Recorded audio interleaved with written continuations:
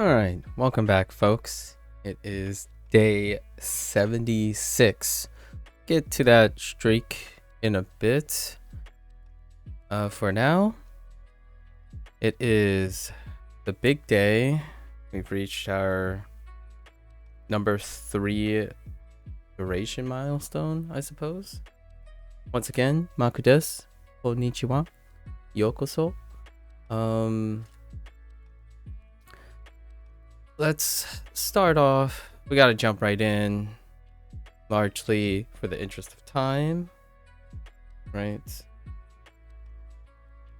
Hello? What the heck? Oh, I'm hitting the wrong buttons. Okay. Alright. So, it's that time again. Starting to feel like this is my personal exam day. Kinda nervous, kinda interested.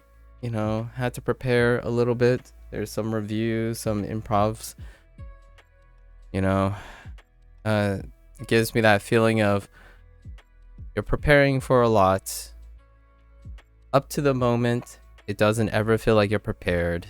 And in the moment, it feels pretty great. And then after the moment, there's that, you know, follow-up dopamine, like, I'm glad I did it, kind of thing. So, let's start. We should start by doing our usual reviews, right? Usual reviews. So, this is what I call the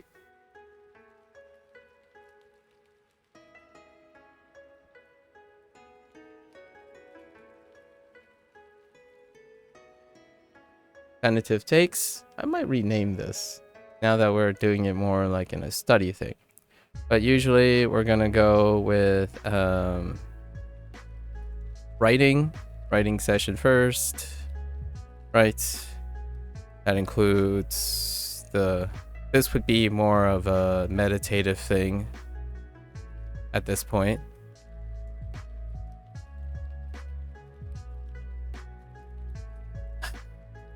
Pretty sure meditative has an I in it, but we'll keep it there just to demonstrate how poor my English is. Writing, so it's more of a meditative thing. Work on our kana writing and our kanji writing. Start off the session. Then we go into, I think what we're gonna do today is gonna be, I've kind of reviewed it, so it's gonna be topic oriented recall. So probably try to stick to as closely as I can to the Duolingo order, as opposed to taking it from outside. That will help me reorganize the thing. I haven't really formally had time to organize all the information in a manner that is outside Duolingo. So we'll try to do that. Like, for example, Unit 11 is about negative verbs and classes, I think. So we'll do that. That's our topic-oriented recall, which, as per usual, this will be the one that takes the most time. I think this part will probably take maybe an hour. We'll give it an hour. This part is probably going to take 4 hours. If I'm being conservative, we'll cap it. This is more of a soft cap, because I don't think I'm going to be able to focus on recall that long. It'll probably meander a little with some just fun talking to myself kind of thing to try to recall. So this is more this is contextless. How long do I study each day? I'm about to go over that, actually. So give me a minute. Contextless recall. Basically, I provide the context. So this is not a dictated context, which is how most people actually learn, right? So this is our review. So it will be contextless dictation, not dictated, basically, not dictated. The context will be provided by myself. And to answer your question, which great reminder, Boros, I forgot to say this. So this is going to be covering the last 25 days. It's approximately last 25 days. It's a little bit less, with the average session time of 6 hours. Still, we maintain our 6-hour session time, and this is specifically live and with Duo as our backdrop. In this, where it's a little bit lower this time over the last 25 days, 40% of it are discussions, so not specifically using Duolingo at the time, because we engage in a lot of discussions outside. So we're sitting at like probably approximately, give it like 3 to 4 hours for 25 days. That's what it's covering for hours. That's about all I can say about that without going into too much detail. And yeah, so that's where we at right now. So using our total recall, we're going to try to cover some stuff, more stuff, which is relevant to this part. That is 10 units. No, 8 units. It's actually 7.5 units, because unit 18 of section 2 is a half unit. So this is covering units Duo 11 through 18, section 2. I'm starting to organize things like Japanese, where I would say the other thing first and then the broader thing second. So 8 units. Anything else I could say about this? No, that's it. This is pretty good. And of course, this is of the 2024 Japanese Duolingo course, right? It's very important that is 2024 Japanese Duolingo course before anyone starts spouting things about the 2024 course. Okay, so after we do total recall, then I will be talking about the majority, my motivation for these type of reviews, and that is usually this is where I provide some observations on things that on the maturation of Duolingo techniques, or like input methods, because they can change. There is a chance that they will change or add. So like additions, it's usually additions, if there are any. So that's a little bit of a, and then like things about frequency, whatever they use to balance new additions, frequencies since the last 25 days. And then lastly, this would go into my alternatives or strategies that I've integrated. So my personal pros cons or observations, and then what I did with those alternatives as I went through the last 25 days. And then lastly, I kind of want to do maybe whatever suits me, but usually some retrospection. Some retrospection, and I missed the S, that's fine. Retropection of things of a psychological nature. I kind of talked about, I couldn't resist, but I talked about it a little bit at the end yesterday. Psychological things like maybe health oriented, mental health oriented, something like habit formation, something of that nature that is relevant to Duolingo, at least my relations with Duolingo and moving forward.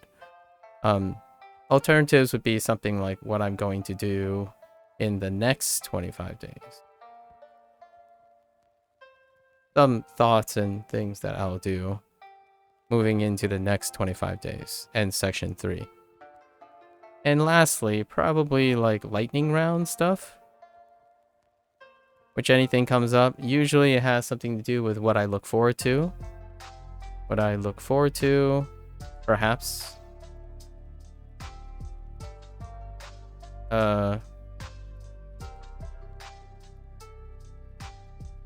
Sorry, I'm thinking of a Japanese phrase, look forward to, at the moment. Lightning round, what I look forward to, or maybe some expectations, etc. Usually it's nice to end sessions with perhaps if we get to here. And usually this part will take 4 hours. So I don't know if I'm going to cut something short because we're already at 9 hours. And the combination of this is probably like 1 hour. We'll see how my stamina holds up. Plans are made to be adjusted, as I would say. Not broken. I don't like the word broken. Sorry, guys. If you like the idiom, plans are the most well-laid plans are made to be broken. That's not my jam. They're made to be adjusted. Okay, so yeah, that's it. That's all we gotta say. So I like how I did it last time. The last tentative talks, I did like a separate canvas for everything. So we're gonna start with that. And then I'm gonna name these. You can't see them because it's where my cam is, but I'm gonna name these so I can organize these. I don't really save these, but let's just say this is our writing panel. All right, so let's start with writing. Okay. Okay. I have done this less and less frequently now, maybe once a week, if not. Okay. So.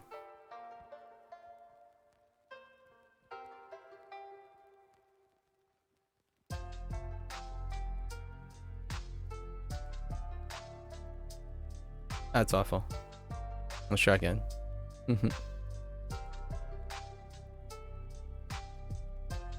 Sure, that's okay.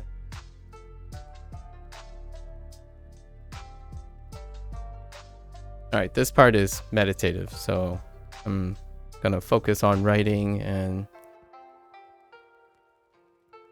just think to myself.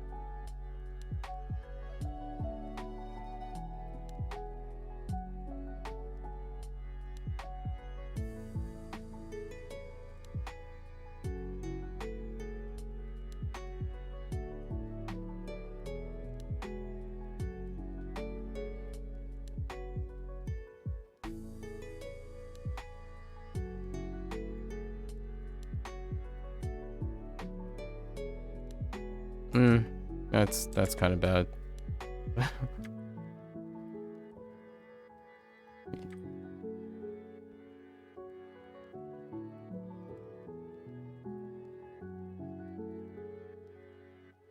Let's center this a little bit here.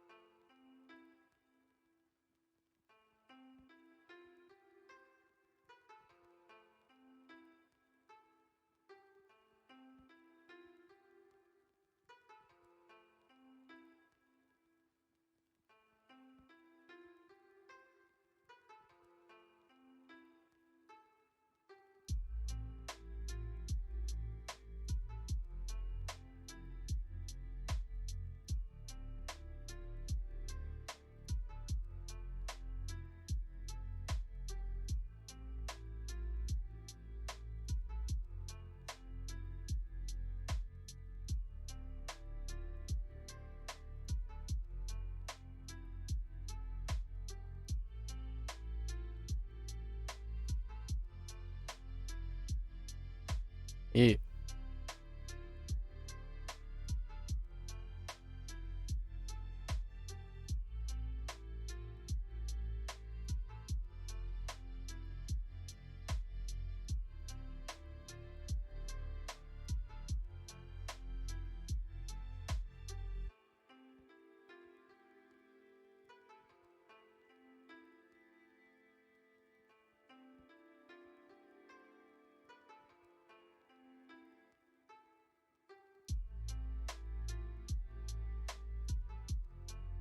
Oh my gosh.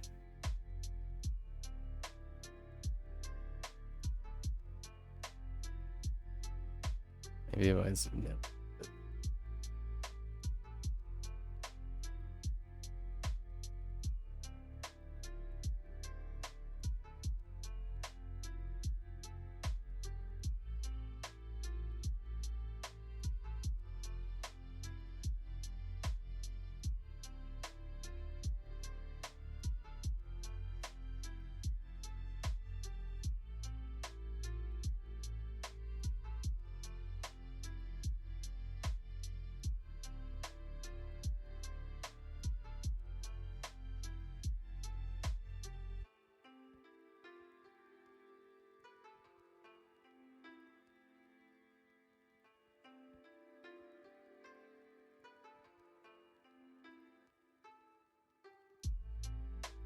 Mm.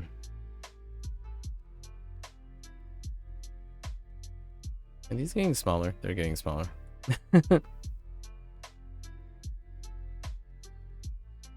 Hmm.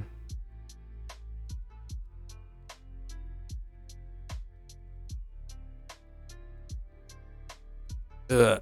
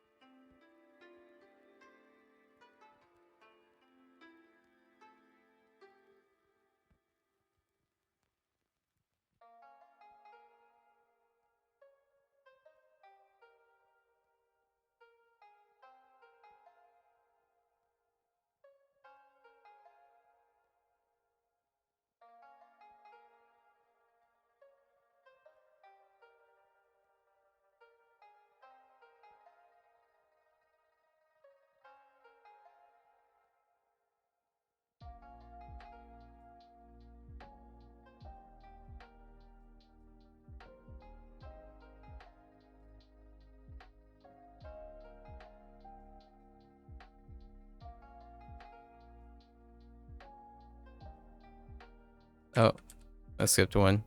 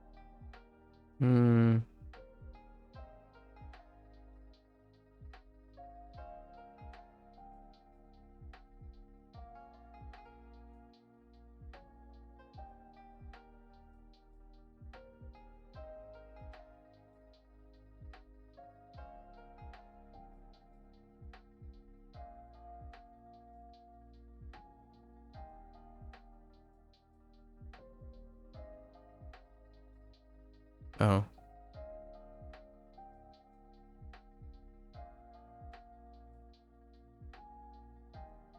Hmm.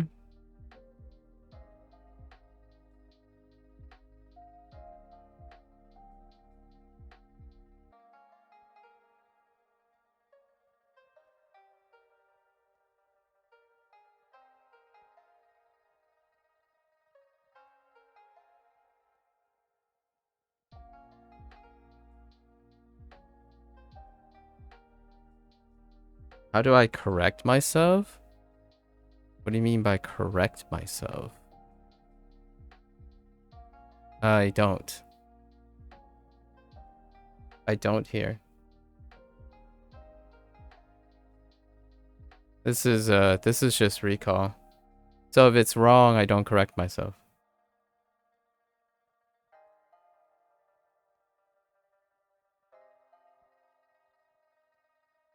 In my head? Like for me, look like you knew what was wrong? Yeah, because I'm correcting myself. Yeah. If it stays wrong, then that means I don't know.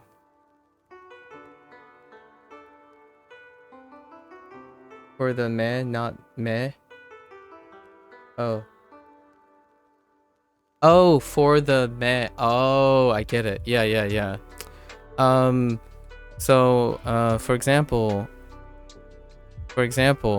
it's part of drawing. It's part of drawing. So, I don't know if you do digital art too much, but I get really used to undoing things. So, for example, if you ever practice strokes, like, let's say I want to draw this, and in my head, this isn't that great. So, let me try again. And then, say like I'm doing this. Like, that's not quite right. Let's adjust it some more. Right. So, I'm very used to seeing something in my head, but I can't execute it. So technically, I'm not correcting myself. I'm just not executing properly. Yeah, so out of habit, yes. Well, yes, out of habit. So, in drawing, a lot of times people say, don't do that. As in, like, say, like, if you're trying to, say I have this guy's face in my head, right? Even though I have it in my head, if this thing disappears, like if the reference disappears, right? Then it could look like this. It could look like this. It could look like this. So, I try to look at what I drew. So I undo it and then try again and then try again. So I'm correcting off of the reference that's in my head. I know what it looks like, but I can't execute it. So I do it over and over again, much like Duo. Wouldn't know exactly what you mean because I have aphantastic. Aphantastic? What does that mean? Can you help me with that?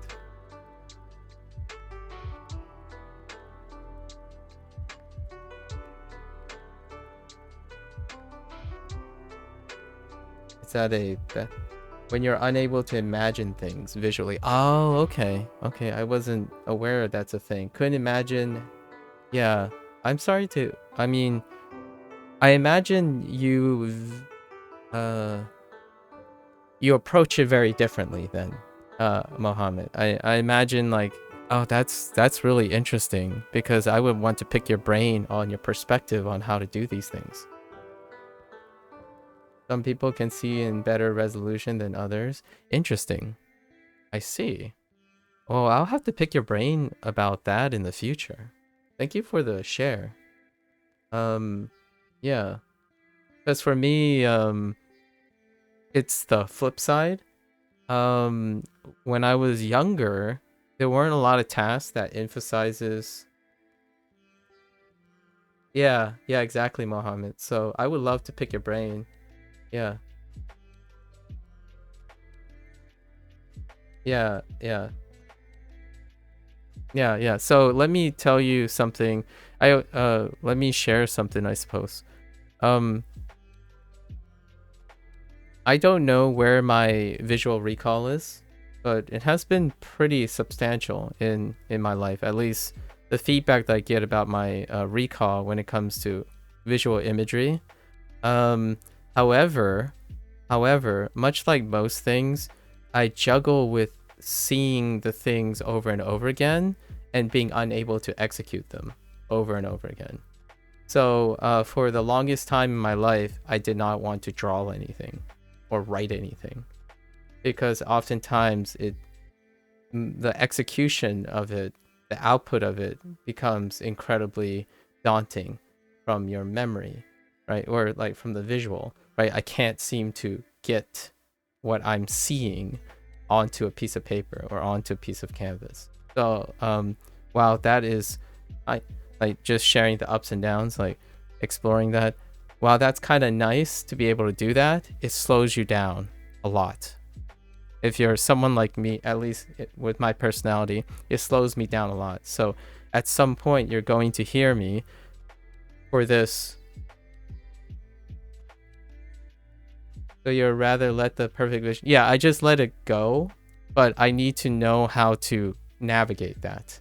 Otherwise, I won't get anything done, right? So a lot of times, I spend most of my days being okay with being okay. As in, I used to be the guy that I critique very, very often nowadays. When I was younger, I couldn't get anything done because I would be stuck on the series of events. Like, for example, if I had to type a piece of paper, right, on a piece of like Word document, if I'm typing like, and I make a typo, I would erase the whole thing and I would do the whole line again.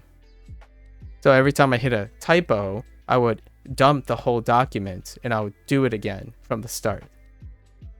So like it has to match what I want it to be over and over again. And that used to be a really terrible habit that I had because it was destroying me. It was interfering with my like productivity, right? My normal function. Yes, and that's kind of where I am now. And the reason why I critique strongly against or like offer strongly against that type of mindset is largely because that's the most prevalent mindset on the internet now, where you have to go out and do everything perfectly from the start. You comprehensively throw every input in and you hope to execute with the least number of tries. So now I'm doing the opposite. So what you saw me do, that habit of undoing and then going again, undoing and going again, that's something that I've come to use to remind myself to get used to it. Because it's about the process, not the goal. So I know that some people might say that I'm throwing, they might feel like I'm habitually throwing shade at those people who are incredibly goal oriented, as in they always focus on the perfect image or the idealized image in the distance. In order for me to keep healthy away from that type of perspective that will naturally cripple me, I've spent most of my life dealing with not worrying about that because I have become progressively nihilistic over time. The older I got, the more I know, the more I didn't want to do anything because the thing you think you can do is rarely ever the thing you can do at the moment. So if I wouldn't be able to do this today, to summarize what I've learned in the last 25 days up to the 75 days, I would wait for like 6 or 7 years when I have so much knowledge that I could comfortably share the knowledge. So now I'm doing these exercises to make myself remind myself that everything is learning as it goes. So while that's happening though, as I'm learning Japanese, most people I can see who are younger, who are more ambitious, remind me of my old self. And naturally, I would always feel like people will always look at me, a lot of times if you're younger, will look at me that I'm being argumentative for the opposite. Largely because I got burnt out when I use that type of perspective. So me doing this makes it comforting, at least, that I can do this. I can do this with incomplete knowledge. So I will be making stroke errors. I don't care if they're not perfect or I try to care a little bit less that they're not perfect, or else I'm never going to write all the content ever. Like ever. Because like if I look now, right, what do I want to change right now? There are so many things I'm keeping at bay. I want to use grid paper. The vertical length of all of these kana are varying. This is shorter, these are stockier, and then the spacing, they're not accurately boxed and lined, and there's a shift here because I was trying to there's so many things. And back then when I was trying to draw, I tried to draw everything with like a ruler protractor. I prefer to program using vectors, like literal coordinate vectors, as opposed to free-handedly expressing. So it's very, very difficult. But thanks for raising that point, though. I like that you're saying how I'm self-correcting. The best thing I can say is I have this habit now where I do it a couple times and then I move on. So I'm self-correcting to the image in my head, but I'm doing it a couple times. And then at some point I'm like, okay, this is good enough. And you're going to hear me say that if you're here for the next couple hours or more, you're going to hear me say that out loud. Like, yeah, that's good enough. Well, that's bad. Move it along. Like that. I do it all the time. It's a personal feedback. It's a fidget. Like it's almost a habit formation to keep me in line. Because I have legitimately typed a 1,000 word essay before when I was younger. I typed a 1,000 word essay, but I really typed that essay at least 50 times over. Because every time I went to change a word, I typed the entire essay over again. It was absurd, and upon reflection, it's absolutely irrational. It's one of my compulsions that I've controlled over the time, or at least try to. And recording myself doing things live is another thing. I can't take it back. So I'm doing this live for myself because I can't take things back. As in, you have to move forward. You have to keep moving forward instead of rehearsing. I was that kid that remembered all 30,000 words in my presentation that I was going to give the next day. I rehearsed it so much, it's the same identical 30,000 words that I've rehearsed. Not anymore. Like these conversations I have now, what I'm saying right now is improvisational to some extent and rehearsed, but it's not memorized. So yeah, really, really scary things. Happy to share it. Okay. Oh, sorry. So you're rather let the perfect version. Yep. Interesting. And you've overcome that. Yeah. Can be counterproductive often. It's just better to just start doing things. Exactly. You struggle with that too? This is what I'm doing now. I'm trying to give people the impression that just do it sometimes, because the human condition, if you know too much, right? If you can visualize a lot, there's a critical mass for most people. It varies however much that critical mass is, but there's a chance with enough information, there's a critical mass that nihilism will set in, and it will prevent you from even starting in the first place.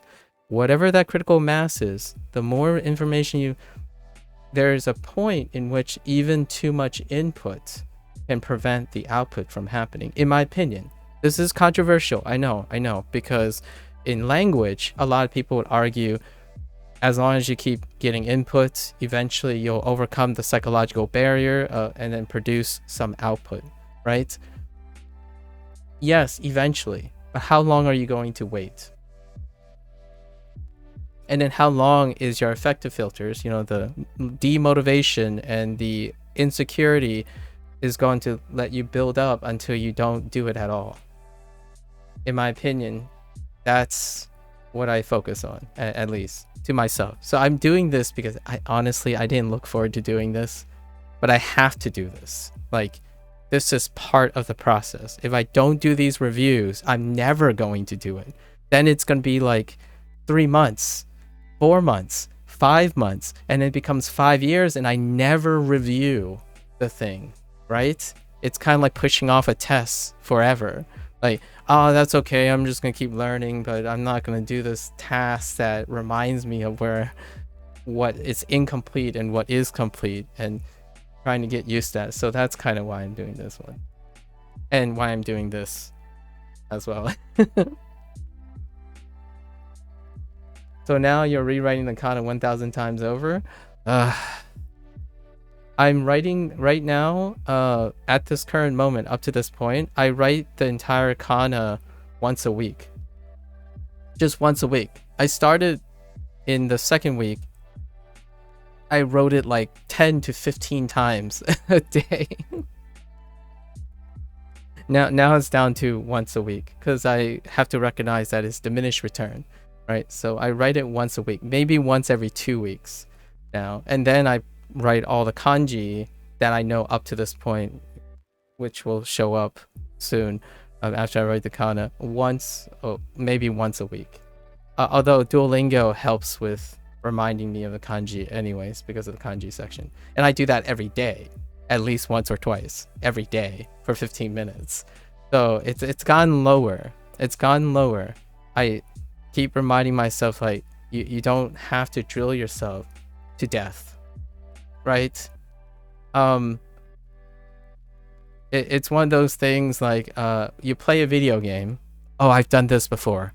If you like JRPGs or something, I've done this before, where I start a JRPG game, I play in 2 hours in, and I was dissatisfied by my lack of hindsight, that I start over the game and play the same 2 hours.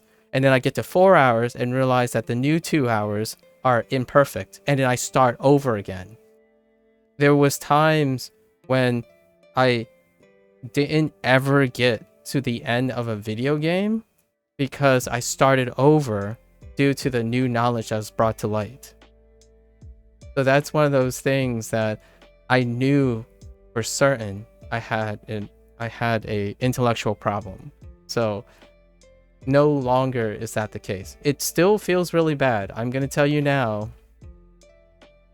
I don't say this out loud all the time, and people remind me all the time when someone comes on and says, oh, you're pronouncing this word incorrectly. It's like, I know. You see what I mean? Like, oh, that new is a little bit too long. I know. Or sometimes I don't know, which is great, right? Like, a lot of times is I don't know. But the moment those things like, oh, something's off about this, but I don't know what it is. And then someone comes in and says, well, it's this. I'm like, oh, that's great. Now I'm upset. But I'm not trying to be upset. As in, for a split second, I'm like, that sucks. I didn't get it right. But then I move on, or I try to move on. It will still linger in my head. Like, for example, yesterday, taberu,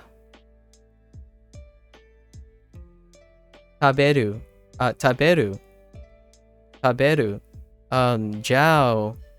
I said taberu when I was like improvising, right? Taberu, as in the table, but it's taberu, like taberu, right? Low, high, low, taberu, as opposed to taberu, right?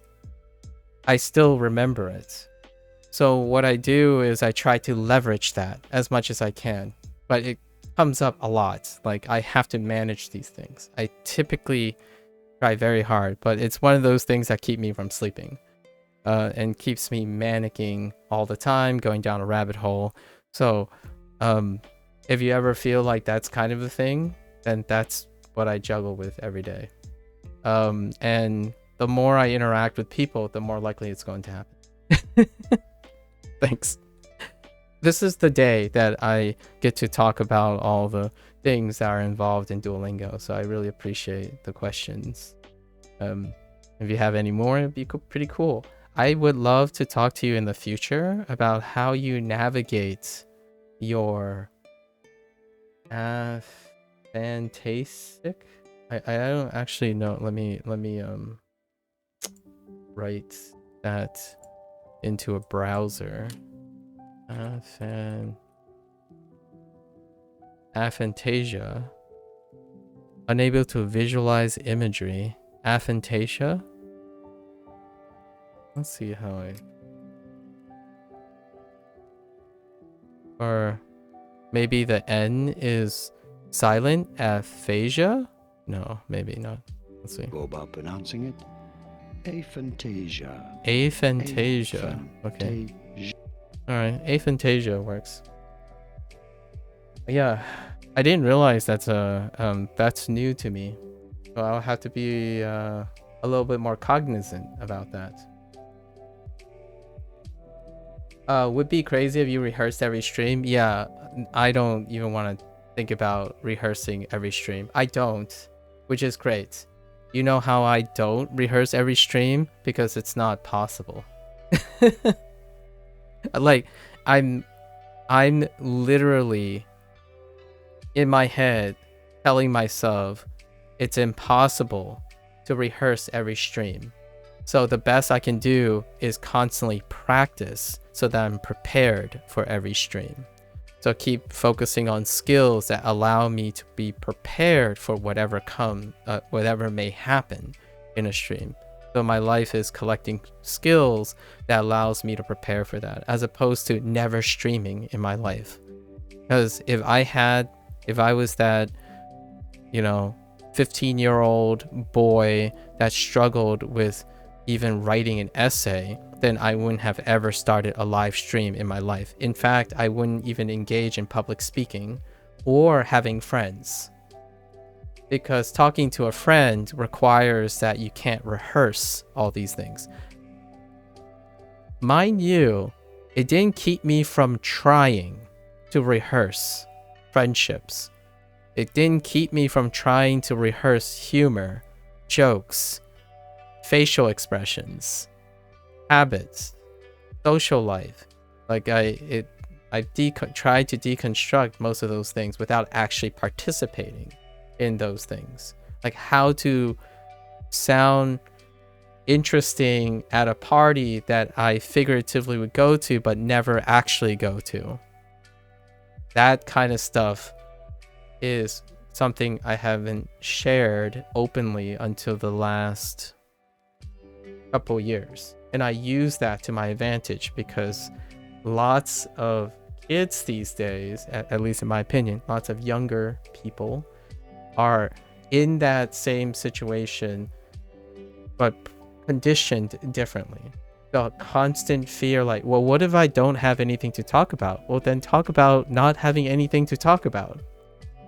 Like, well, then if it's not interesting, what do I talk about? Make yourself, like, express why it's not interesting. Ask the person what's interesting to them. That kind of stuff happens all the time. So there are people who don't have an inner monologue in their head either. I can't comprehend it. Oh, yeah, that's a little interesting too. That's a little interesting. Although a lot of times the most classical example that people use as like a exaggerated representation would be more like a sociopathy, forms of sociopathy. Yeah. Like pretty extreme forms of sociopathy. Very rare, of course, very rare. I didn't know people could literally see things until I turned 17. Wow. Huh. Interesting. Yeah, like you hear a voice in your head. I don't know how to explain it. Yeah, talking head. I'm doing that right now, by the way. So the thing I take for granted that I leverage is my talk in my head. Unfortunately, the thing I'm describing, or fortunately or unfortunately, if you have a heightened monologuing in your head, then you're being compulsive, like almost obsessively compulsive. So if your dialogue is imbalanced, right, you could have too much monologuing in your head.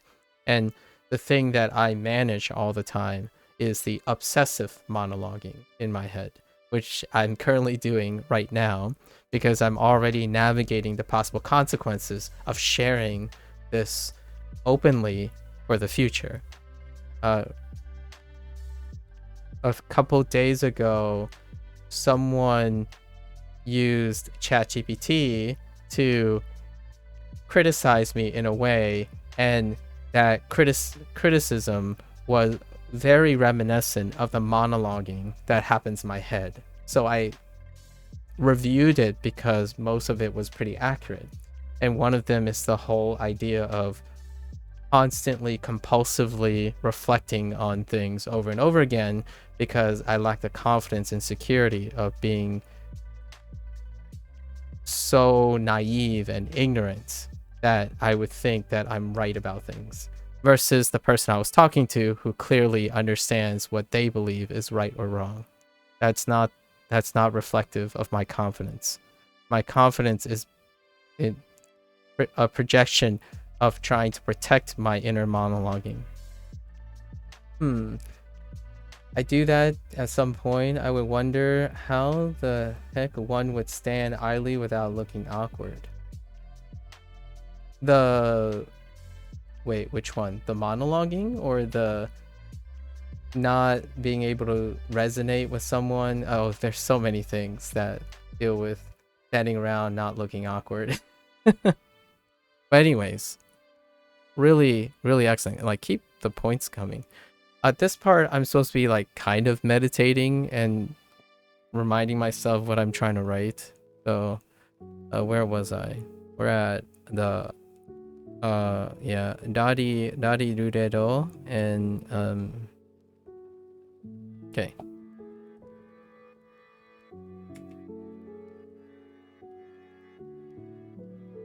Oh wait, did I skip? Oh no, I think I skipped one. Yeah, I skipped one. That's fine. Don't, like, I skipped a row in the image in my head. I skipped the ya you yo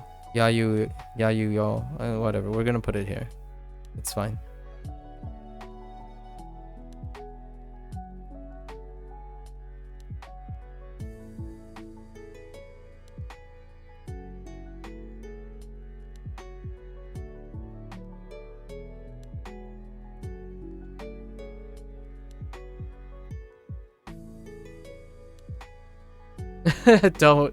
don't even Mohammed. I see, what I was considering is I was going to erase my inner monologue was telling me to erase the da row and then do it over again, and then so I can switch it. But I'm resisting the temptation to erase the row above, put in the yas, and then shift down again. Right. That's the stuff that I'm navigating. But I'm not going to. At least I'm going to try not to.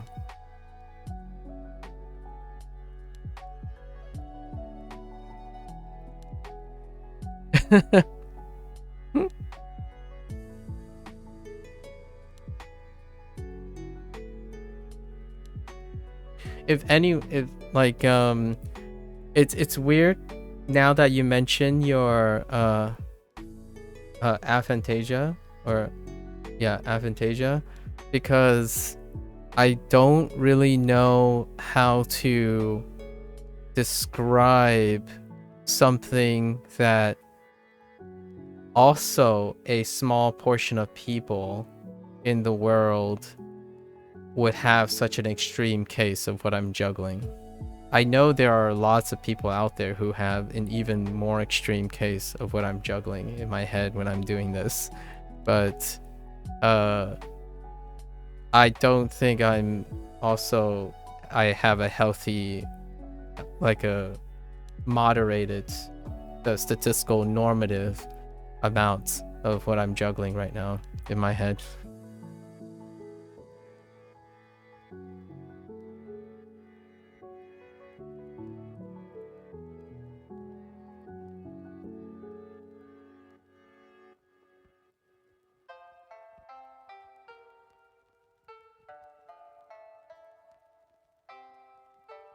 Oops. Ah, that's good enough. Yeah, it got smaller. It's fine. I got distracted. It's okay. I'm obviously talking to myself. I say that all the time. I don't say it in public though. I'm just saying it for the stream because I'm really talking to myself. In public, I just keep it to myself. Right? It'd be kind of weird to suddenly be on a bus and it's like, it's okay. Like, don't worry about the people sitting next to you. Like, okay, that person sneezed twice. It's okay. Like, hold your breath for a little bit. Don't worry about it.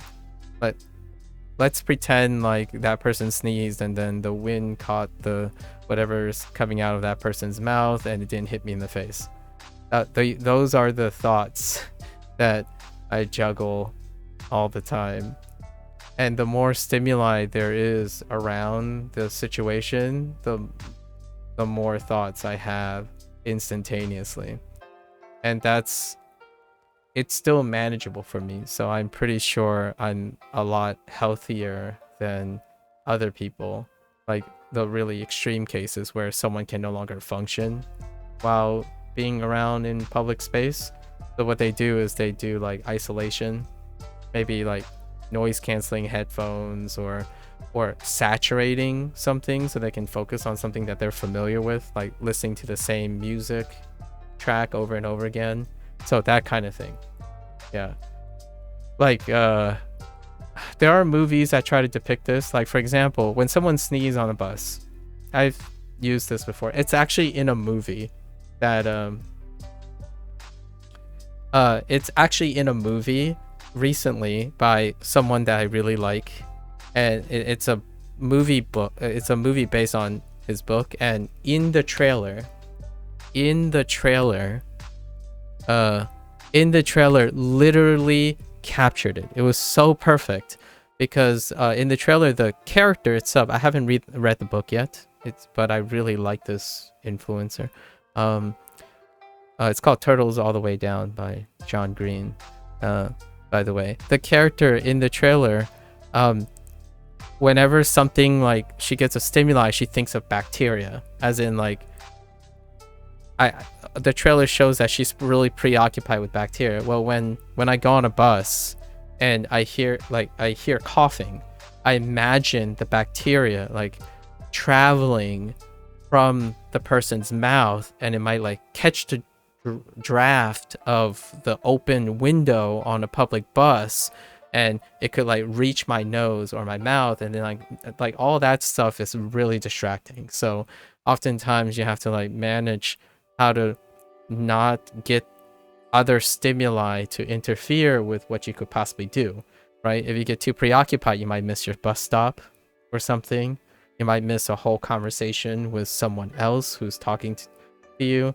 So that kind of thing was so visceral when I saw that trailer, where she's so preoccupied with a lot of things, but there's also compulsions that can supersede the things that are currently happening, like right now.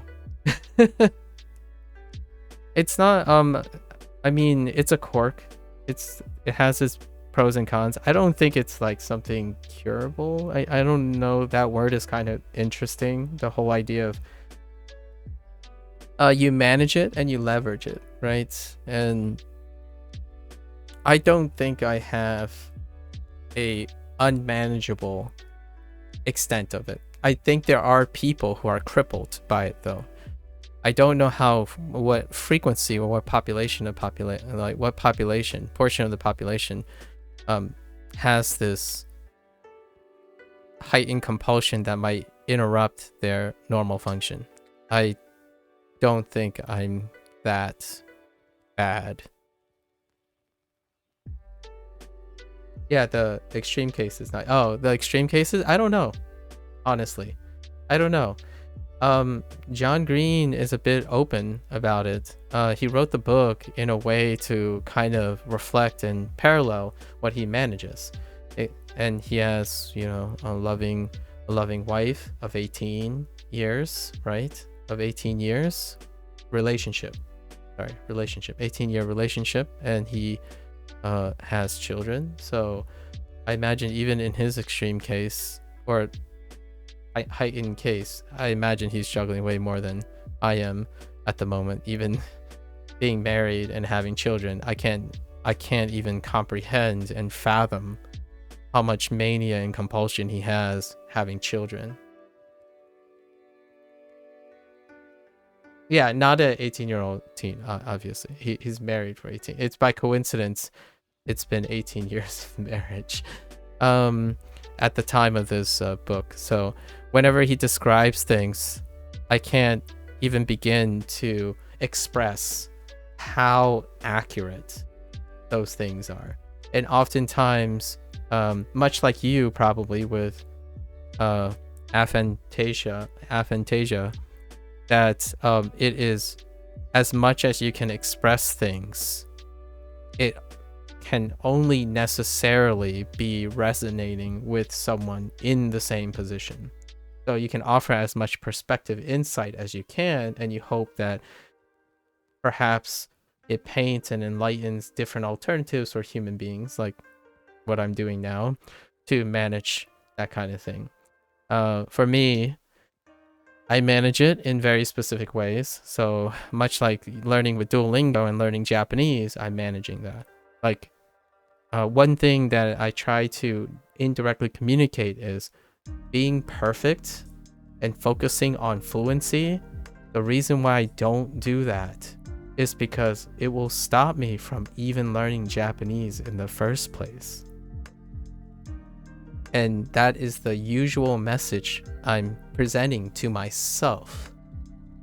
However, it does resonate with a lot of people, maybe to a lesser extent, because they can get over the idea of moving on and doing things, right?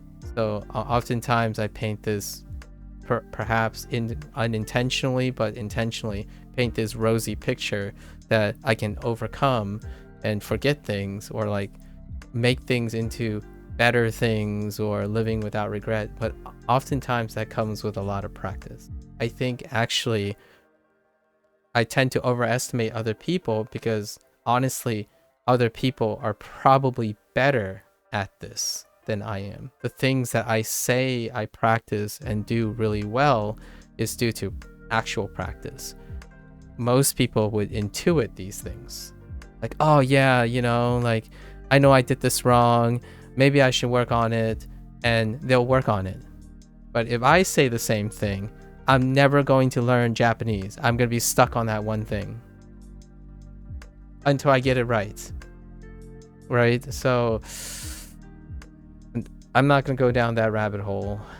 Otherwise, I wouldn't have learned as much as I did if I did enforce certain things. So I love that people focus on the details because it's necessary for them, or it's sufficient for them in order for them to get, I don't know, fluent or learn something. They have to strive to be perfect, or they need to strive for idealism. And in a way, I understand the principles behind it. I don't understand how that would work for me. That would legitimately cripple me into the ground. So it's fun to offer alternative perspectives, while others strive to do the more normative thing, which is, oh yeah, I need to know the right answers. I need to know the wrong answers. And I totally feel you on that. However, if I start again considering what is right and what is wrong, I won't get anything done, ever. And that I have conveyed a couple times, but that's showing how devastating, at least in my opinion, how devastating that was when I couldn't manage it, when I'm always concerned about what is right and what is wrong. I think most people would say, oh, that's no big deal, because like, if I'm wrong, I'll admit I'm wrong. It's like, that's not how this works for me. Like, if I'm wrong, I know I'll always be wrong in that moment. and I know that I corrected it, but I will always know I'm wrong in that moment because it's connected to when I corrected it. So instead of thinking of it that way, I stop focusing on rights and wrongs to eliminate being crippled by a compulsion that I like to keep at bay. That also goes with a lot of people who said collecting. They like collecting things, right? I moved away from collecting things because that legitimately kind of destroyed my lifestyle. Because if you collect something, right? Say you miss something, then the whole thing goes in the trash. That was, I didn't say what happened, why I stopped collecting. A lot of people share about collecting or suggest collecting, and I often tell them I embrace the minimalistic lifestyle because there's something very compulsorily terrible or terrifying about that. For example, if you gotcha something, right? I stopped doing, I bootstrap a lot of things to manage gotchaing because if you're going to gotcha, you have to get all of it. Otherwise, everything is useless, right? If you don't have the whole thing, then why bother in the first place? Or if you start it, you have to have the whole thing, even sacrificing everything else to get all of it. That's terrible. And I know that that's like, oh yeah, everyone understands that. Hey Lotus, by the way, hey Lotus. Everyone understands that, you know? They like collecting things. It's not the same. Like, what I mean is, I'm glad you guys can do it. I'm glad, like, many people say, oh yeah, you know, if I don't get it, that's fine. Like, I just like collecting them because they have a lot of memories. And I'm like, oh, that's really nice. And I can kind of see it. If I start doing it, it's going to ruin my life. Like, what I mean is, I'm going to have this collection, right? Every day I walk into, it's going to be in a storage unit somewhere because I can't see that thing. If that collection is incomplete, every single day I'm going to see it and it's an incomplete collection. So every day I'm going to learn things and I'm going to remind myself how to relate to that incomplete collection. So it's going to be compulsively occupying my mind, and that is why I removed most of elements of that type of thing anymore. Sometimes I tell people, like, being ignorant is so blissful. Living in the moment and doing things with a mind of ignorance can be so liberating. However, that's because I find it liberating. So I'm projecting a little. Not everyone will find that liberating because they are already being sloppy and unfocused and not engaged enough. So I have to remember that sometimes collecting things can engage people. It can make them strive to do things beyond what is necessary to apply themselves, right? Fluency is one of them. Japanese fluency is definitely one of them. If knowing that you have to work really, really hard because gaining fluency is very, very hard and that motivates you, that is something I cannot resonate with. However, I can understand the connections between the people who drive themselves very hard to get something that may or may not be achievable. That's awesome. I don't use that mechanic most of the time, or that mindset, because everything is hard. I don't think I've ever voiced that in such an extreme. It's a little extreme, but when someone suggests something to do for me, I will make it hard because for me, I have this incredible predilection to making sure I work hard enough on the task. Otherwise, I will have this compulsive concern that I didn't work hard enough. And it's a vicious cycle. So the moment someone says, like, hey, you should start a new game, and it's some game that has no end and it's compulsory attendance, then I have to work on saying no. a lot of times. If I said yes, then I drop everything I'm currently doing, and that consumes my life. So over time, you have to manage these things. I wouldn't ever learn Japanese ever out of the interest of my own interest if I continue to have everything else consumed. And that's kind of why I still haven't finished. I guess this is a great time to highlight that I didn't even finish writing the katakana yet. To each their own way of managing. People are really unique. You can't just take what works for some people and apply it. You try it and see what works for you. Well, yes, that's the whole point. But that's not the... Well, that's a great point. Not relevant to what I was saying, but fair enough.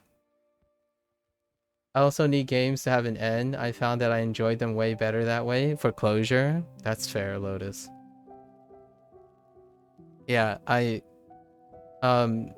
the thing you're talking about is you're talking about from an advisory role, Mohammed, and that's fair enough. And to each their own is, I cannot agree with that because that means that excuses someone from trying in the first place. However, I do acknowledge that people are unique, and so from an advisory role and from someone who's taking advice, you have to synthesize that. That is part of critical thinking and problem solving. I don't personally resonate with the idea of using things like to each their own and agree to disagree. It depends. Generally speaking, that means to me it's a way of excusing oneself from trying in the first place. Like trying to resonate with someone, for example. Like, yeah, it's too complicated. To each their own, kind of thing. That's my commentary on it. Obviously, I'm not here to tell you what to do. For me, I don't personally resonate with it. I still try, regardless if it's to each their own or not. If someone's approaching me, obviously, from an advisory role. Okay, so let's do our katakana.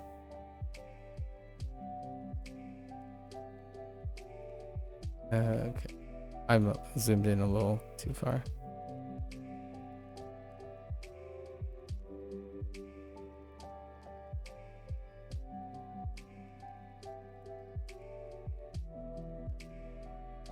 This was only supposed to take an hour. Over an hour? Oh no, we're not gonna sleep tonight.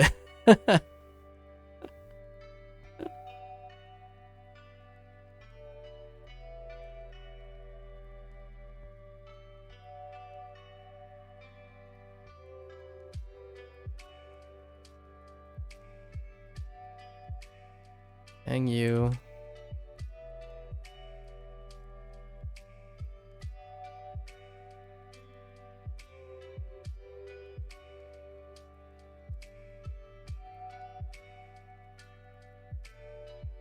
I gotta stop zooming in and out.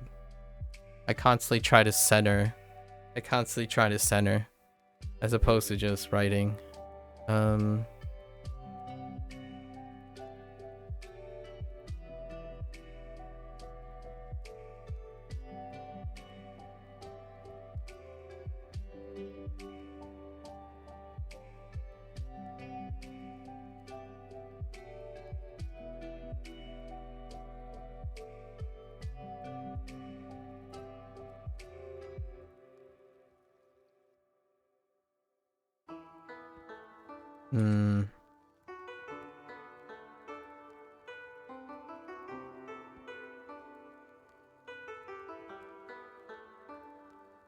I'm curious, how do you have time to study 9 hours a day? What motivates me?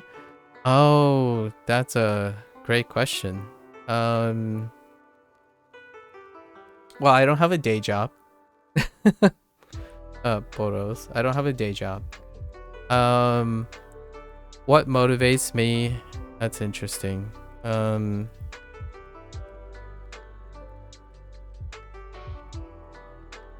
I think the greatest example of what motivates me is that when I learn something it allows me to function better. So, if focusing on Japanese allows me to resonate, or like allows me to have outside stimuli that I can predictively encounter and engage in, it keeps me motivated. So,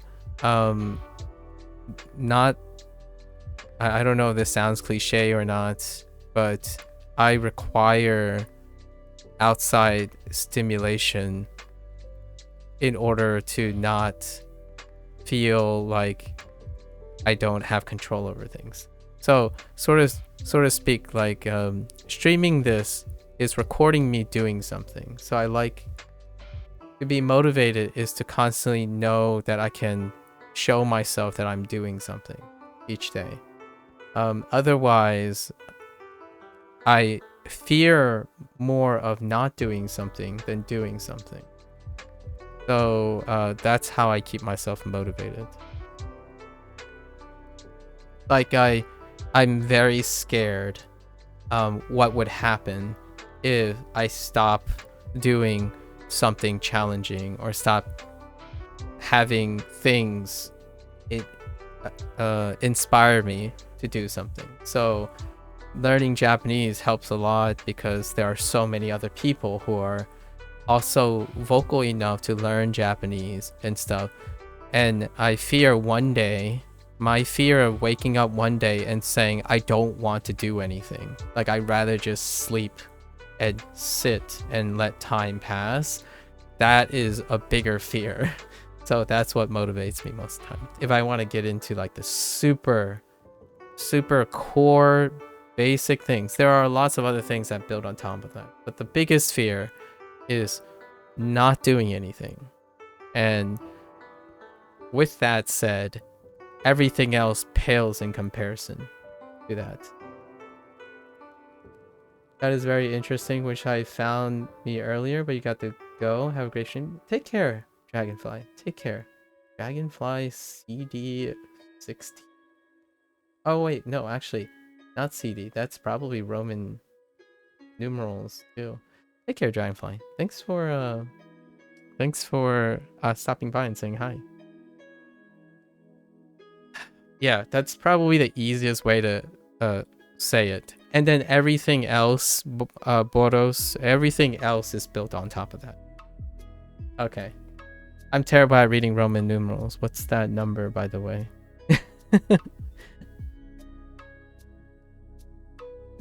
416. Ah, fair enough. I won't keep ya. But thank you. I'll try to remember that. 416. Hey, thanks, Nojo. I see you've consistently switched over to Twitch now, Nojo. All right, let's continue this.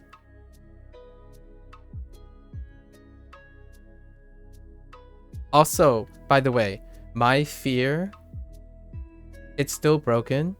Yeah, no worries, Dragonfly. You can always catch it on YouTube if you want. They're stored on YouTube. Oh, it's fixed? Okay, no worries. I'm tweaking. That's a new one. Is that new? Saying I'm tweaking? As in like, I'm like, what is the older word? I'm like, there's another word before, right? Like, there's a word before that, before tweaking. That's just Gen Z, MAKU. Listen, there's another word before it. There's a boomer term now for that, right? Well, it's now boomer. I'm tripping, right?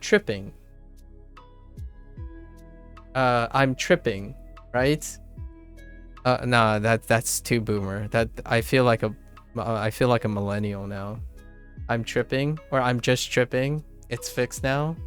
There's a new word every day, man. Yeah, I know. Mania, Boros. Mania. You gotta connect all of them. That's my life, right? You gotta connect all the images, or all the things together. It's all connected. I was about to say, Boros, my mania, my fear of not doing anything and like letting time pass, that is why I stream as well, by the way. So what motivates me to study? I don't need to stream to study. Like, I can motivate myself through that fear already. However, why do I stream and record myself? Someone already accused me of self-aggrandizing, as in like making myself feel important. But no, it's more about, I really am concerned and feel terrible when I hear someone say nothing is worth doing anymore, or like my life is boring and my life sucks, right? The reason why that motivates me to stream something is I want to show that I have that same fear, but it doesn't keep me from doing something. And I truly believe that a vast majority of people have more motivation than they think they have, because I am very scared of that, and it provides motivation. I'm sure there are other sources of motivation for other people, not just fueled by this fear that your life is wasting away, right? So I hear it all too often, especially in young people, like really young people, you know, like 18 or 19. It's like, dude, life sucks, why even bother? That type of, not in those exact words, but you can read the subtext. Like, I asked them, so what are you going to do tomorrow? Or like, what are you going to do with your education? And they're like, I don't know, I'm just filling it out, maybe I'll think about it later. And it's like, okay, so what are you going to do this week? Or what are you going to do in the next summer break? It's like, well, you know, I will chill. And so, okay, so what are you going to do this month? Like, well, you know, the same things that I do. I'm like, I don't know. Like, you gotta explain these things. Like, are you the least bit interested in being able to actualize what you're going to do? Like, what are you gonna do today? Or what did you do today? Like, yeah, I chilled, vegged. And I'm like, okay. So you just keep going. And to the point where, like, are you happy? Like, well, I don't know that either. It's like, I'm worried. That's because all I can think about is my fear of being in that state. If someone asks me, hey, what did I do? And I say, oh, it's nothing, it's all right, then I would probably walk myself into a therapist's office right now, because I'm probably going to spiral soon into a place where I can't get out of, right? So that is kind of why I also stream, because if I feel that if I'm able to do this, certainly from all the observations and people talking about certain things, certainly they may have ideas and be inspired to do things in the process. Because, man, I most certainly have a deathly fear of just not being productive at all. So let's, and it's not that I don't understand I'm not being productive and I'm being irrational. I do know I'm being irrational. This whole conversation, how pedantic I'm being, is I'm self-aware that I'm being pedantic. It's most definitely a dialogue with myself, right? So let's go back to this now. People make wonderful things, right? But they also have their pros and cons. Their things that they don't like, maybe things that they do like. And I hope that in the world of live experiences, you may be able to find someone that gives you that tiny little spark that eventually becomes a self-sustaining ember, at least for the time of your life, right? Go out and make beautiful things, folks. Go out and make beautiful things. Okay, let's focus back on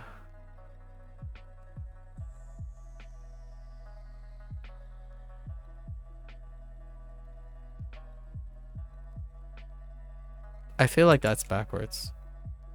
Yes, that's no. I drew say. I drew say again, or I wrote say again.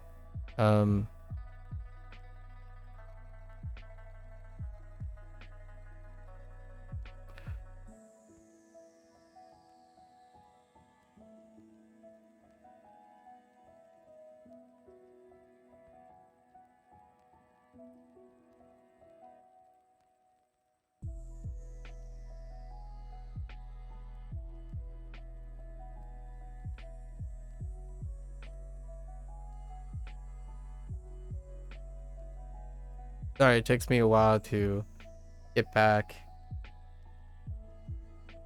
Let's see. Wait. Yes. Yes.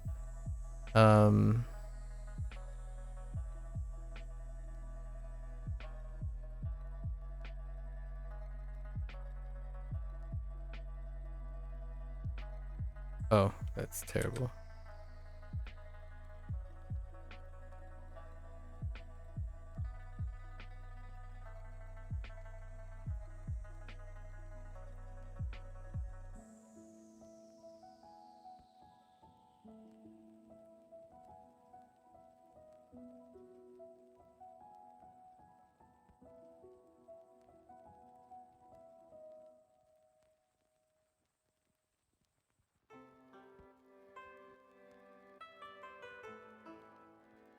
Okay.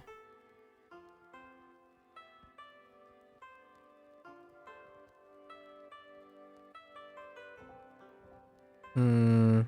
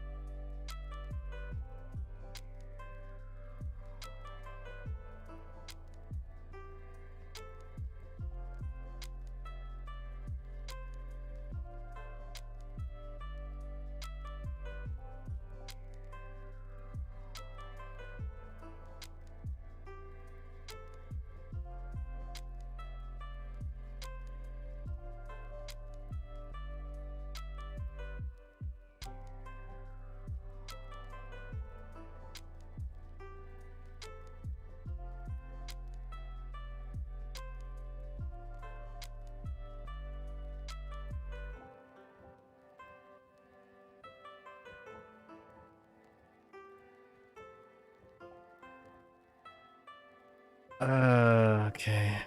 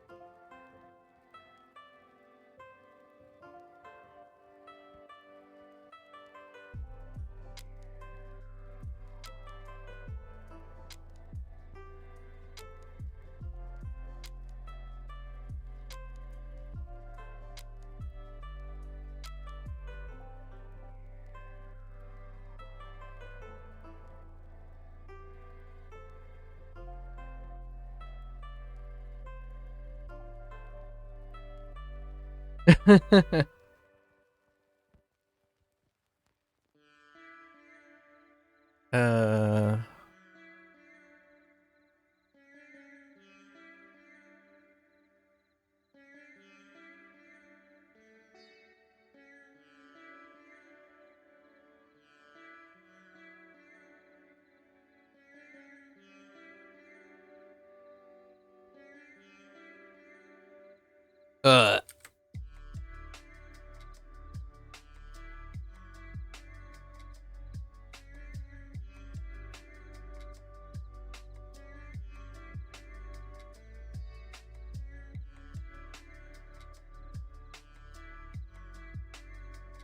Wait, is that the...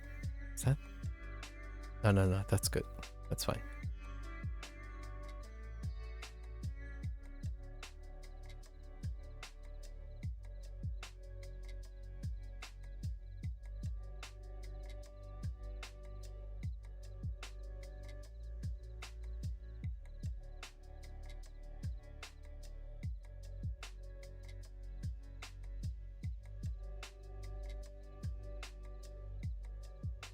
Oh, why is that so fat? I didn't skip the row this time. Take that, memory.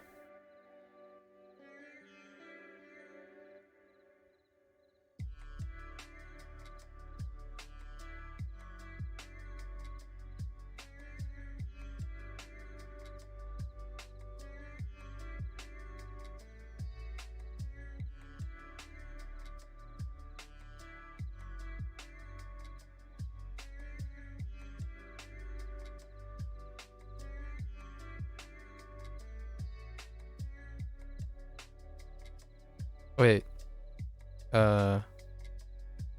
Yes.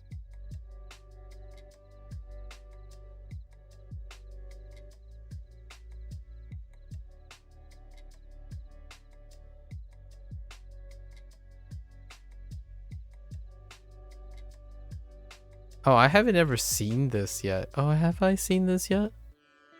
I don't think I've seen this yet.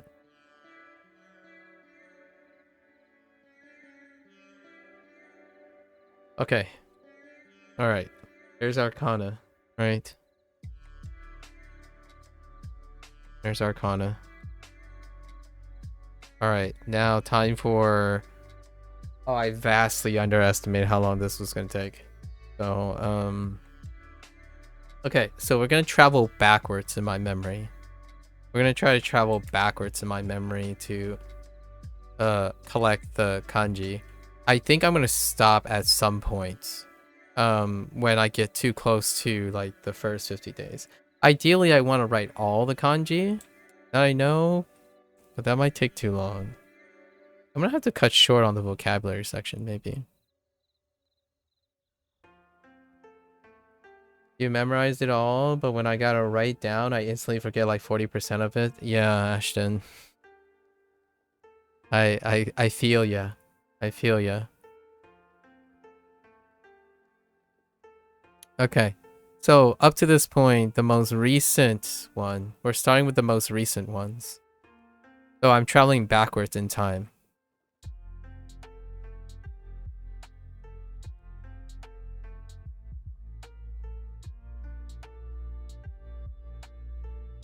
Yeah, I'm traveling back in time. So ame,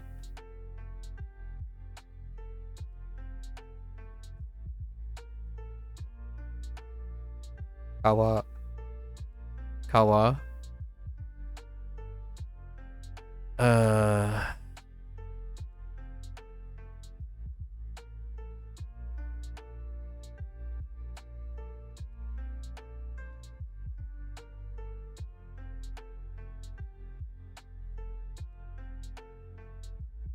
Nen. I'm saying the ana of the specific phrasing. It can be part of a phrase, but I'm ascribing the sound that is in my head to the thing. It might not be the kanji standalone, but the idea is to associate it with where I learned the kanji.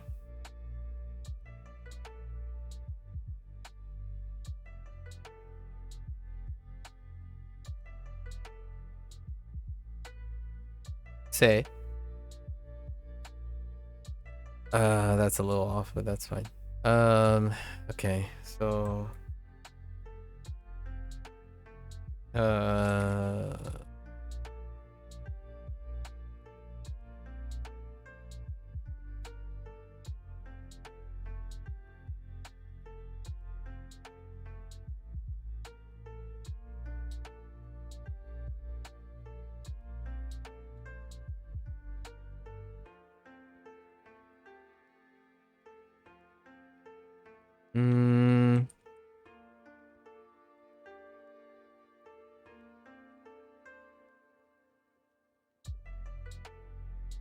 Oops.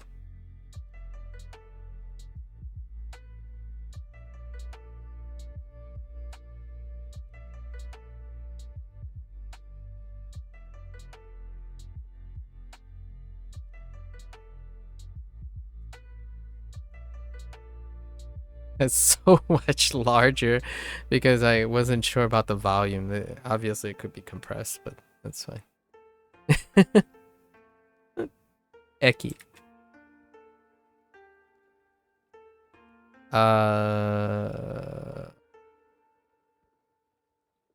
Hito.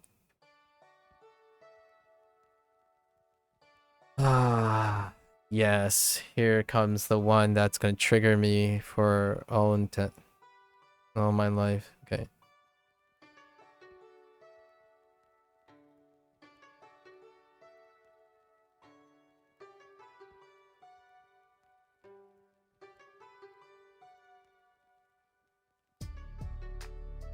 Right. Ka.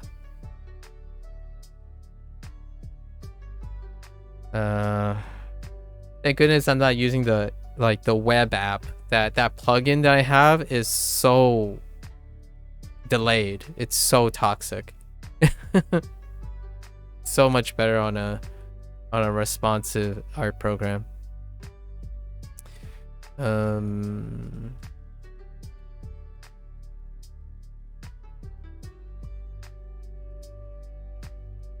Okay.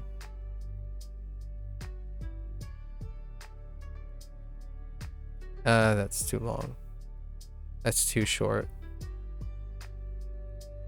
I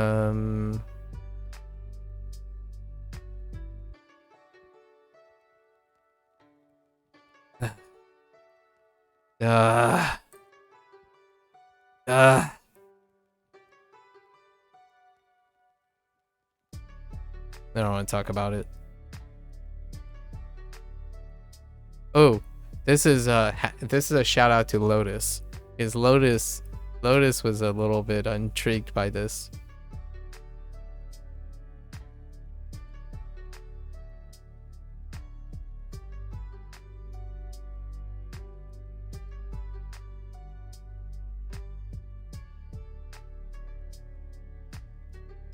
That's a little off, but that's fine. That duo would give me Kai so early, but not not others. That sparked a discussion yesterday about Kai.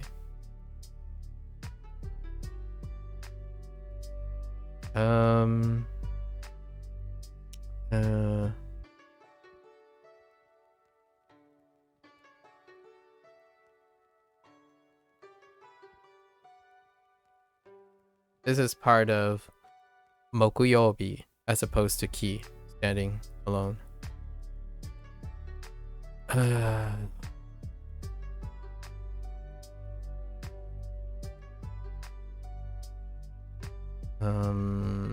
This one, not too confident about this one.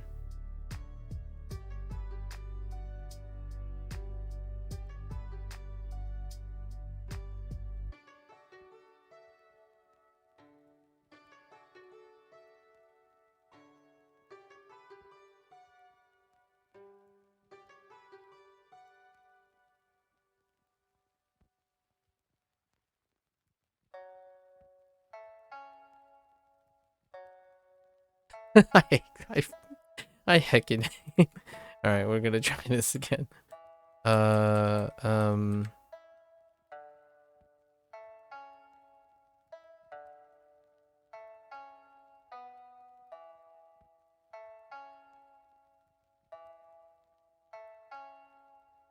Whatever. That's good enough. Tomago. Yeah. Tamago. Sorry, Tamago. Tamago.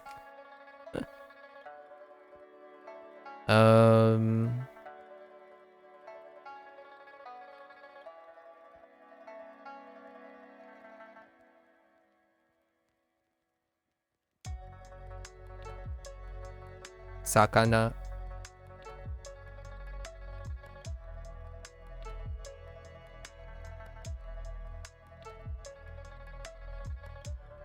I'm not sure of the stroke pattern on this. I'll go with this.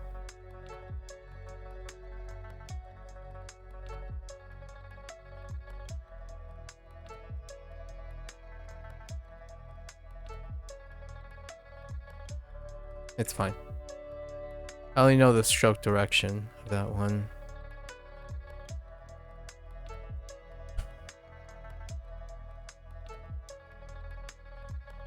Okay.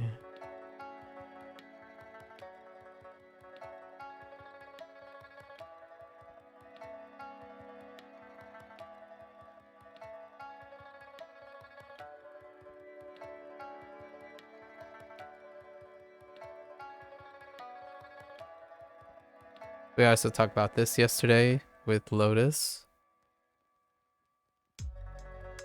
The unchange. Oh, this is what sparked the conversation about Kai, actually. It's related to this one. Do I have Spotify? I do not.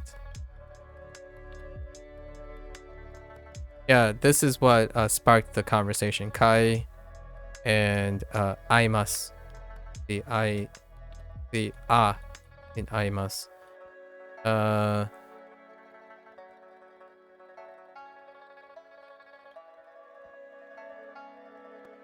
Let's see. How do I listen to music? It's a YouTube channel. It's a YouTube live stream.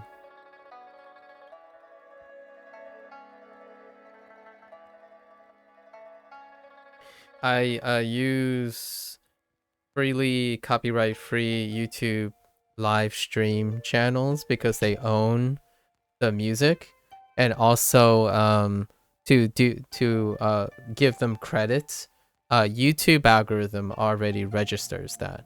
So if you go to the video, the current live stream, or the video, probably not the live stream, but my previous videos, if you look on the bottom, it links to the music YouTube place that the music's coming from. So it removes my need to, when I listen to songs on your own, I use YouTube as well. That's an interesting question. Yes and no.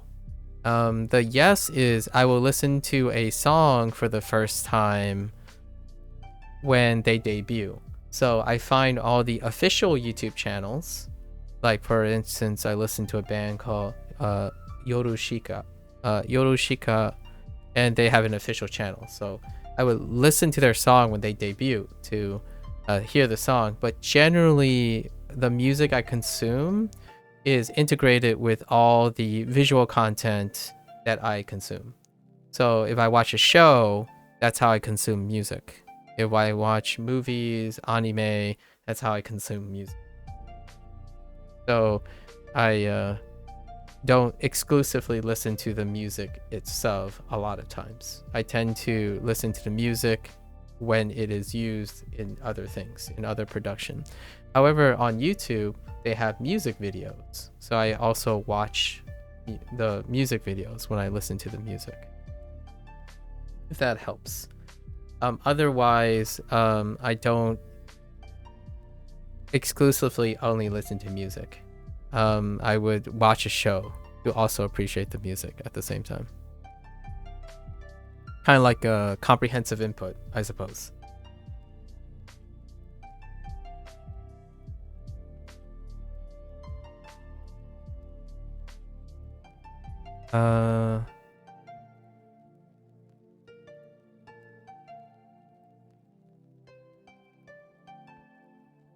Oh, wait a minute.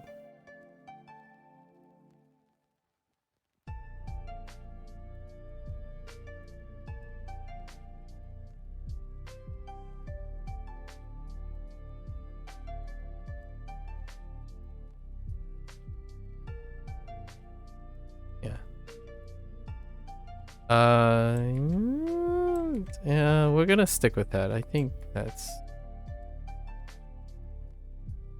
what I'm looking for.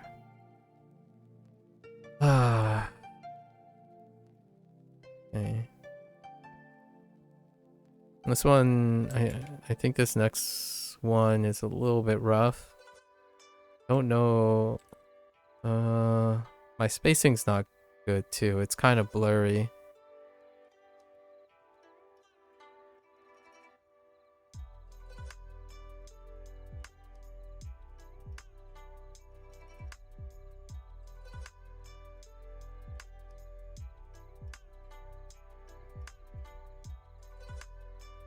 That's probably the best I got. I think I need to crunch it together, and this is a little long. The first stroke is a little long. Mono, as in stuff. First introduced as kai mono in Duolingo. And since we have nomimono, tabemono as well.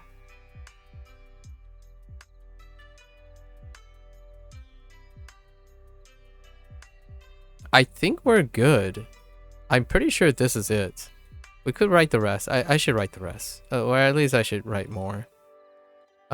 Pretty sure kaimono is not, it's further back now. I think we traveled far enough back. Because now all these other things look very familiar. Right? Gatsu. Gatsu.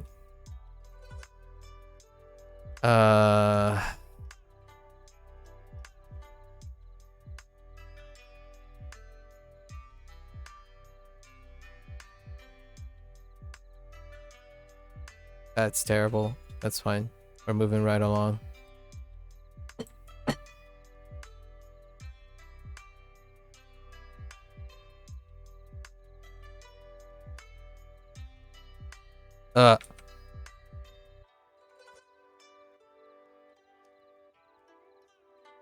Takai. And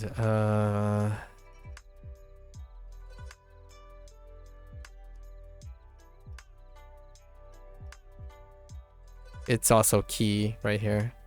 But this is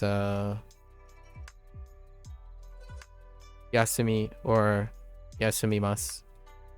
Part of that.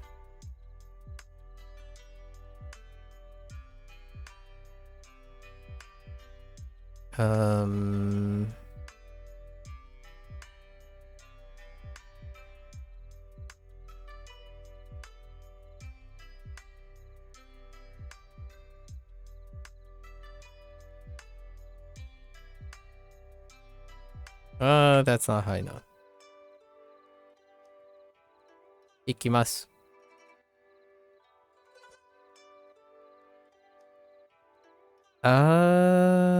Okay, I'm not... Okay. I think...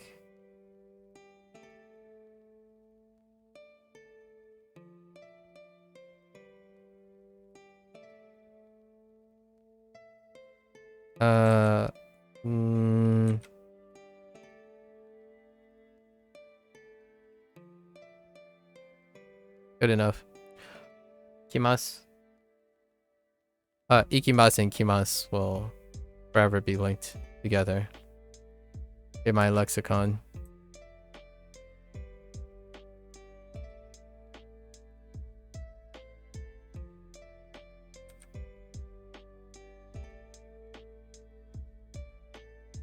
Wait. Yes. I know that's too angular, but that's fine. Un.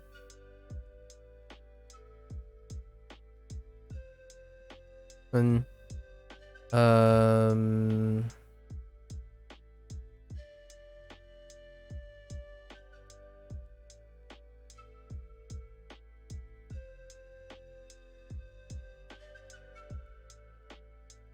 Kan in jikan for hour.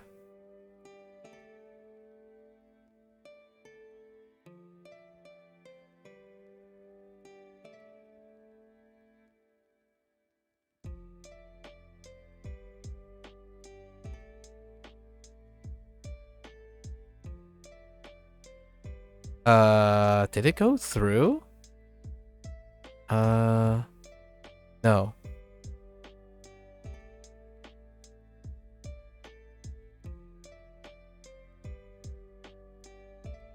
Bun in Shinbun. Shinbun. And these two are linked together permanently in my lexicon as well.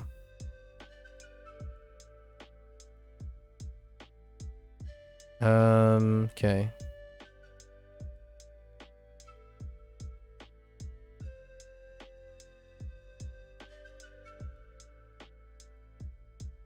Sabemos?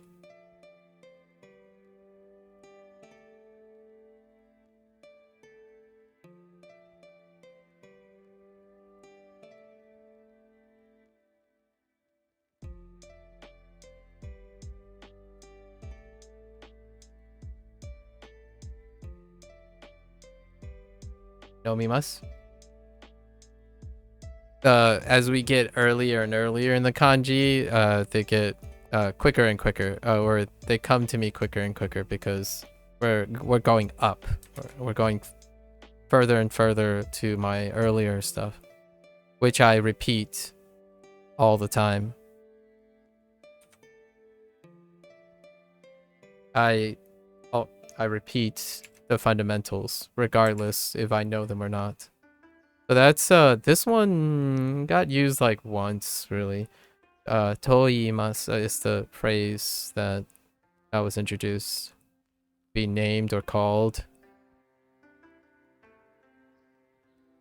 Okay.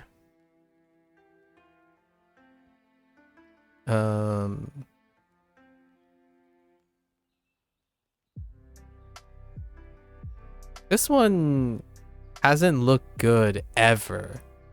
I mean, like, I don't think I can get this to look good or look reasonable.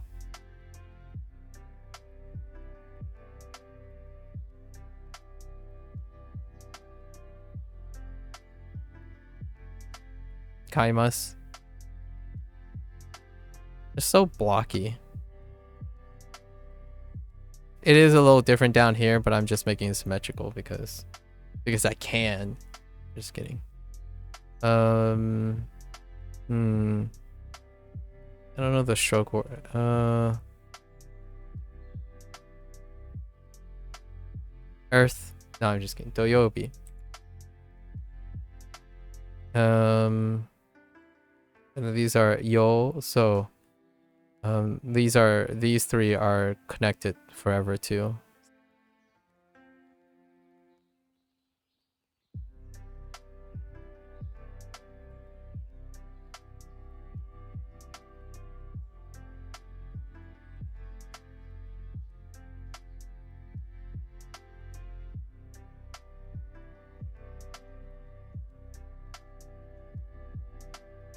Yo.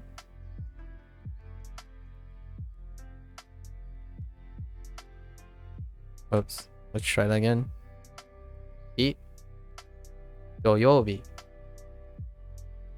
Try to make it more vertical. Nah, it's fine.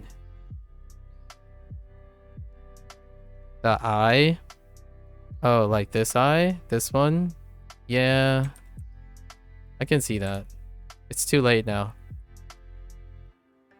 Like you mean the edges? So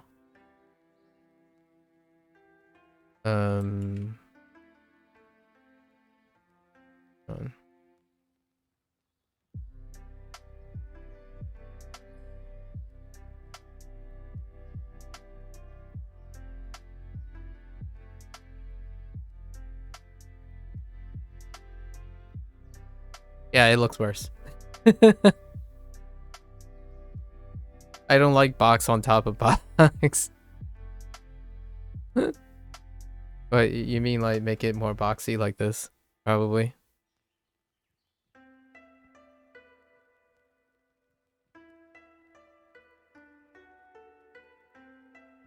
I mean, it looks fine. Yeah, it looks good. I mean, it's acceptable.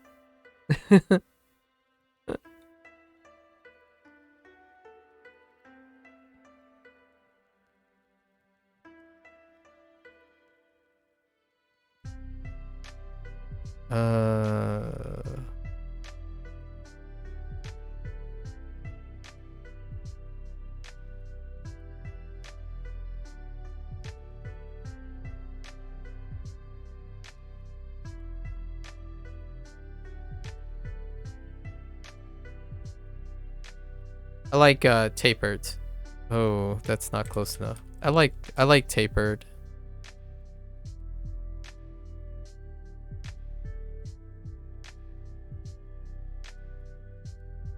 I'm aesthetically more of a tapered guy kind of guy.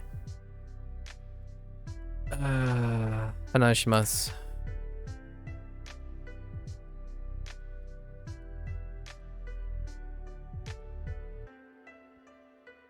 Zadi's face.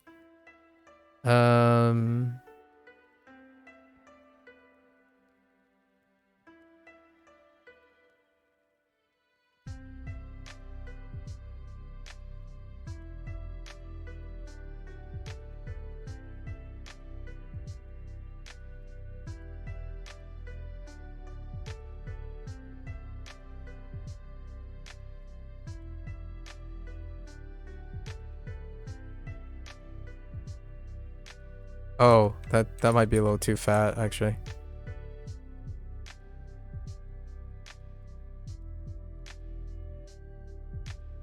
Wait, yeah. Actually, that's fine.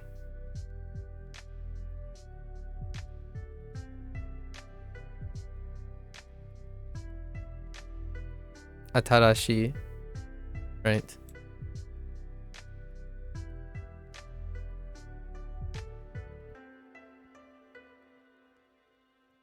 Yaku.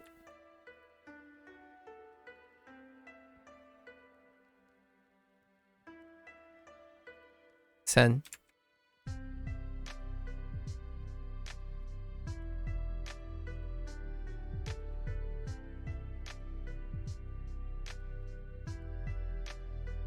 Mizu.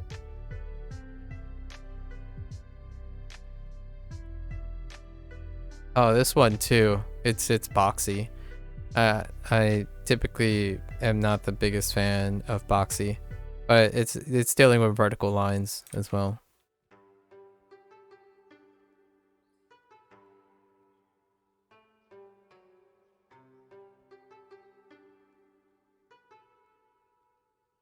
I must.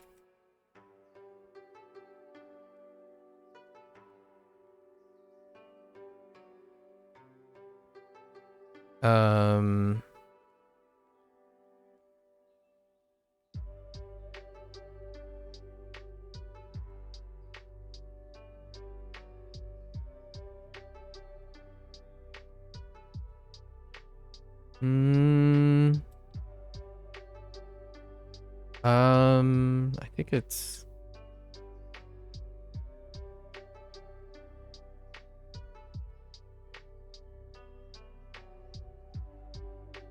yomimasu.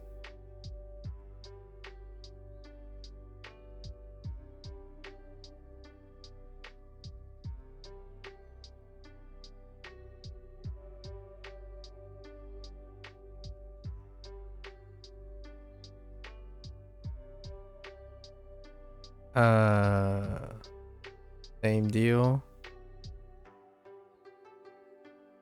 G. And the crowd goes wild for this one.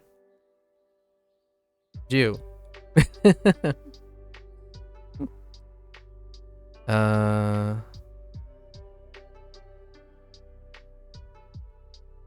Achi.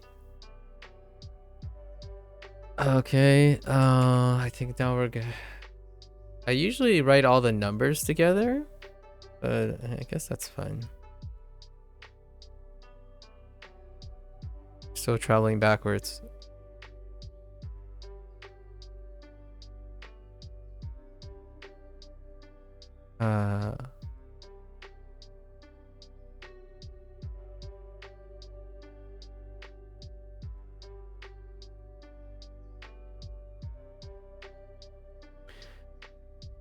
Watashi, watashi.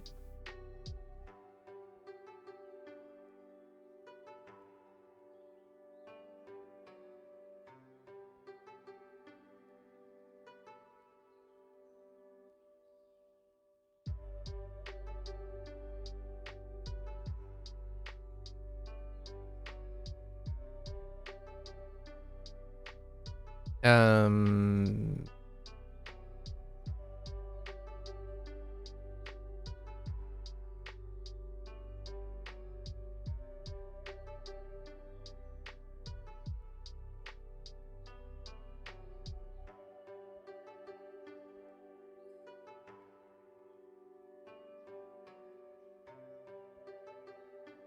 Yeah.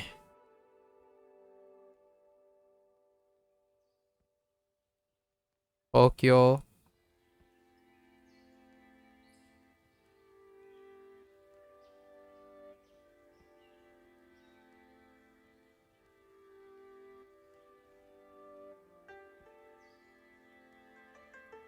Um.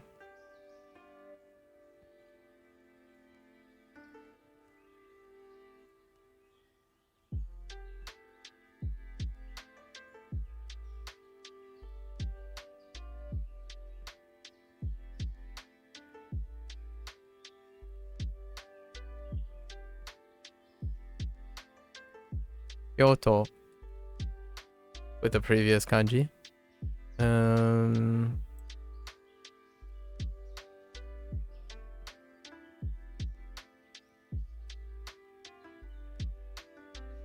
already do B. Yeah. Or he. Uh.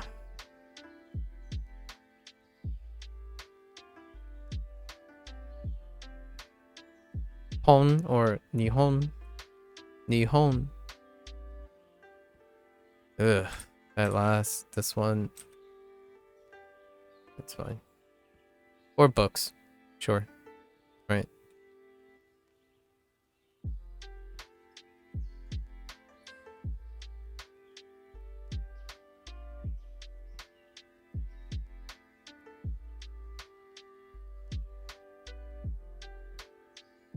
Chichi.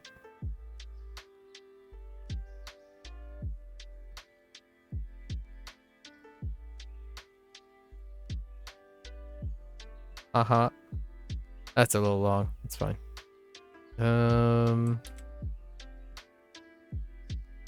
More numbers.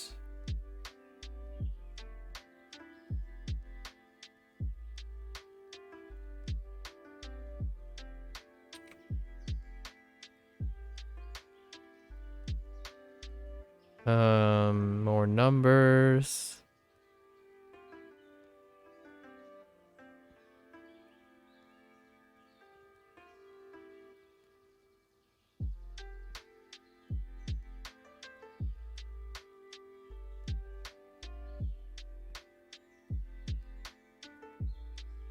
And I think we fill in the rest. Numbers, right? This is probably the first lesson.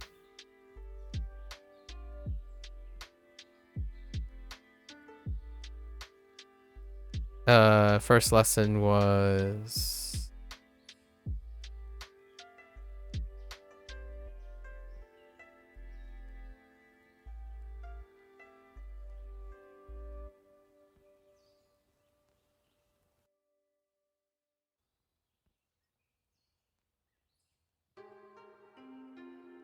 Tanaka Nakayama and Yamaguchi. I think that's all of them. Pretty sure that's all of them. So this is all I know so far when it comes to kanji. Or any writing. This is all my writing. Like actual writing. I've only written only these. I've only ever written these. Oh, I know why this looks a little... I feel like this is a bit closed up. Oh, and this is too far. It's angled too high. Alright, let's hold up. So...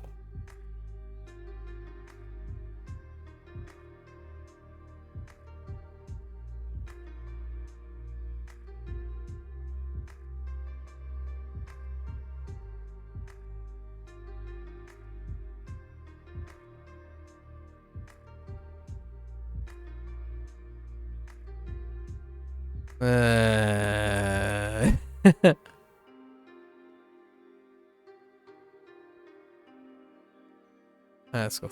It's fine. Tamago is going. It's going places. Okay.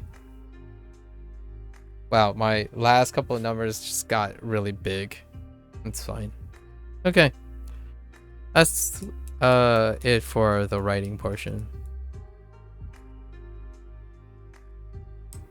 And all of these are used several times, right? So as a review, let's quickly recall stuff. So ame, kawa, standard.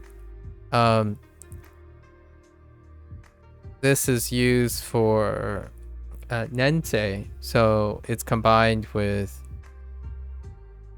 1年生, 2年生, 3年生, and 4年生. So imagine that, right? Eki, standalone. Hito has people, encounter. So like it wasn't introduced, but I'm gonna take a jab. It's probably hitori, futari was introduced. Futari, and then Lotus confirmed that is sannin, and yonin. Yonin is the one that was introduced.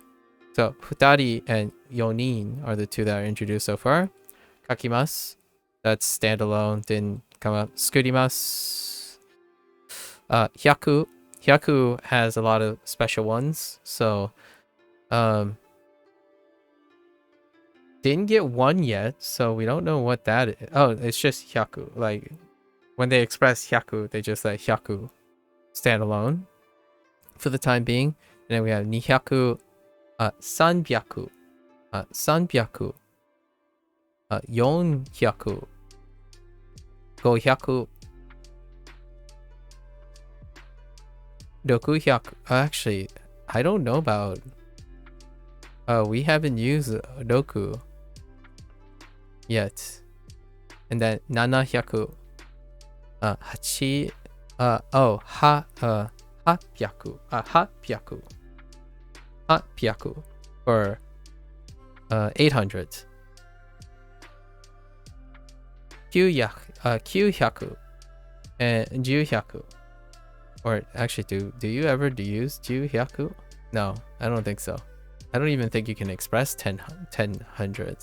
And I know you might be thinking, oh yeah, but that's kind of weird. It's like, you'd be surprised. There's 1100, 1200, 1300, 1400. Like, not in Japanese. I'm not saying in Japanese. I'm talking about like if you're coming from my perspective, it's not as uncommon as one might think. Don't get me started on 10 1000s or 100 1000s. That actually comes into play, not just English, at least from my knowledge. Or 100,000s. Let's see. And then we have mimasu. I think that's nothing really to talk about that. Yomimasu, nothing to really talk about that. Ji. So most of the counters that have something to add, right? This is Ji. We have Ichiji, Niji, Sanji, Yoji, Goji, Dokji, Chichiji, Achiji, Uji, Juji, Juichiji, and Juniji, right? It didn't go past the 12 system, so then they introduce Gozen and Gogo, as opposed to going to 13, 14, and so on. And I have been informed that Japanese people use the 24-hour clock, so perhaps they'll visit that at some point. And then we have numbers Jiu, Hachi, Aimas, and Kinyobi.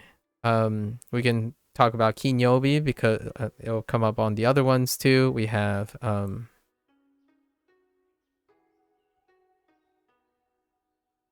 nichiyobi, getsuyobi, kayobi, suiyobi, mokuyobi, inyobi, and doyobi. That's the days of the week, right? Sakana just stays. You could add nama, probably. There's ka in kayobi. There's moku in mokuyobi. Tamago, probably add nama to it. Raw eggs. Kai. So kai is another counter.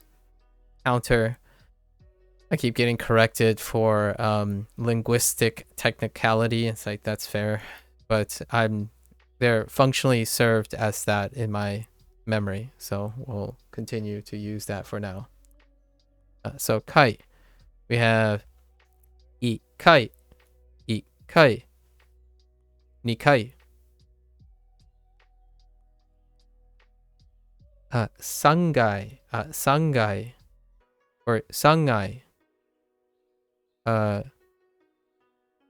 yonkai, yonkai, and that's all we got for floors. Mono, we kind of went over it. Mono is standalone as well. Mono, or tabemono, nomimono for food and drink, and kaimono for shopping. Another counter, gatsu. So, this one's rough because there are 12. Which ones did we hit? So we're gonna go through our calendar. No. Gogatsu. No. Shichigatsu. Hachigatsu. Ugatsu. Jiugatsu.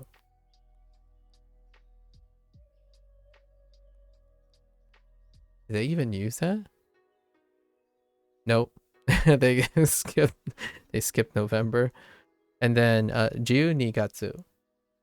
They skipped November. Even though Halloween was introduced, but as no, no Thanksgiving. Because obviously I'm actually kind of curious. Does Japanese people have a name for American Thanksgiving? Like if they need to talk about American Thanksgiving, do they have a word for that? I guess sunk is already in sankyu, so gibingu, probably sankgibingu. I don't know. I'm making it up as I go.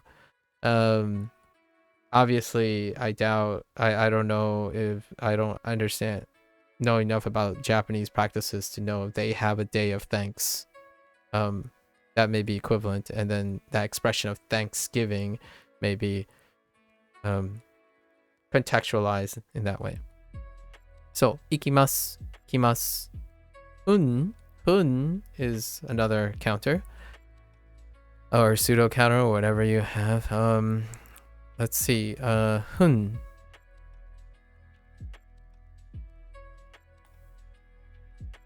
I don't know about one. Ichihun. Ichihun sounds fine. Nihun. Sanhun. Yonhun. Gohun. Dok? I don't know about Dok. Nokhun. Wait. Yeah. Nanahun. Hachihun? I don't know about Hachihun either. Yuhun. That's okay. And then we have Jupun. But not sure. There are a lot of missing ones. When I say I don't know, it means that they didn't come up yet. So, Jupun is the one that is introduced because it's the exception. Interesting. So we got Jikan. Jikan is also one as well. Ichi Jikan. I don't know. Yeah, ichijikan is fine. Nijikan, sanjikan, yojikan, yojikan, gojikan, gojikan,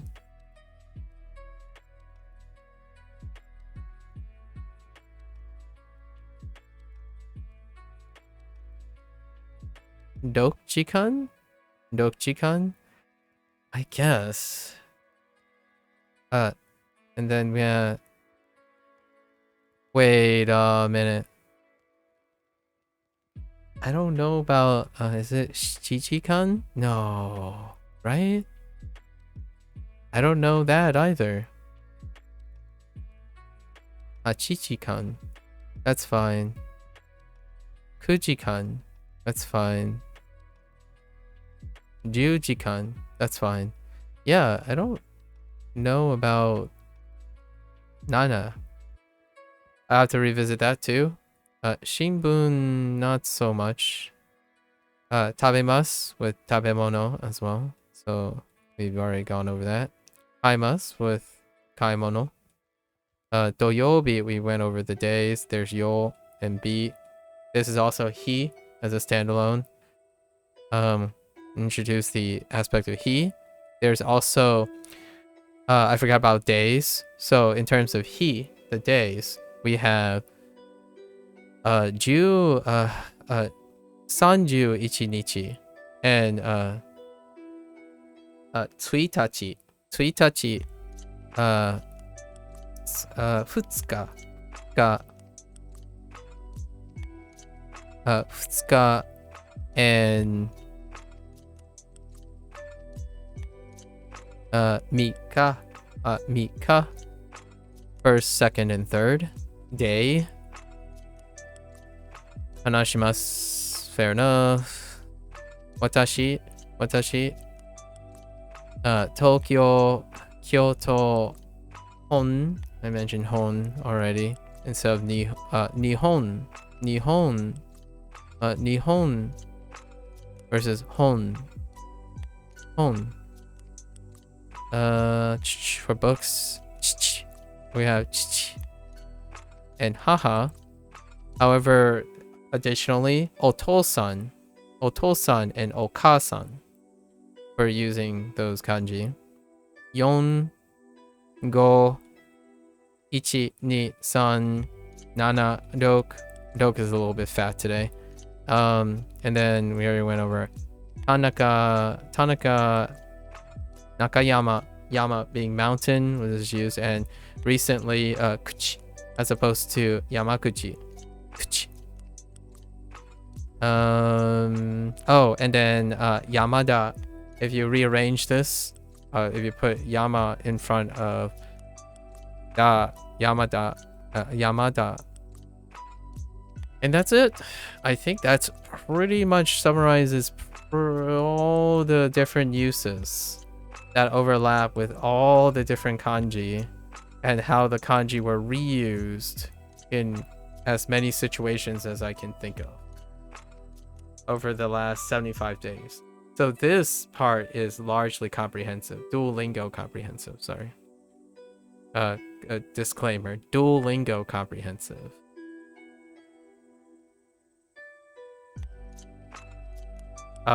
From all of section 1 and section 2. That's all we got for that. I don't really like the last couple things I drew, but that's fine. Or I wrote, I guess. It's fine. Yeah. Not that many kanji. Yeah, that's such a small amount. What is that? Is that even 100? It's probably less than 100. 3, 6, 3, 6, 8, 11, 11, 16, 16, 22, 26, 30, 35, 40, 47, 47, 55. It's only 60 kanji. You're gonna have 60. Approximately 60. I might have missed one. But 60, I'm gonna say about 100 uses. 100 uses of these 60 kanji. So 60 unique kanji, about 100 uses. 100 uses of the 60 here. I don't have to go over kana. Kana is used every day. You cannot contextualize things, or it's not optional here. Like, much like most people say, just learn the kana first, but for Duolingo, you can probably get through. It's still highly recommended, and this is very efficient. Right here, within the first week, I would say 1 week, with Duolingo's character practice, will probably be solid. 1 week using, and you don't need to unlock it or anything. It's available right from the start, actually. Or you have to get to like the second lesson or the third lesson, which teaches you like reading and then a food item, or like 2 food items, like sushi, mizu, right? Those are about it. And then 1 week Duolingo, kana practice. You got this. If you don't even do any of the lessons, 1 week Duolingo. I separated it. I didn't do a straight up 1 week. What I did was I continued learning. So how did I do this? Every 2 lesson groups. Every 2 lesson groups, I did a kana practice, a kana bootstrap of 6 lessons. And by the time you get to a benchmark, there's a benchmark that tells you, hey, you should review all your katakana at this point. By the time I got there, I've already been exposed to all the kana. And that was about at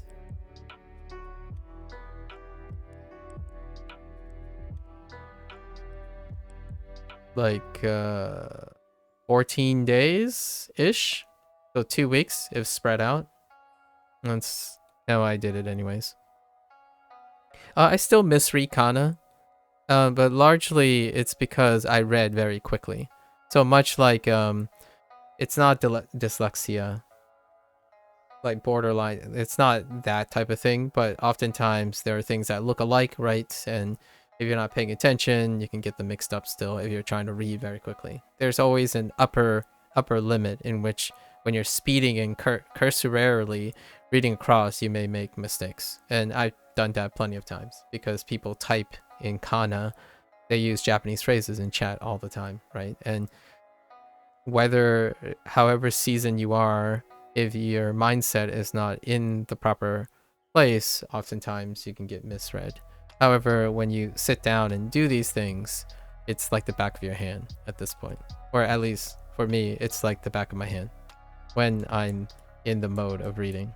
Oftentimes, shifting perspectives provides an extra challenge when you're constantly shifting from reading something that you can comprehend to something you cannot, or you're trying to put together.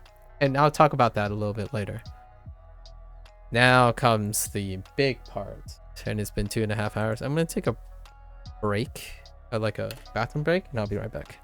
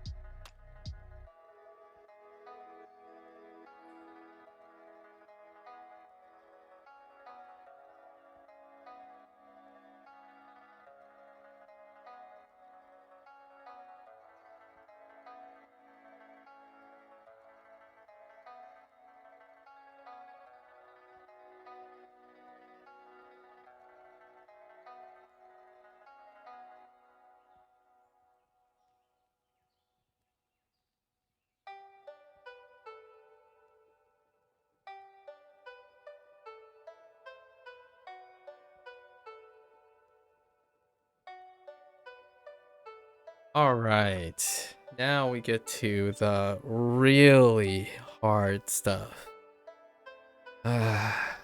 Mania be gone, right? Mania be gone.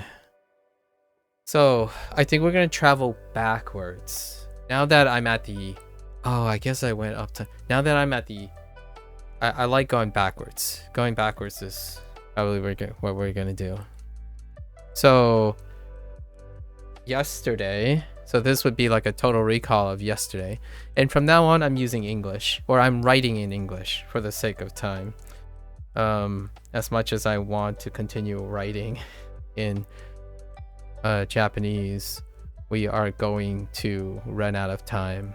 And like I mentioned a little bit earlier, some part of myself want to say, oh yeah, but I should just screw it and write the Japanese and then cripple, spend like the next 36 hours writing all in Japanese. That's not very realistic. So I got to be a little bit realistic with myself. If I can visualize it in my head, it'll be sufficient for now. So we got to do this exercise, this practice of having incomplete knowledge. Be comfortable with it. We're going to switch colors because I like switching colors while we're doing this. Colors really, I don't know if you guys ever do this anymore as a kid. I know this might sound weird, but I feel like when we grow older, a lot of times you start to navigate towards your comfortable colors. And especially writing, it's either black or white. You get a white piece of paper, you write on black. But let me tell you this. I think one day, some of these days, if not on a digital program or maybe like on a piece of paper, I know you guys like to take notes based on efficiency. So you pick up your like standard pen, the pen you rely on, but try to switch up colors. It's psychologically incredibly refreshing. So yeah, go if you like stationery and you have notebooks, switch up your color of your notebook. Or write on a different piece of colored paper and pick out a new pen, like a pen with a different color. I know that this sounds very weird or perhaps pedantic coming from me, but when you swap the little things that you're doing all the time, breathing a little bit of variability in it can really invigorate, not necessarily at a conscious level. So if you're thinking like, oh yeah, but you would have to process it and whatnot, you'd be surprised how refreshing it is. So if you're practicing Japanese right now, in my opinion, you're writing on your notepad and you're using your standard blue colored pen or your black colored pen on white paper, go buy some construction paper and then write it in a contrasting color. It can really brighten up and, if not, change up the dynamics a little bit. And that alone can find it a little bit more engaging. So I've been doing this because of the advent of digital programs. I think digital programs have brought me into that scape of, I've talked about this a little bit. If I have a lot of colors, then I'm going to go out and buy all the different colors and then I'm going to start collecting colors. However, in a digital program, the nice thing is I have access to all those colors without literally having the material. So if you want a forward investment, it is quite nice to have some sort of electronic device that can capture your writing inputs and then have access to all the colors.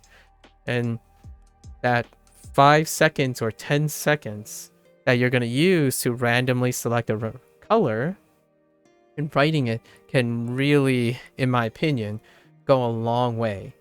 If you're spending your time staring at the same piece of white paper, the same piece of ink going back and down, swap up the colors. I know I said the whole adult thing is because as kids, that was fantastic. I don't know if you guys remember when you were young enough. I'm not sure what age group I'm talking to at this point, but that time when you got your chalk, you're like box of chalk and you couldn't wait to color and write in random colors with no like adult pragmatism weighing you down, like having to say, oh yeah, my notes have to be in black ink, it has to be in blue ink. You just pick any color, you color things, you write things. Do it for your notes. Do it for your notes. It was a very underappreciated thing back then. In fact, a lot of times people think that highlighting, using a highlighter makes things pop, as in, oh yeah, they pragmatically use highlighting as a way to make things memorable. Like you go through your notes, you highlight your notes. But really, I like to think is because you're doing another task and you're doing it to breathe something different into the task you've been doing for a lot of times. So over time in my life, instead of using highlighting, I literally wrote notes in different colors. So whenever I'm categorizing things like, oh yeah, I have to remember everything about communication. What does communication make me feel? I don't know, I'm feeling like a pink. Let's write all the communication stuff in pink. And then interlace it. Oh, I have an intervening thought. Let's write those intervening thoughts in blue and green and so on. So what happens, in my opinion, is it becomes very fun and actualizing all the different groupings. So that's kind of what I ended up doing last time, and I'm going to do it this time because I've forgotten about that. Just a fun thing, I think.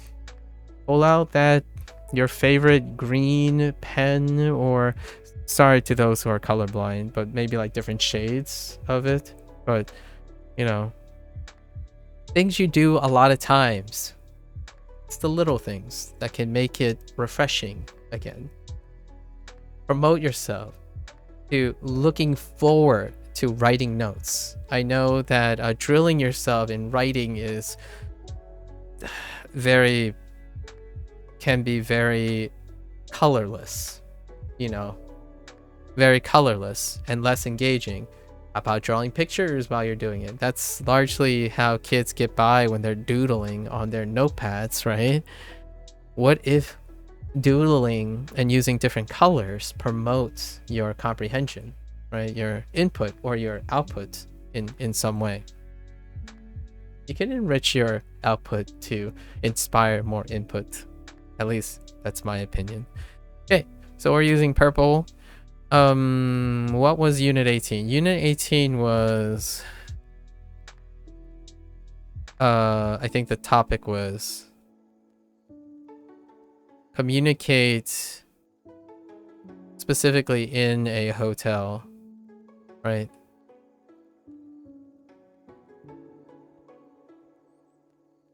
Okay. So this is not too different from my exercise I do at the beginning of every stream, the total recall one. So check in, check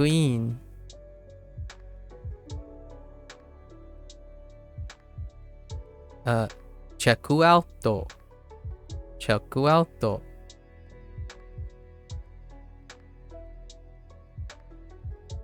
She gotta know how to check in and check out, right? In a hotel. Hotels have a lot of things, you go around. I mean, hoteru, yeah, hoteru, is an old vocab, so we'll only mark the new vocab, and I'll throw in like older vocabs from before day 50 whenever it comes up. Let's see. Spa. You'll find those. Puru, right? Puru. Puru. Older one. When I think of spa, I think of a pool as well. Ranges.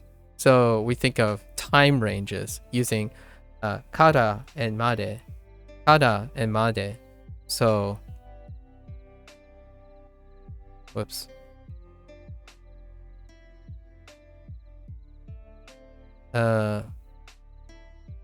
From,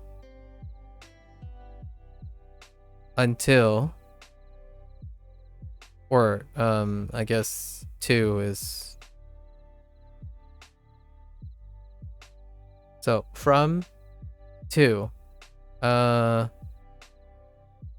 using kara, and made.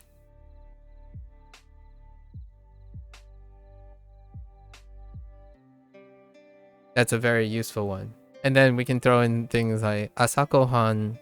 Usually, I get why they only used asakohan, because hotels, typically you leave the hotel and you the most concerned time you have hotel is when is the complimentary breakfast, or like the meal to start the day, and then you leave the hotel for the rest of the day. So oftentimes they only used, I'm pretty sure they only used the example for asakohan.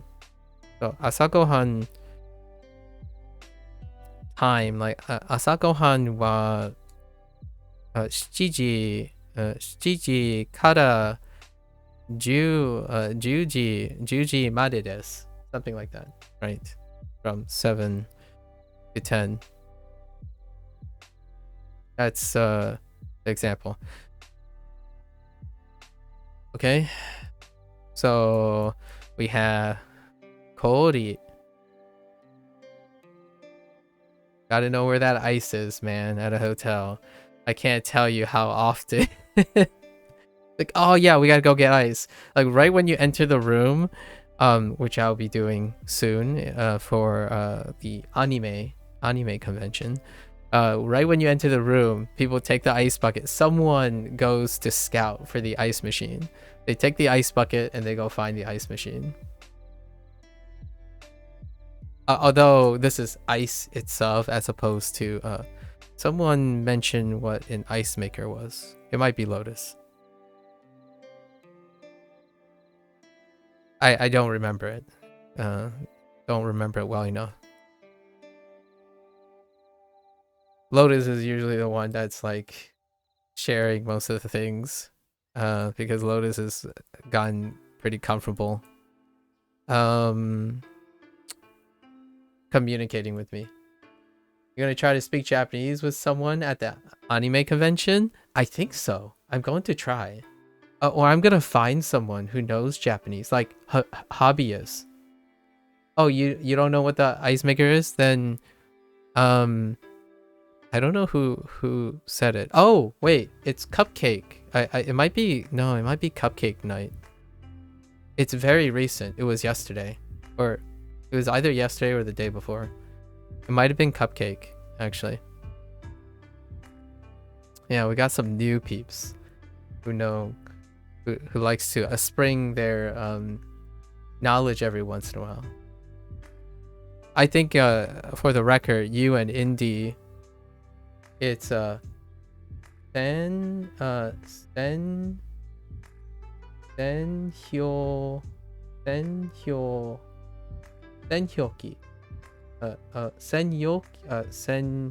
Senhyoki. Yo? Yeah. Oh, say. I keep saying sen. Sorry. Seihyoki. Seihyoki?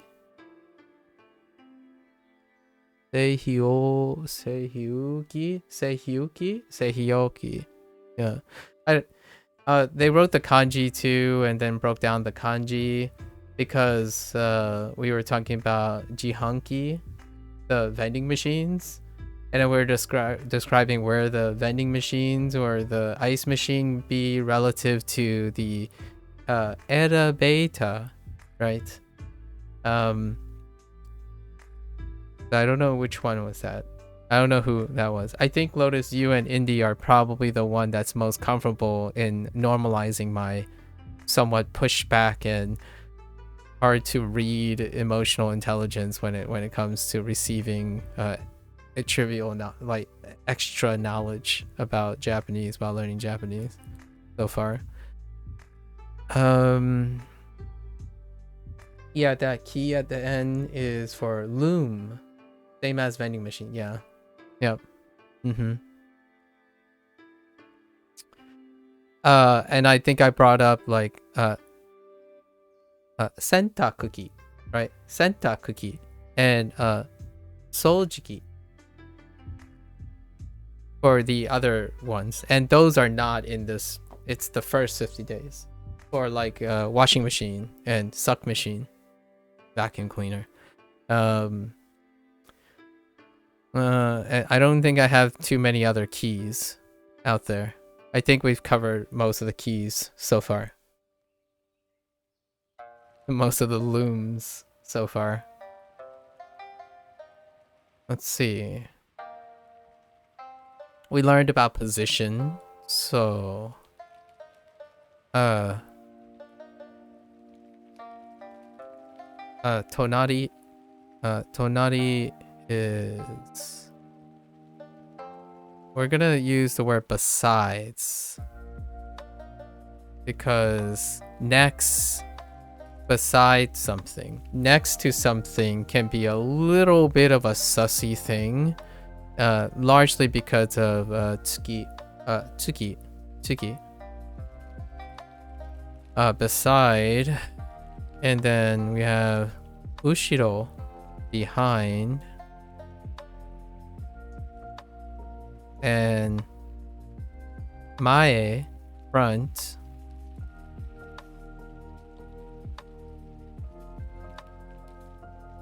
and the other ones are old, like near, chikaku.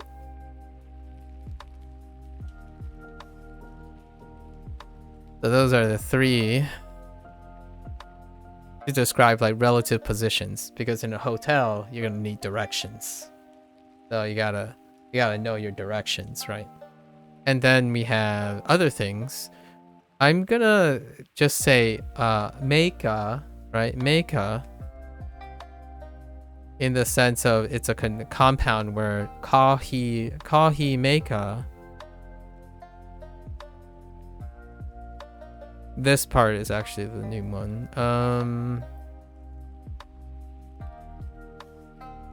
Floors were introduced, right? So reintroduced. Actually, only very specific floors in this case. Sangai, third floor.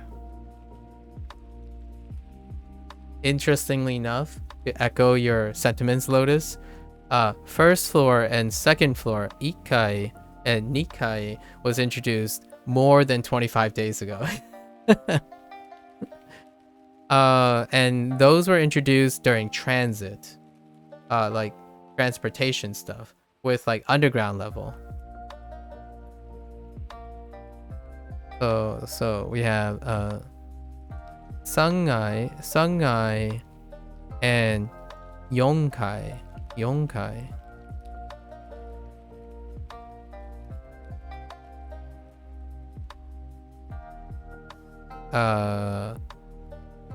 Technically, I think this was these sets of units. So Heya. Not actually specifically in this unit, but it is part of the 25 days. So we'll throw it in here. It'll come up again. Kagi.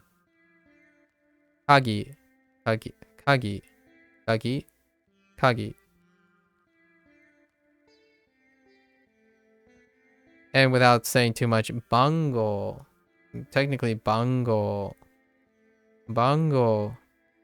is introduced. It's in a different unit. Actually, that unit is not within the 25 within this 25 days. The first time bango was introduced was denwa bango o onegaishimasu. Like something like, I need your phone number, or let's say like go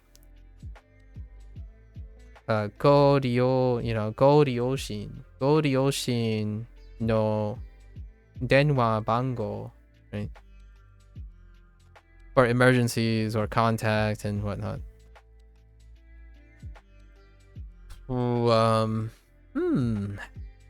We're trying to get 15. Basically, we're collectively pulling all of our total recall now. So 3, 6, 9, 11, 15-ish. That's, if we can cross 15, we'll move on. And then come back. If I'm feeling like I'm stuck, right? Right now we're okay. Oh no, we talked about this too. Hold up.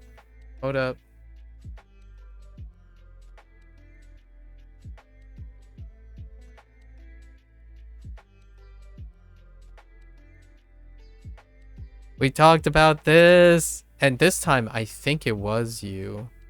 It was you, Lotus. Mudio.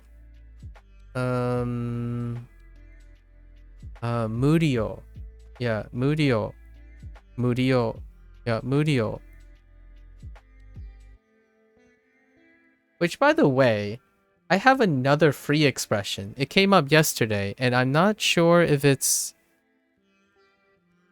It is part of one of the units. In the last 8 units. It's, Ima, to be free. Right? Like, to be available, or to be I don't know. How they were used is to be free at a certain time, or something. Ima. So this is Mudio. Mudio. What else we got? Oh, right. Not Wi-Fi, but I think Wi-Fi is old, really old. So, password. Password. You gotta know the Wi-Fi password. I can't tell you. You check into a room, it's like, hey, what's the Wi-Fi password? Even though, like, the Wi-Fi is pretty chunky at best. When you get into a room, what else can you do? These are old ones that we can throw in, like beto.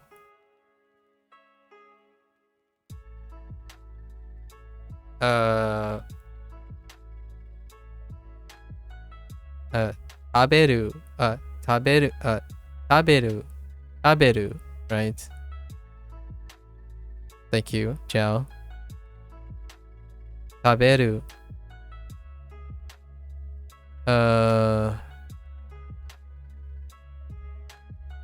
Is there? I don't know. Wait. I guess in the hotel room there's a denchi denji. I didn't realize I could use that too, technically. I don't think they brought back denchi denji.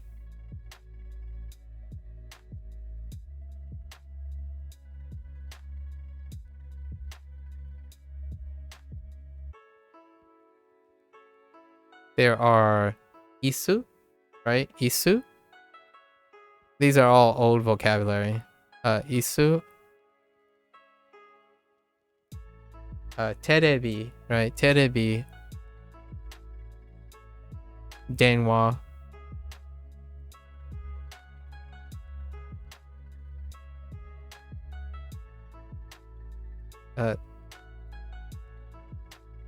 I'm moving into the hygiene portion now. Taoru. Taoru. Yeah, taoru.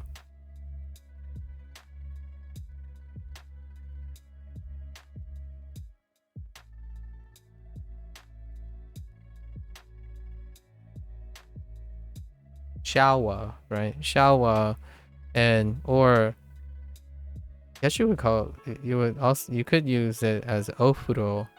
Yeah, ofuro slash ofuro to shower.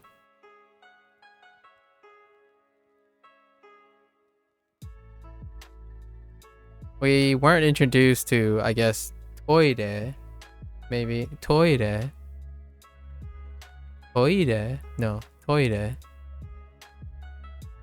That's someone else introduced from outside. We haven't used that. The closest we have is otearai, but otearai to me is a restroom, and I think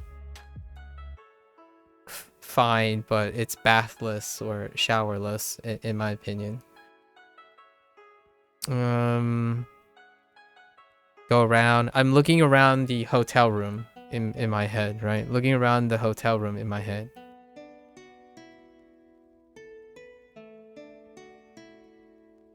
I mean, we can throw them here too. They'll come up again. Jimu.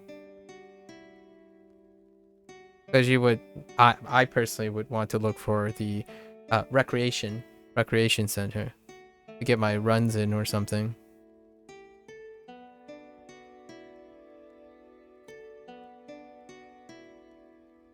All right, what else is around a hotel?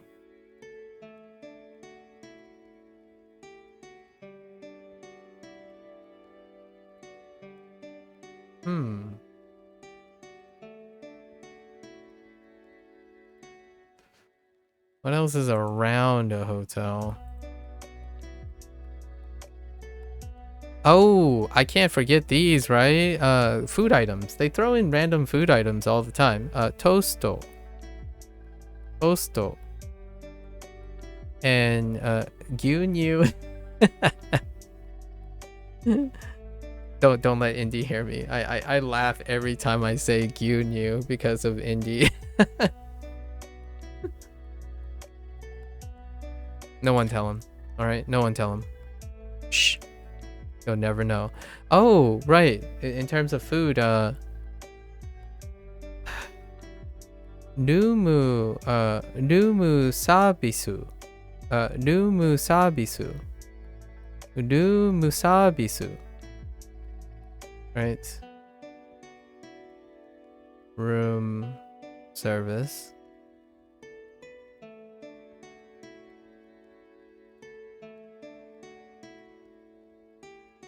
Netto. Internet. We'll just use net. Net works. Got some predicates, right? Some predicates that are useful for communicating in a hotel. Probably yoyakushimasu.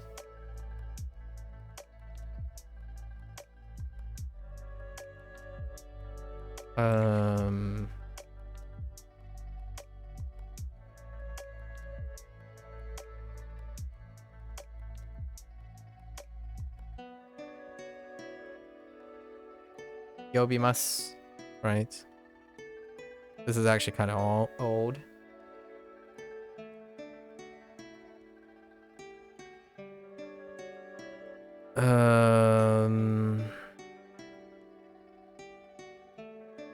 There's another phrase that I've forgotten each time. Oh, this one's tough.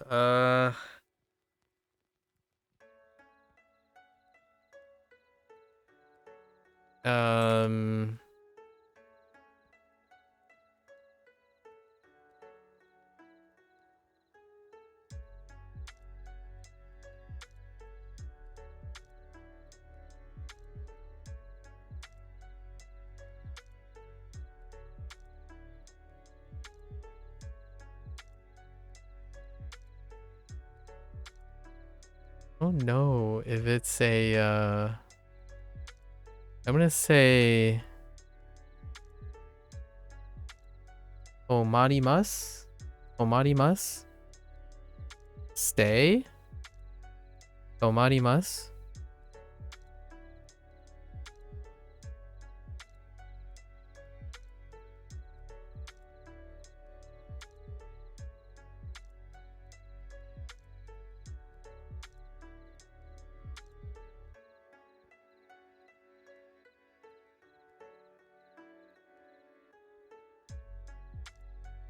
And I'm missing another word, but I can't seem to recall how it was used. Oh, I recall it.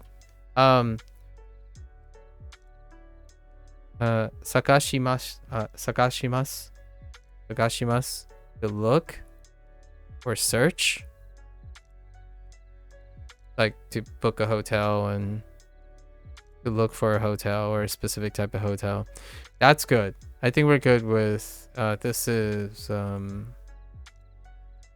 unit 18.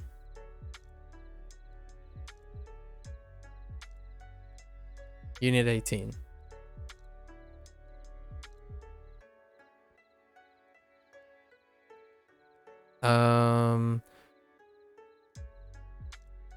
Honestly, I guess we did learn some unrelated things. This is nondescript though. We'll just throw it in here. Like, pretty sure this is the unit with uh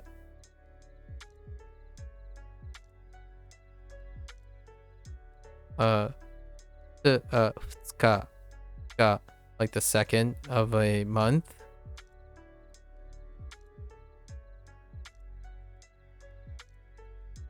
And Mika, the third of a month. Largely, they used it to slowly introduce how to describe specific days on which you want to do something, right? And they actually threw in things like ryoko shimasu, for like travel as well, because you have to travel to the hotel. But we're good. Let's switch colors again. Let's pick a new color. How about yeah, all right. Unit 17. What was unit 17? It was outdoor activities and restaurants. Right? Yes, I'm pretty sure it's outdoor activities. Outdoor activities and restaurant stuff. That's unit 17. All right, let's start with whichever comes to mind first. Outdoor. Picnic-ku. Picnic. Picnic-ku. Picnic-ku. Picnic. Picnic-ku. Picnic-ku. It's no matter how many times I say it, it's not getting great. Barbecue. Barbecue. Barbecue. Barbecue. It's not getting. Gotta hear more samples.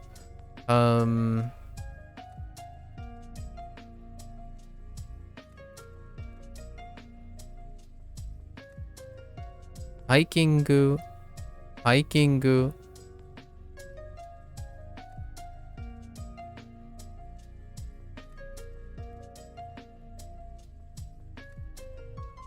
Camp. Camp.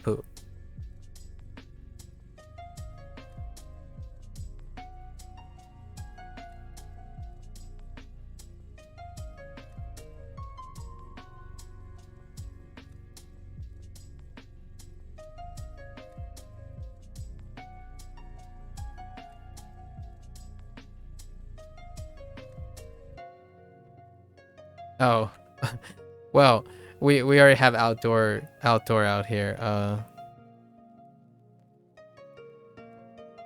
Soto. Soto. No, wait. Yes, right. Soto. Yeah.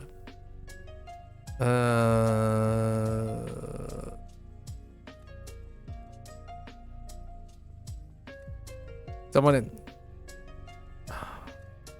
Hokkaido. Hokkaido is the place that they decided to throw in here. I wonder how scenic it is. Here's a tip with MAKU sounds. Okay, sure. Go for it. What's the tip?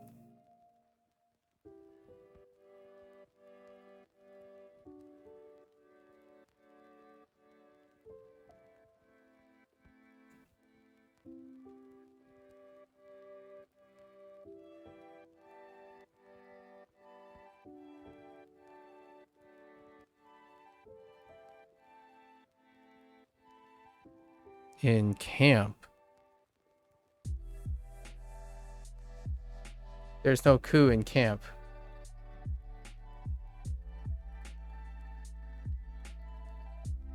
Oh, you're talking about the ooze. There's no coup in camp. Just so you know. I'm saying them. I pronounce. Okay, so here's a tip as well. I'll reflect your tip. I accent the U's on these. I accent the U's on these when I say them alone, and then in sentences, I soften them. As in, I don't say them. So, in case you're not, in case you will probably find out later that I don't actually say my U's in a sentence, but for recall, I have to know which of the. So, I don't actually say my U's, like dokchi. Yeah. So yeah, I know, but that's more of a also that's also very Kanto-esque. Yeah. So I know what you mean. Yep. Got it. Yeah. And I agree with you. I actually prefer not to say the ooze very much. Like dance. Dance. Tennis. Dance. Tennis. I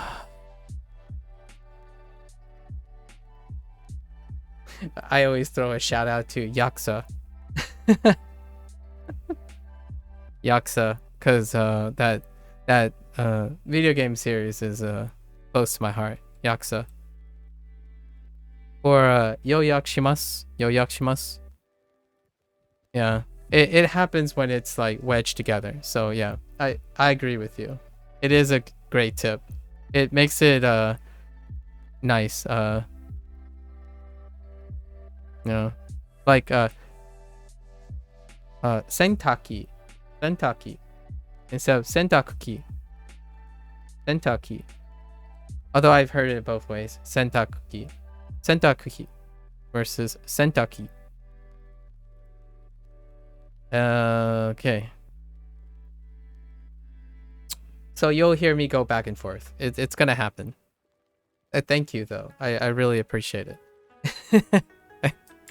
I really appreciate it. Doesn't it not sound cute though? I'm sorry. I'm not trying to be cute. Sorry. But don't you want to hear desu? I was told that that's what some people do with this sound. Females. It's you know, patriarchal, but don't worry. I won't be campooing anyone anytime soon. Yeah. Bakupak. Bakupaku. Right? Bakupaku. I don't know if my mic actually picks up the lack of a k when it's not in a sentence. But I imagine most people are used to hearing it and then they put the soft U in if I completely omit it. It's a backpack. Bakupaku.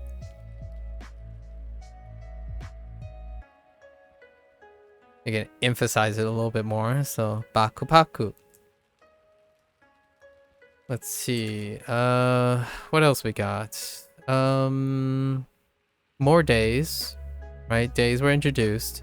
So when we think about going outdoors, at least I think they're using Americanized times. I don't know what it's like in Gogatsu, but they ended up using Gogatsu. Is it like warm? Do you go outside? I don't know what it's like wherever in various places in Japan. But yeah, May Gogatsu is a fairly reasonable time to be doing outdoor things like picnicking and stuff.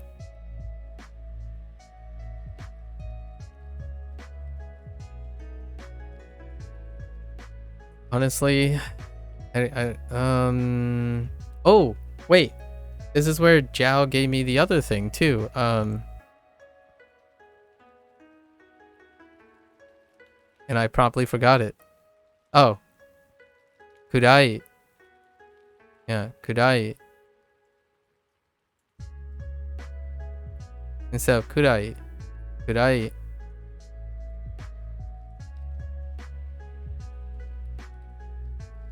And this was a... Oh, I don't know if these two words are different, actually. But hayai, hayai is was used in this way as an early. So I wasn't actually paying attention. If hayai is the same as hayai. Obviously, hayai sounds incredibly weird. So hayai is what I'm defaulting to at the moment. I don't know if that's another word. Much like kurai instead of kurai. Let's see.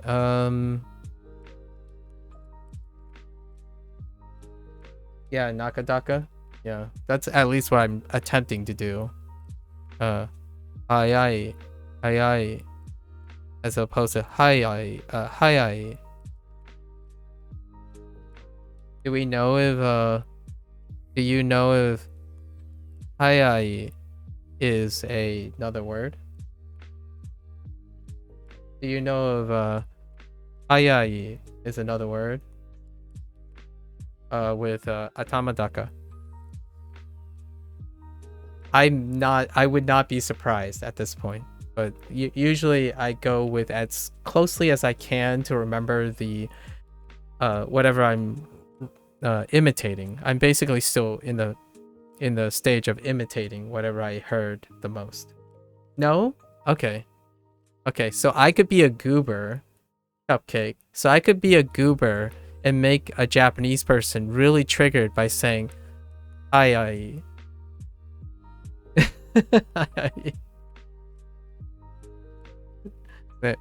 Sorry. I think here's something. If you go and talk to me in English and you put the emphasis on the wrong syllable, like intentionally to trigger me, I would be pretty impressed. It actually takes quite a lot of conscious effort to deliberately, constantly put your emphasis on the wrong syllable. Usually it's names I really try to get PA right. Yeah, me too. I agree with that, actually, honestly. Wow, actually, honestly. When I started, before I started Japanese, right? Before I started Japanese, I played a lot of Japanese games, right? And the one thing that I typically emphasize, like I'm hyper aware of, is when proper names comes up. So, Hiroshima was not part of my lexicon. Hiroshima was not part of my lexicon.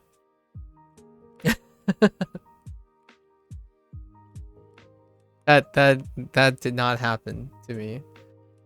Or Tokyo.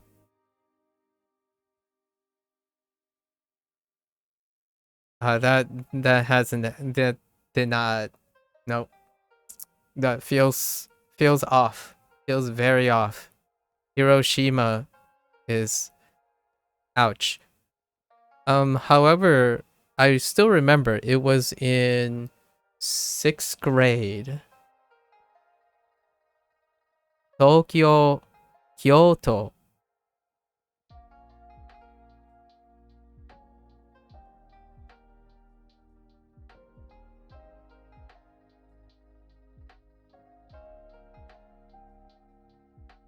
Right. I think right now doing I've been Hokkaido was different. So that I didn't know there was a t in the Ho.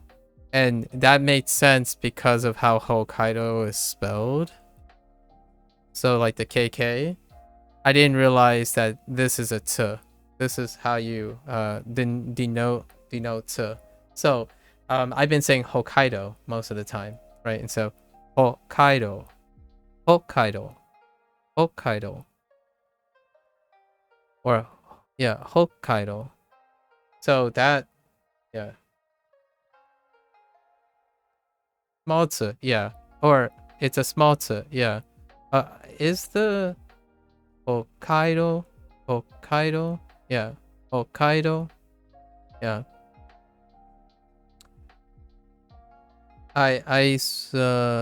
Although in English it's still the second syllable, but there's no t, there's no small t, right? So it Hokkaido, Hokkaido is still on the same, the stress emphasis is still on the same syllable, so to speak. Like you'll naturally pitch up and increase the moda there, so it becomes two, but the ka is carried over the t. So Hokkaido, as in instead of saying ho and then blank and kaido quickly, you say Hokkaido, as in the ka ends up accompanying the same thing. So when you say it together, it's still about the same timing between English and Japanese.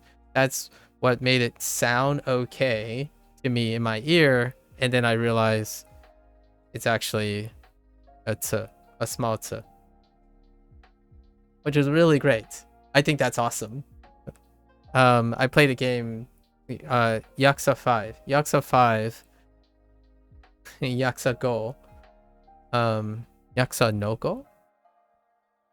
Do you put a no in front of sequels? Like, do you say what? How do you express in Japanese a name that has a number? Do you just say it together, or do you put no? Because it's technically the 5th of Yakuza, right? So Yakuza no Go, or or maybe number 5.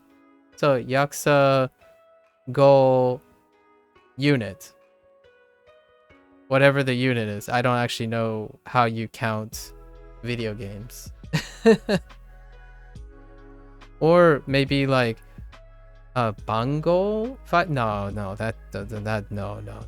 That, it depends. How would you say Yakuza 5 in this case? Well, it depends on the situation that I'm saying right now. I'm not saying any other generalized situation. I'm talking about Yakuza 5. So you're saying it still depends even if it's Yakuza 5? Man. Let's not go into that then. But let me know. 3, 6. Final Fantasy 12? How you say Final Fantasy 12 in Japanese? Curious. This stuff matters to me because I'm probably going to say a lot in the future in terms of Japanese games. It's the same order. Oh, I see. Well, that's convenient for Final Fantasy. How you say final? So, Final Fantasy. Final Fantasy 12. For title names like this, you just go straight up. It's just katakana, so finaru,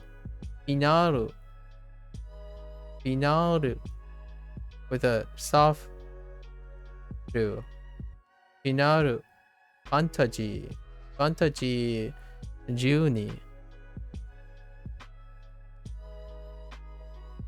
It's been so long since I've watched a Japanese interview with a Final Fantasy game, so I don't even recall how they say Final Fantasy.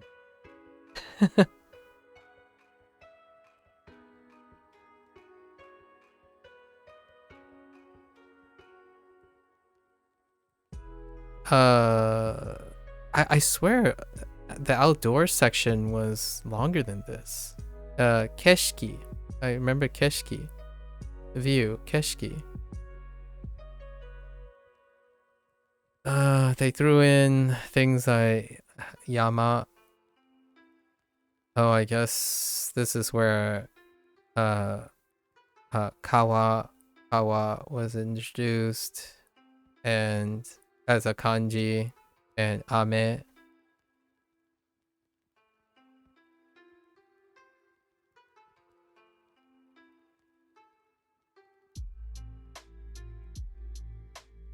All right, this side is bigger. I think the restaurant, talking in the restaurant side is bigger.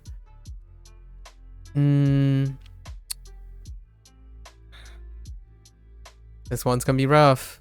Here we go. Mabo tofu. Mabo tofu.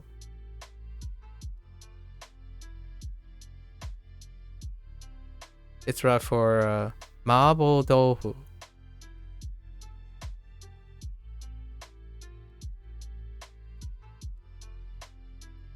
Restaurants. We're thinking Chugakai in Chugakai de. Chugakai de.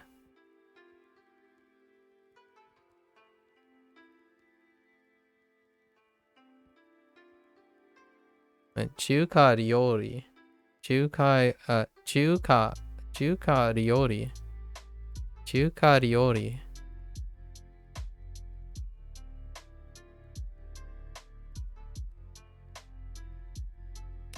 Kashi.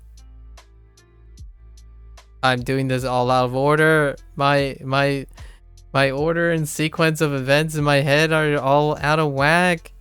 Oh no. For sure.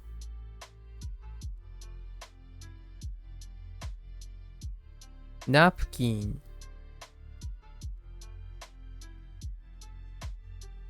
I'm just imagining what's on the table at this point. You know, I haven't really learned how to say plate.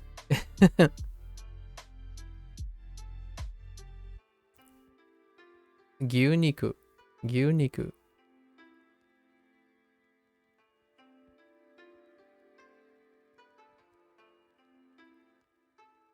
I mean, we might as well throw this in. I don't actually know. This is probably from the earlier ones, like Udaniku. Probably outside of this range. So we're trying to cover 30. If we can get 30 plus from each unit, then we're good to go. 30 in combination.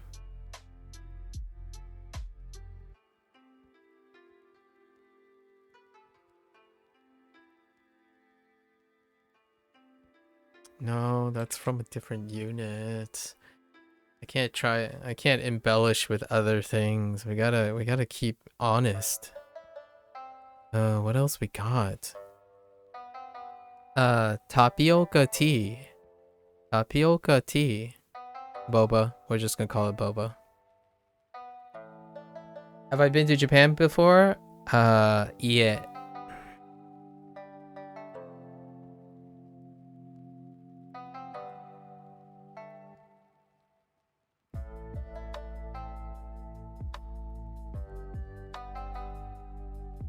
Menu. Menu. Menu. Not N, sorry. But menu. Menu.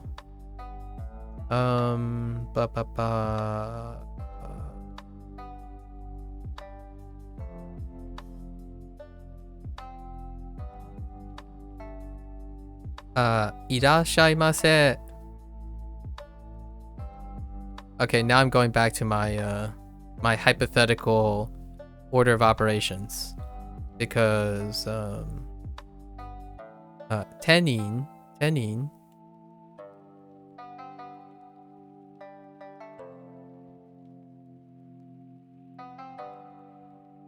You say it.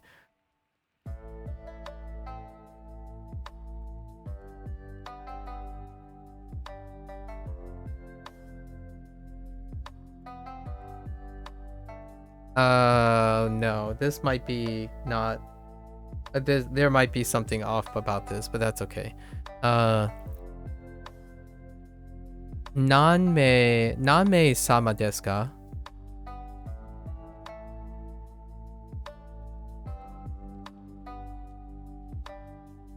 I know this is not complete, but honestly, most people would just say how many, not how many people. But we're just gonna abbreviate this for the sake of space. Yeah, I think it's nanmei sama desu ka? Desu ka? Order of operations, then we get seated, right? Yeah. Right.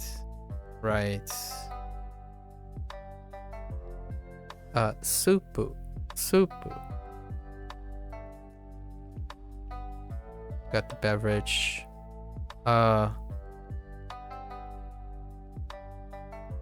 Udon cha. Oh yeah, udon cha.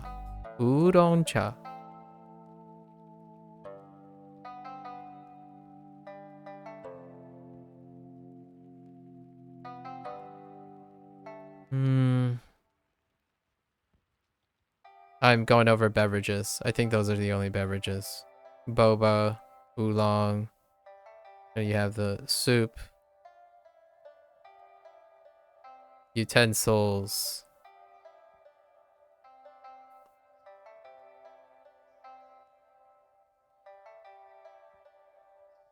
And mapo tofu.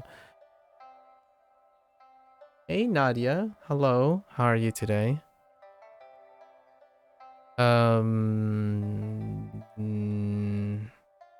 How many we got? 3, 6, 9, 12, 15. What am I doing? Today is review day. It's kind of like a exam day. It's a quiz day. It's like a midterm. Not even a midterm. It's an indefinite term. So we're trying to remember as many things as we can possibly remember from the last 25 days, but specifically the last 25 days. Not to embellish it with anything from the first 50 days. So I'm trying my best to figure stuff out. I don't know off the top of my head, I'm pretty sure this is nakadaka, right? Kudai. Yeah, kudai. No, karai. Sorry, karai.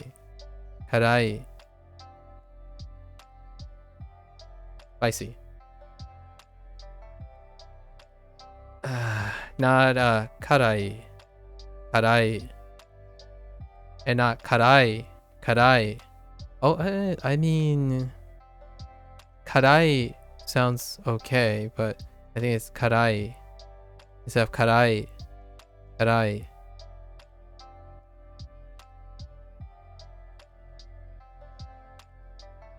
It's nakadaka. Okay.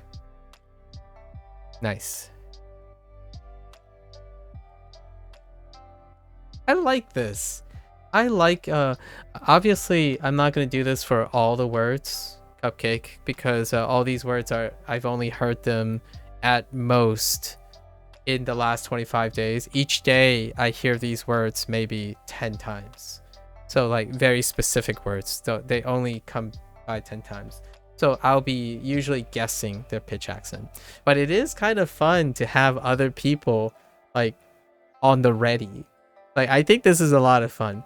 So regardless, most of the time I'm guessing the PAs because I haven't heard a lot of these. The ones that you'll know that I have in dictionary form, all E adjectives are nakadaka. Ooh, that's helpful actually. Okay, I'll keep that in mind. Oh, I'll keep that in mind. Or they are visible. Okay. Or are they viable? Okay.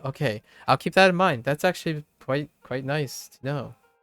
That's quite nice to know. I haven't really gone into like universal patterns or things like that. So all the... Okay.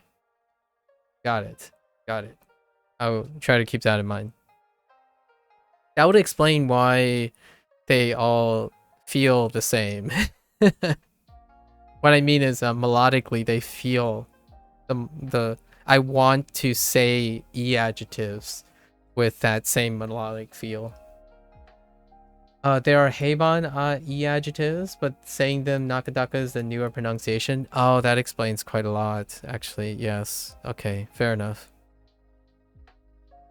Fair enough. Oh, I gotta not forget ebi or ebi. Ebi. Shrimp. I'm not calling you a shrimp, sorry.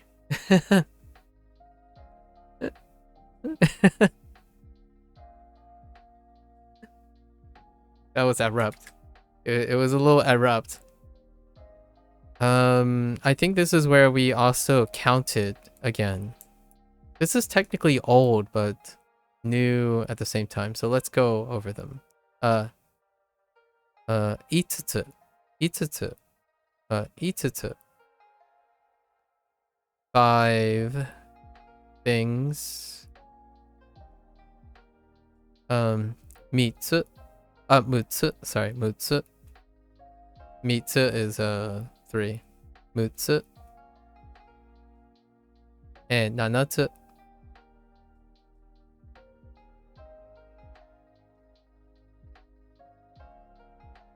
For the ordering thing, right? Like to order stuff.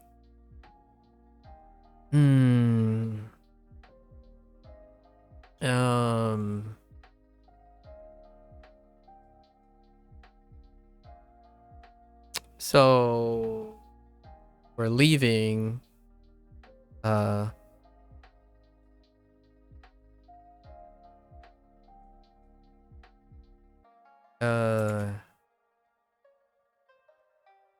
Kaikei, cashier. And the expression zenbude.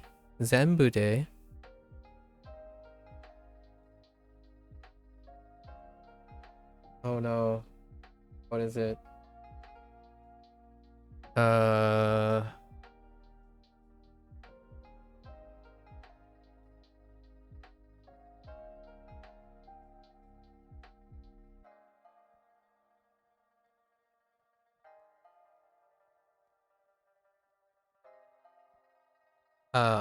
Ochiri. Ochiri. Otsuri. No, otsuri. Sorry, otsuri. That sounds right. Otsuri. Otsuri. Otsuri.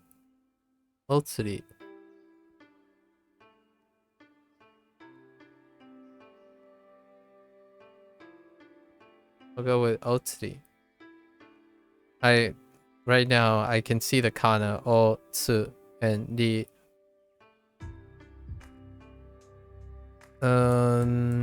yeah.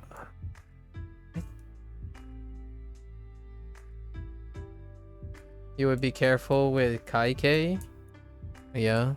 I imagine. I can't be careful of what I don't know, but fair enough.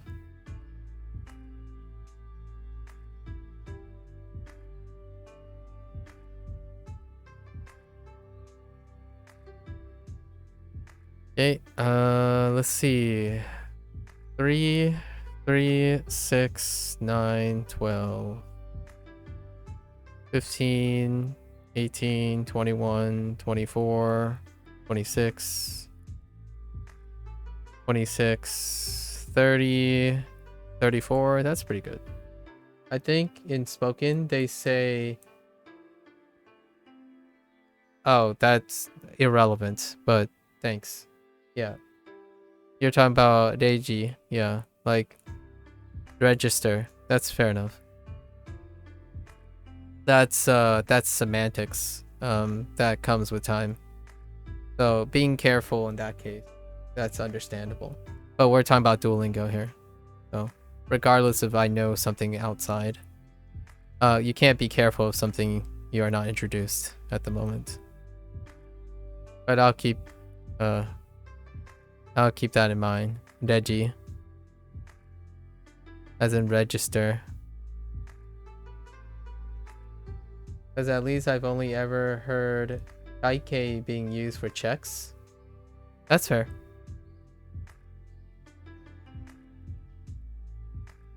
That's fair.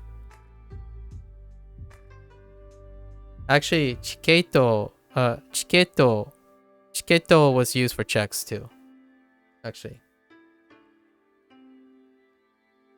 Lots of the new age people use chiketo for checks as well, as opposed to tickets. Yes, I know what you mean. There's no misunderstanding here. Chiketo checks as well, but it can also mean tickets. At least that's what the influencers, the little trendy kids, are saying. Stop using certain things and stop using this and being careful with that and stuff like that. So I'm not too worried. It's fine. It's fine. We'll learn. My answer to whenever someone says be careful, use this, use that, and this, my answer usually is all of the above. Wait, what people say ticket when asking for bills, that's what they say. But it is a replacement for kipu. But hey, I don't know.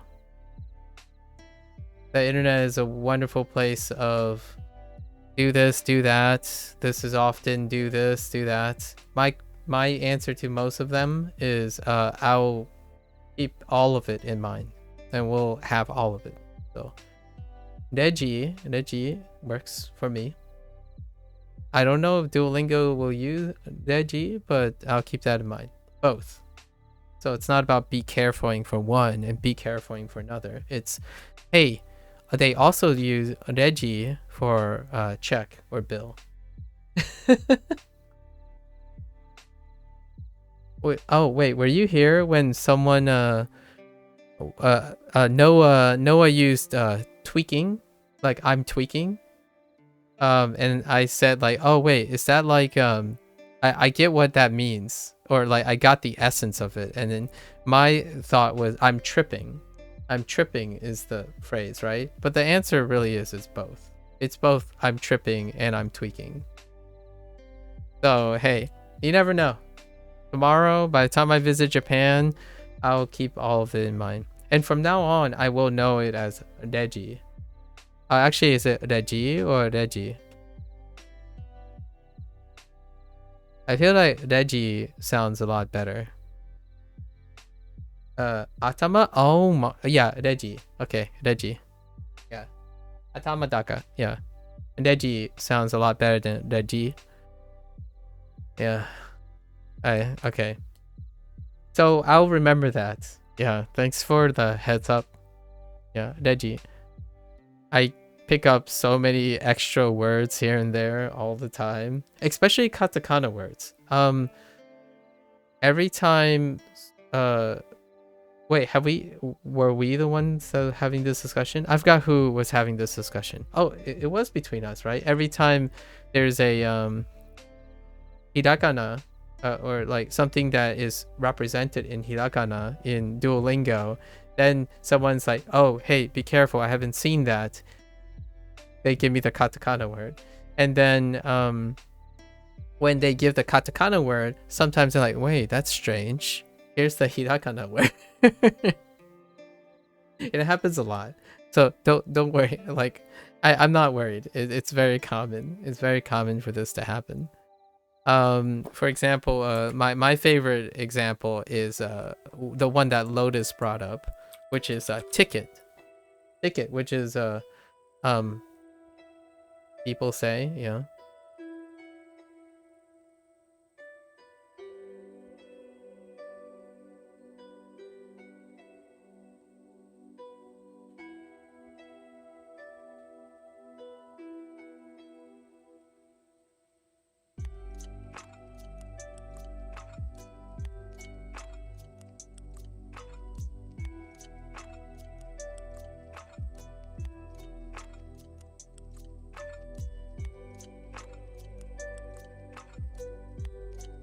It might actually be Cheku.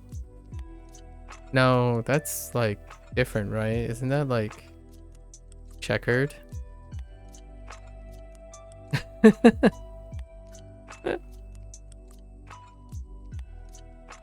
But this ticket though, I'm still waiting for them to pull out Ken.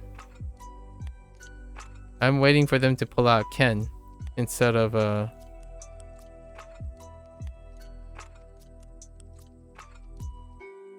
Oh, what did you? Sorry, what did say I what? Oh, okay.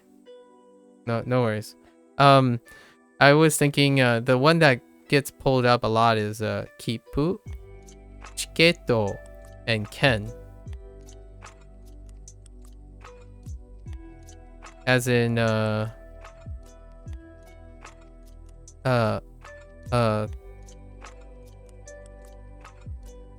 Kokuo Ken, right? Kokuo Ken. I don't know how to say it, but planes and train tickets, but specifically that was the Kokuo Ken, the airplane ticket. However, here it was introduced as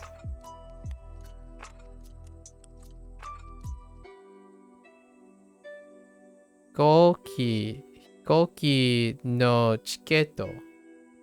Hikoki no chiketo. A plane ticket. Yeah. So Duolingo ended up using hikoki, as in the plane, and then no chiketo, as opposed to kokuoken. Yeah, kokuoken. I don't really actually know how to pronounce it because it came up somewhere else in another discussion. So I don't actually know what it even sounds like. It wasn't even pronounced to me. So I'm just guessing. Yeah, airplane ticket. And then I think it was definitely Lotus. And I was like, wait, but it doesn't say airport. It's not the airport. Airport is Kuko. So they like swapped it up a little as well. It's not the airport ticket, but it's plane. So you have to clarify. All right, go ahead. I mean, like, that's not part of my lexicon, so hopefully you're not clarifying something that I don't actually know, which does happen quite often.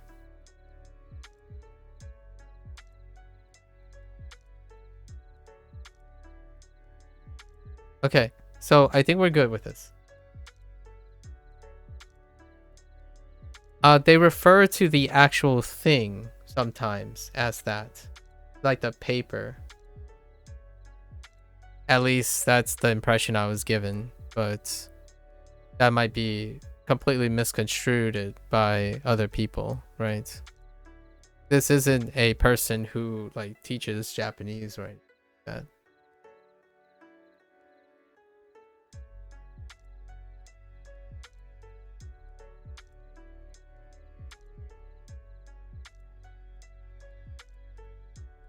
I don't actually know if it's specifically a restaurant thing.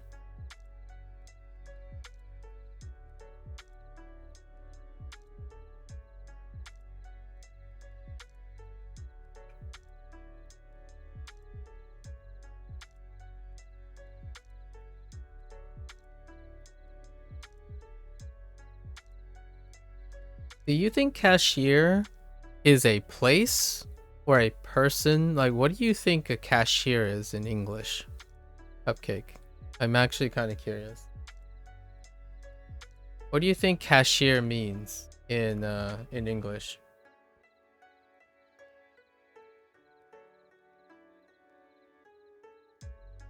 A person? I see. Yeah, a cashier is a place as well.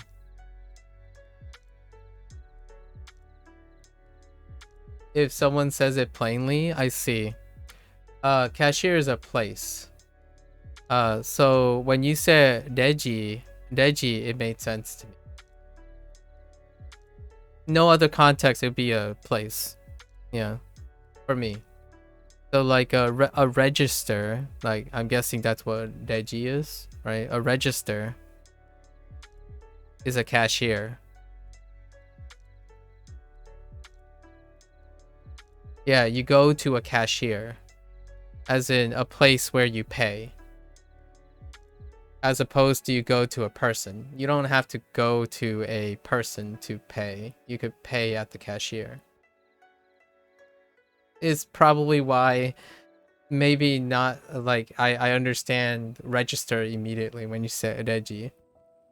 Yeah, you go to a cashier to cash out. Like you can cash out your bill at any vending machine or something. A vending machine or a machine can be a cashier. It doesn't have to be a person. So I really understood you. But you know, most people say cash register as well. The old school way, cash register. So I'm guessing reji came from cash register.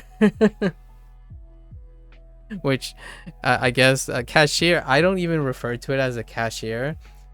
Oh, that's a good question. You know, I haven't ever said that to anyone before. Like, oh yeah, let's go, and usually it would be something like, oh, let's go pay for it, right? Actually the phrase I would use is checkout. That is also the cashier. You could refer to that person as the cashier. Yes. So I'm saying it's both. It's both. It's not exclusive. The meaning is not exclusive. The cashier mans the cashier. Although I prefer the word checkout. The checkout line.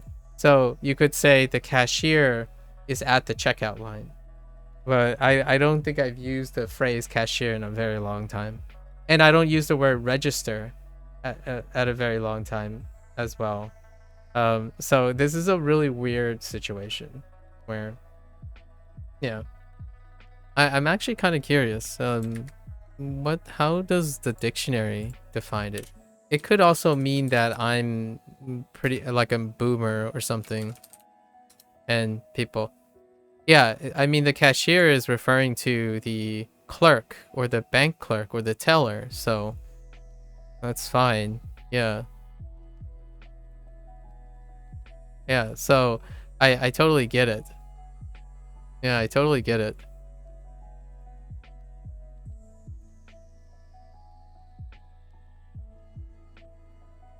Wow, it's not popular. It is not a popular word.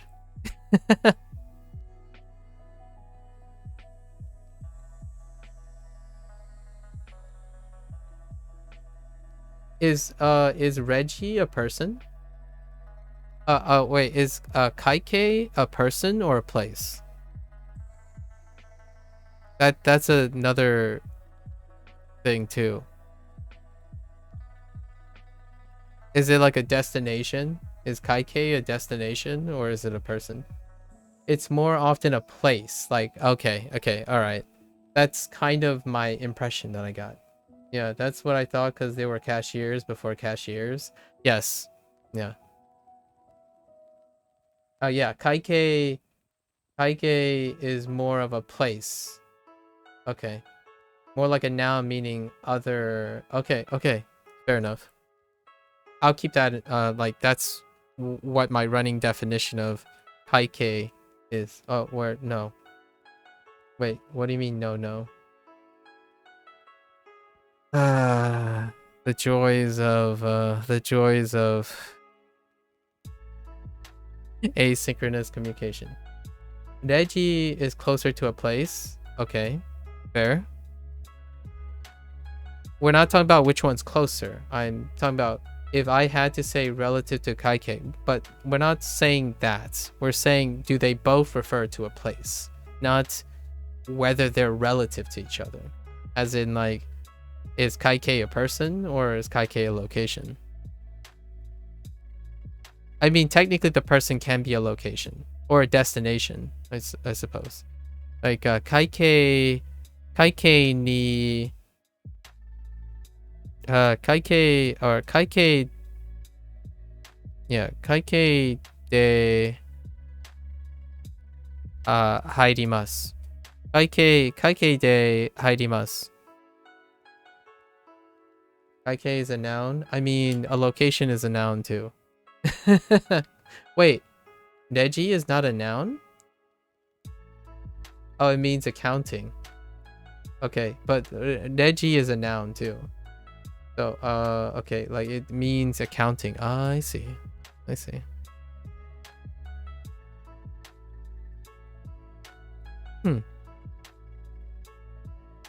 Fair enough. We've talked about this long enough. Neji. Yeah. All right. In accounting, I mean, that seems a little apt for accounting. Oh, I think we're good. I think we're good. So let's move on to like when asking for the bill at restaurants. Yeah, I get it. That's that's that's what this is about. It's about restaurants. So that's why they introduced this term. So it's very, very specifically about restaurants. Okay, so let's see. Let's go to orange, and we're gonna do unit. We gotta squeeze unit 16 in here. What was unit 16? Unit 16. It was college, I think. It was college. College and transit, probably.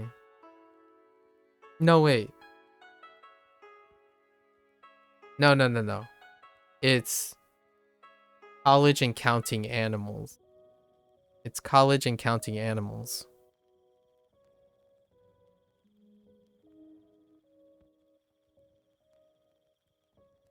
Counting aminals. This is unit 16.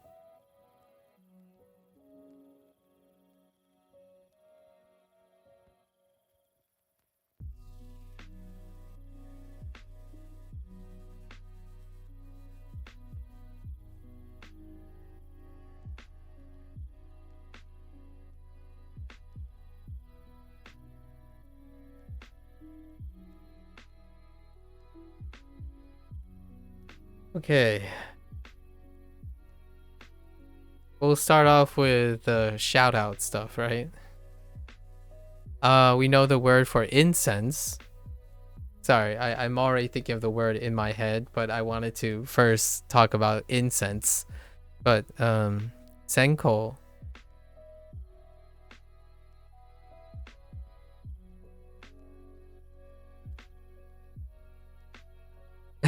Senko.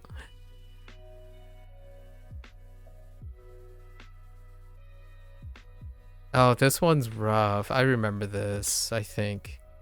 If I had to guess, okay. Let's get the cheap stuff out, right? The cheap stuff. I know this is going to be debatable. It's interpretive, and I've already made my comment about this for many times already. Ichinensei. Ichinensei. Ninensei. Ninensei.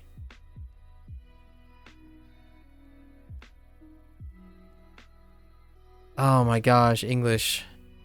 Hard. Okay. Sannensei.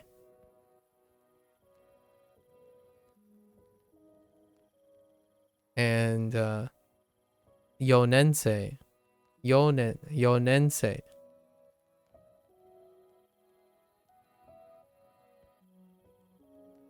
I think it's harder to remember the English thing than the Japanese ones in this case. I don't use this system anymore in my English lexicon too often. I don't use that. I don't use freshman, sophomore, junior, or senior. Oh, and non-nensei. Non-nensei. What school year?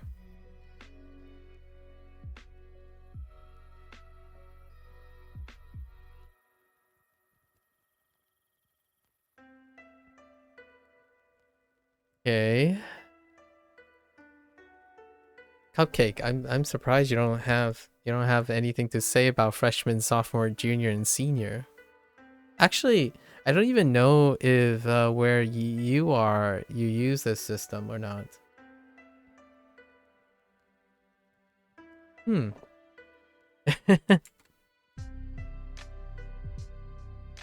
Okay, so in the spirit of incense, you guess? In the spirit of incense, right? Incense. You're in Canada, you don't know? Oh, wait. Wait, you're in Canada and you don't know? I use first year, second year, third year, and fourth year now. I don't usually use freshman, sophomore, junior, and senior. I didn't really comprehend the whole freshman, sophomore, junior, senior thing, even back in high school. You think you use it? Usually we just say first year. Yeah, me too. I honestly think in high school I still use first year, second year, third year, and fourth year when I was a kid. I had to make sense of what freshman, sophomore, junior, and senior meant. And for uni as well. Yeah. Here, people still use freshman, sophomore, junior, and senior. Oh, you use grade X in Canada in high school. Interesting. Very interesting. Okay. Sorry, I had to cough. All right. What subjects have we been given here? Sugaku. Sugaku. Business. Sorry, Cupcake. I kind of want to trigger you and say, businessu. Sorry. Onegashimasu. Like, I was gonna say, please understand, but I don't know what I'm saying. Sorry. Sumimasen. Business. Business. K-12, yeah, K-12, you also use grade X, I see. What, oh yeah. You know what, we might as well throw these, I don't know where I'm gonna throw these later. Okay, so we have Doitsu in this chapter, pretty sure. Doitsu and Deutschko, right? Deutschko.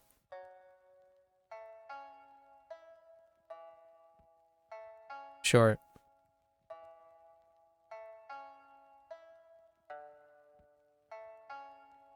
I don't like this one, but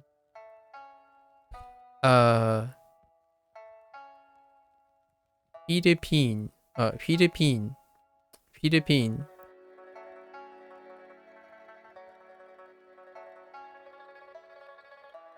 And then I see the katakana. Tadarokuko. Yeah, oh no, it's Takarakuko. Takarakuko. Yeah, Takarakuko.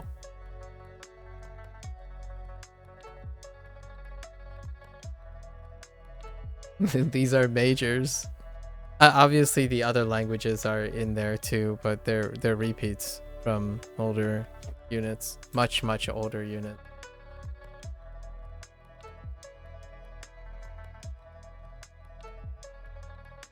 I think Eki was thrown in here as a kanji, but Eki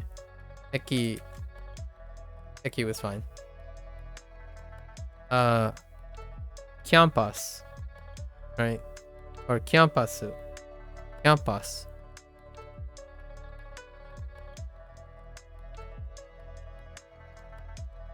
Dio. Kind of introduced as a section, but dorms in this context. Campus. Another part of the school life, college life.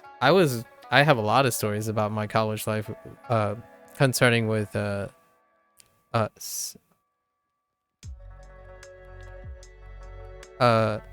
sakuru, sakuru, yeah, sakuru.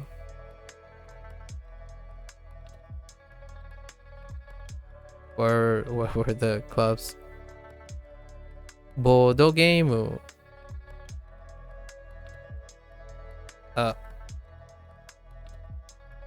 If anyone saw what I just did, they will call me out on my English.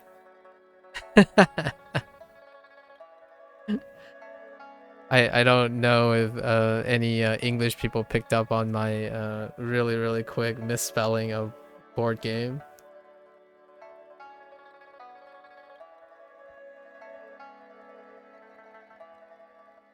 I might as well highlight this. How can I resist talking about English? There's a homophone in board, right?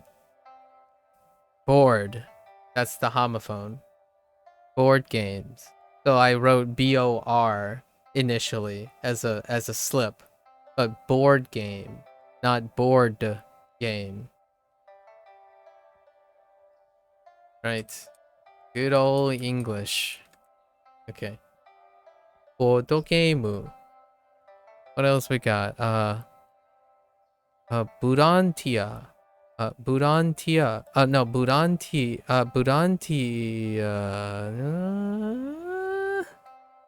Burantia? No, Burantia?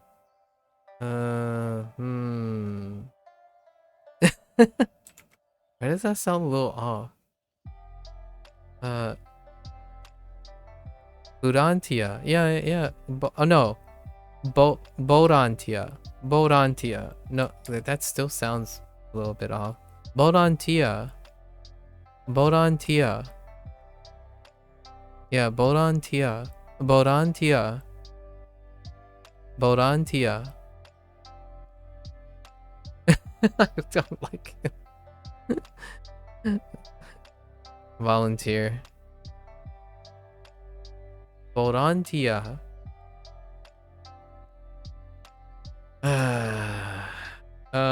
Of course, everyone's favorite club. Chess. Chess.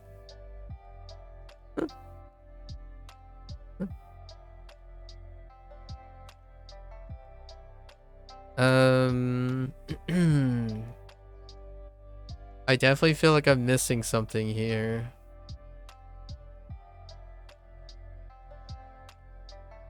Oh, it's Nakadaka? Chess? Or are you talking about Burantia? Yeah, yeah, Borantia. Yeah, Borantia. Borantia. Borantia. Yeah, Borantia. Borantia. Oh, does it drop at all? Or is it Odaka? I'm saying it like Odaka at the moment. Borantia. But I guess it might be Borantia. So, Burantia. Burantia. Interesting. I don't like the word. We're moving on. Why couldn't it just be Odaka? Burantia. Burantia. Burantia. Oh, no, that sounds awful. Never mind. Okay. I'll keep that in mind. Burantia. Burantia. Burantia. No, I keep saying boo. Borantia.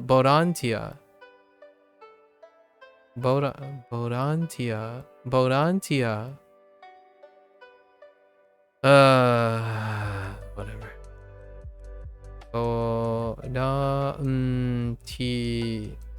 Yeah. Borantia.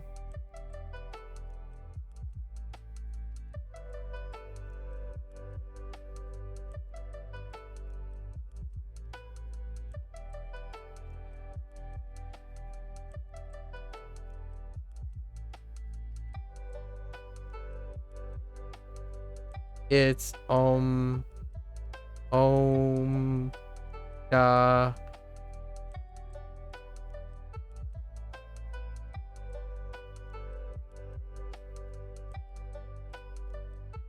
Yeah, I know. I know what it is. Hang on. Let me write it out.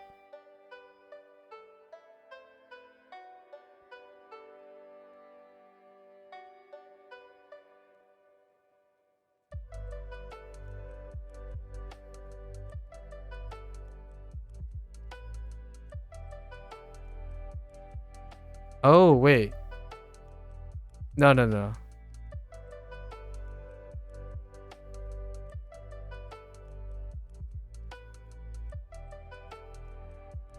Yeah. Bo Bodantia.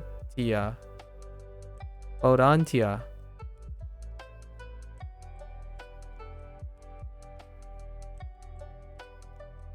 At least that's why I think it is.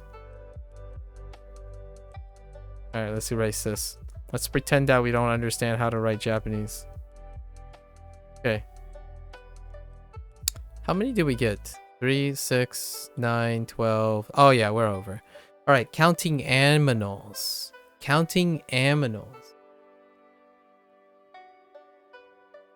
I thought it would be on... Oh, I see. Oh, okay. I see what you mean. On the T? I see. It's 50-50. It's a straight 50-50. I see. Oh, okay. I see what you mean now. We'll just move along and pretend like I don't need to use that word in the future. Out of sight, out of mind. Right under the rug. Okay? It's gonna be our little secret, Cupcake. It's gonna be our little secret. And we're just gonna pretend that word doesn't exist. I'll come back to it after I listen to more samples. Hey, counting aminals. Neko, neko and inu. Chameleon. My voice is getting a little harsh already. I don't even know how to spell chameleon.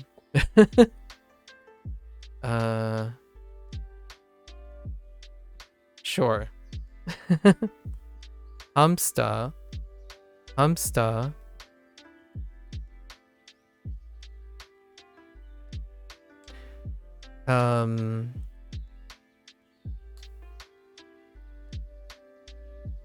Dobutsu. I gotta remember how to say it. Okay.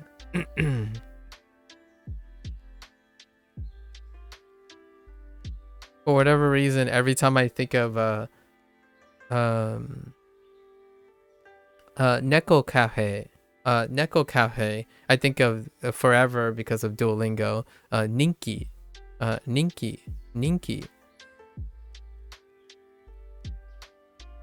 That's how they introduced this phrase. And then what's popular in there? Pancakey. Pretty sure this is where this was introduced.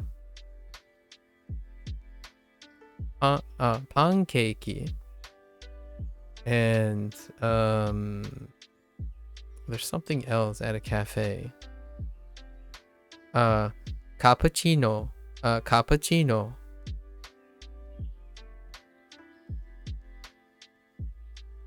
I don't know how to spell cappuccino either.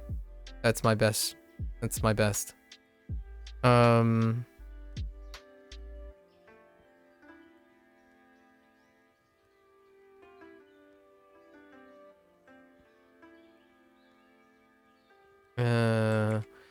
Anything else with animals? They kept talking about animal cafes a lot, and sure enough, I'm definitely into the whole idea of animal cafes. We can describe stuff. Oh, you know what?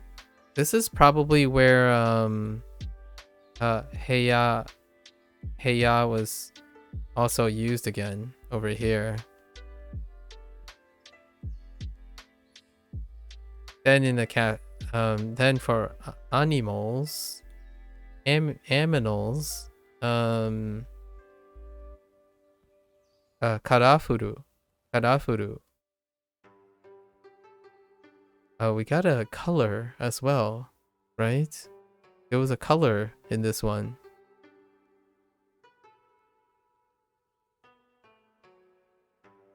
Chairo. Yeah, chairo. This is a no as well. And this is a na.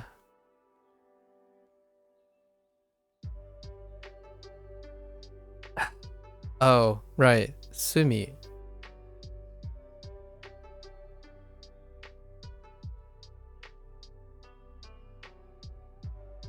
It might be Sumi. No, Sumi. It's Sumi. Sumi.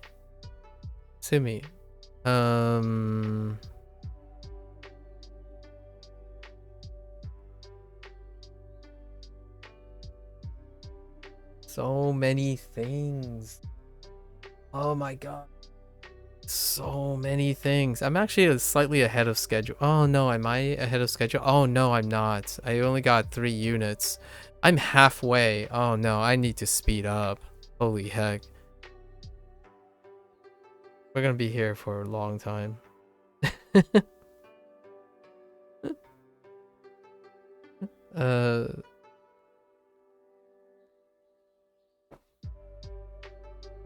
I'm really trying like as fast as I can at this point. And aminals. So aminals, we also got body parts. Kuchi. Mimi. Me.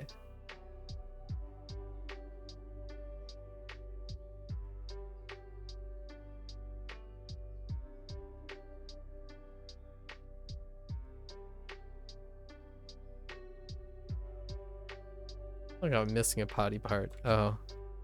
Hana.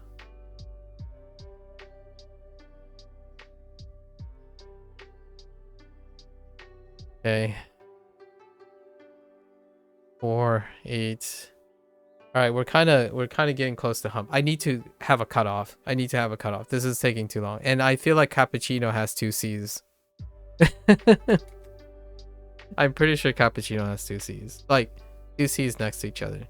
Now that I'm taking a look at that, it doesn't matter.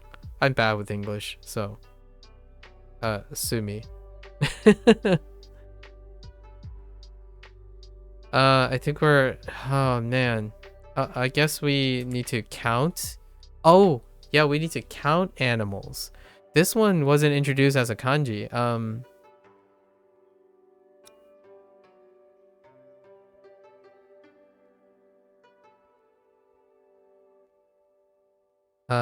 Nanhiki.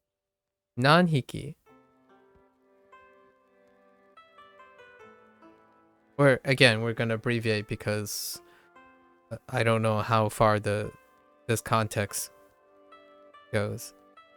Ipiki.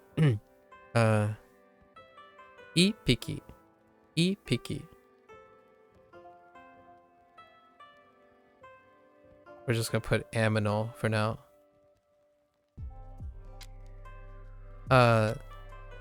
Nihiki.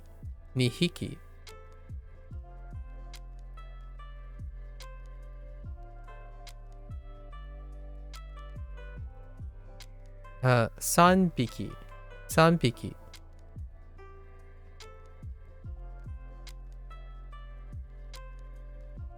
I can't spell 3 either. Yohiki. Oh my gosh, I can't spell 4 either. Okay, that's good enough. We did it. All right, that's 3 units down. 3 units down. Let's get a new color. We'll use pink. The heck is?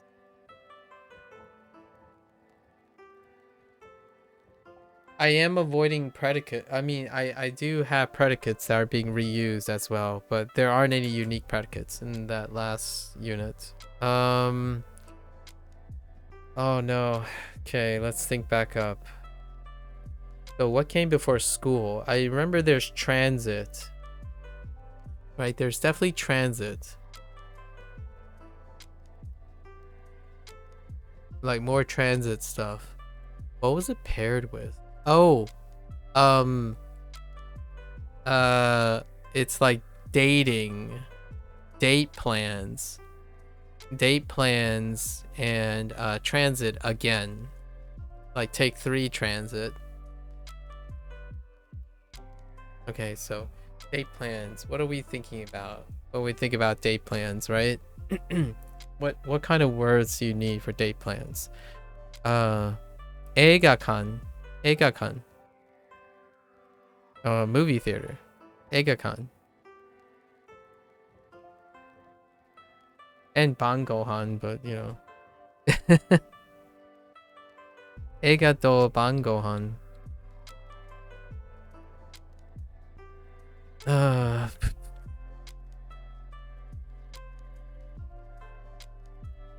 Pretty sure kantoku was thrown in there just because of movies.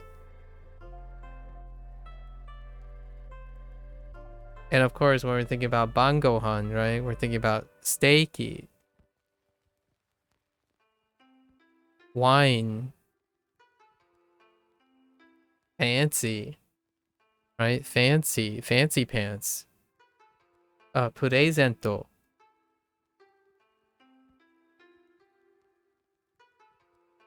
I'm gonna put present in quotes just so it helps other English people out there.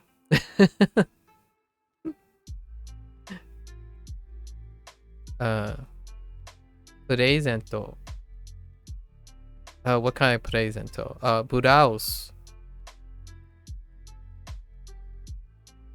Got lots of article stuff, but we're not gonna mention most of them. Like necktie, or oh wait, suits, suits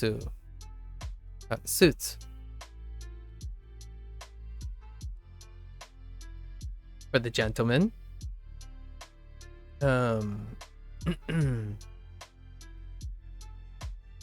Types of gifts, right? Necklace.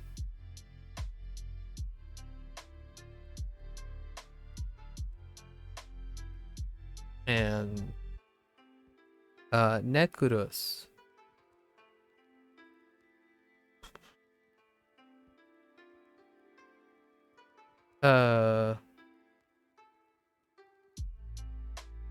Udedoke.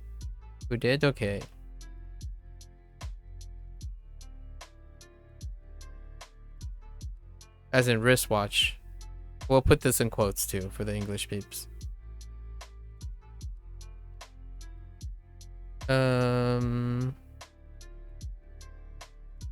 What else can you do? What do you need to know for date plans?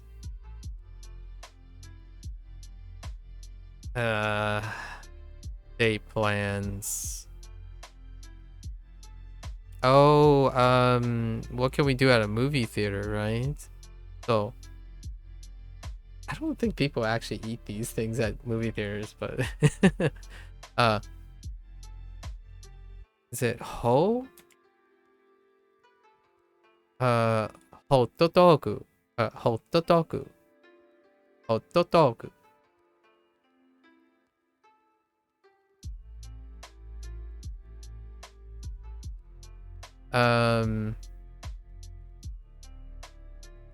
Popcorn.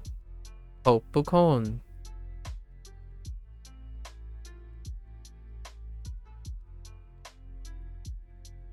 Okay. That covers the movie theater, I think. I think that covers the movie theater.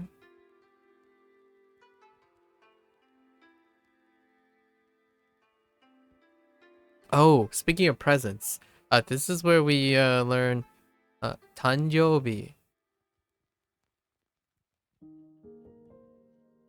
And because we know Tanjobi, we also know Uta. And even this is where they introduce Hito with the kanji, but we already know Hito. Because you want to describe people, like the type of people. When you're thinking about dates, you're always asking about what kind of person or what type of person you're going out on date with and whatnot, like descriptors. So Hito came in to alleviate that. I guess they're using Genki. Genki as lively, right? Genki to describe a person as lively. And we're gonna put this in quotes because of other things too.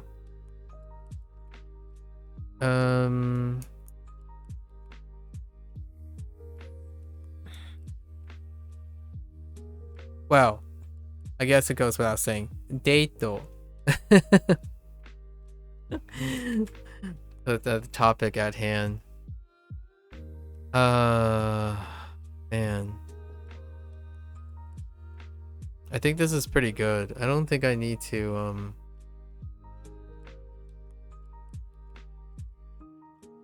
Is that good? 6. We gotta book it. 6:12. What? 6:12, 15? Yeah, we're good. Let's book it. Transit time. Transit. If we get 15, we're moving. Transit. Any new forms of transit? Manoreru.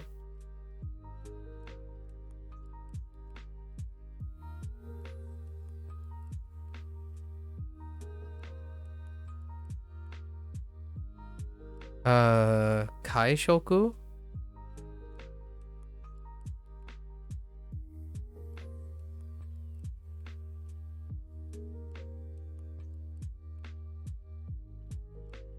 Yeah, Kaisoku? I said sho, didn't I? Kaisoku? Yeah, Kaisoku. That sounds right. Is there anything to describe more transit things that we haven't had? I think Manoreru is the only one. Oh, I remember this. Escalator. Escalator is one that I remember I made the joke. Like escalator is technically a form of form of transportation. I keep forgetting it for the longest time. Much like I keep forgetting elevator because of not really considering it, even though when you're going to a place like a train station or something, you're gonna hit these things, right? You gotta imagine yourself hitting these things. Yeah, Shinkansen. It's within the last time. So Shinkansen is from before, where when they introduce Densha as well, and then they introduce bus, taxi. You know what they didn't introduce? A car. But it's not part of transit technically. No bicycle yet. I'm waiting for bicycle, man. Like what the heck? Where are my bicycles? Although they're talking about paid transit, so it's fair. It's fair. No ships either. So no like boats. We didn't get boats yet. Things that go on water. No water transport. They've covered so many things, but not yet. Oh, I guess these are about it actually. And then now let's think about the transit stuff. They covered many of the transit things like Kaidan, right? The Kaidan and like Homu. Oh wait, is this the one where they did the whole... Oh, they did do this one. This one they did Ichiban Homu. And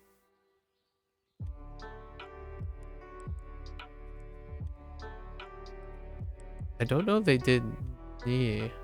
I guess Niban. Wait. No. Oh no. I'm not quite sure about number 2.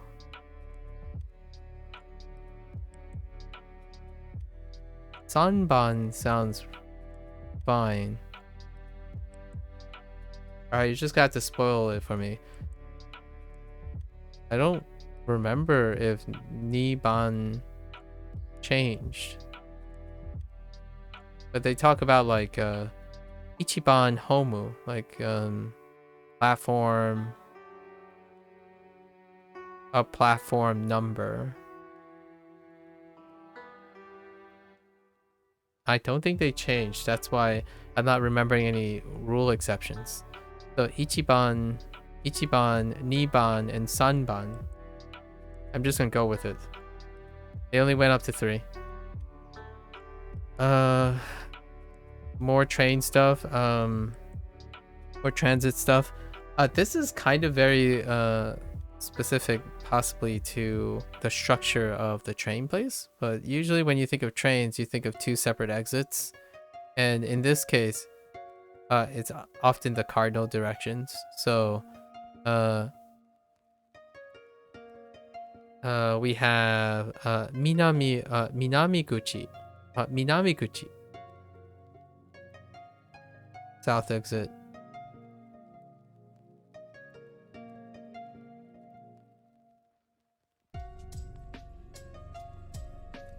And Kitakuchi, right?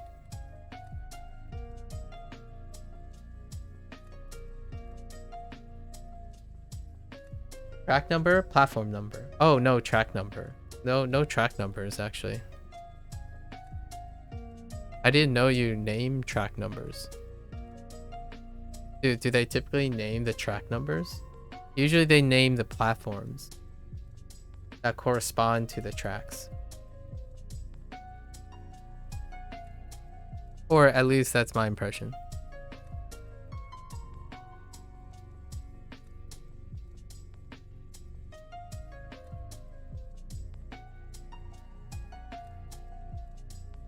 Oh, this is anemic. We need more terms here. This is anemic. We're in trouble now. What else can I Oh, I remember. They were describing trains with this color, which it's okay. I don't usually see trains this color, but orange. Orange. Sorry, orange. Orange. I almost said yeah. And then this is a no. This is a no. You asked me this before. I haven't been to Japan before.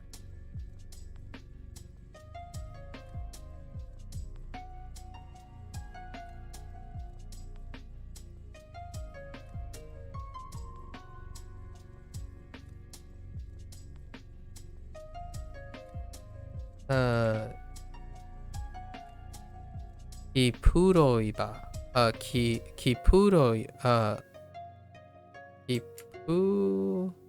Kipuriba. I think Kipuriba. The ticket stand place. Kipuriba.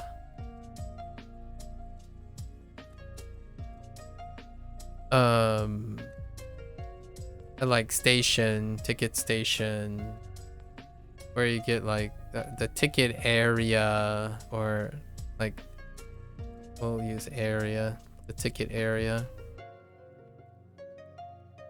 because riba.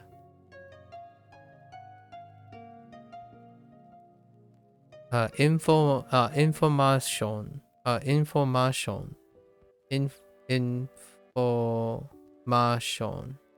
Yeah, information. Wait, information? No, information.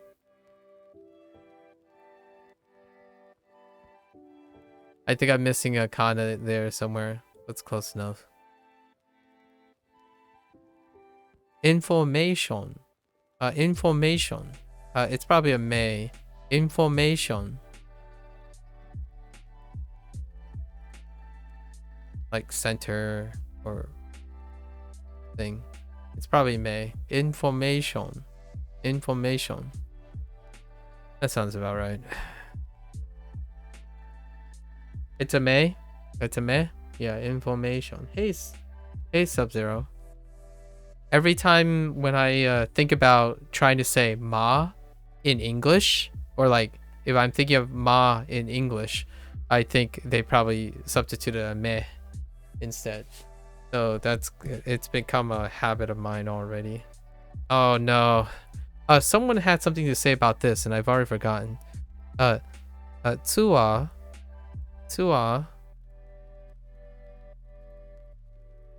Someone had something to say about this too. This word. Tua. I should mark. This is unit 18, 17, 16. This is unit 15, right? 3, 6. That's technically 9, 12. I'm not doing so hot. I'm not doing so hot on this one.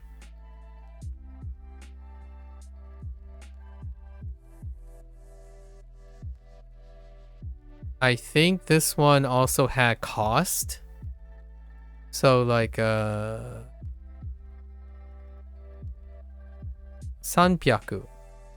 probably 300 and 800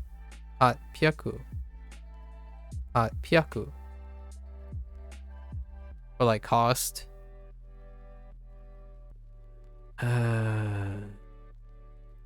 Yeah, I'm digging really deep here. I'm digging really deep for something new.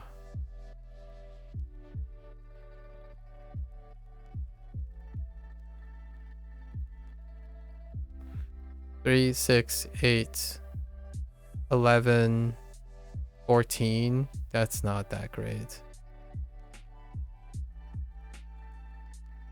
Can I scrounge up like one other thing? Oh, that's right. This is where we use like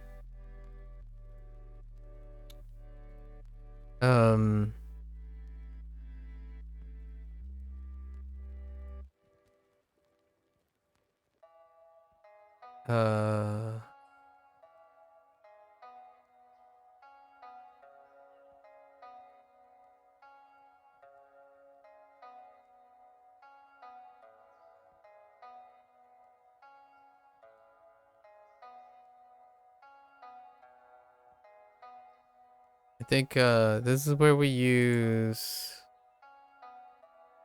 norimas, like norimas, but norimas is a returning thing, and then we used orimas. Yeah, orimas. So like getting on and getting off. And we're gonna put these in quotes. Get on and off. That's good enough. I can't. I don't remember much more than that. I feel like there's so much missing. All right, next one. How are you doing, Sub-Zero? Welcome back.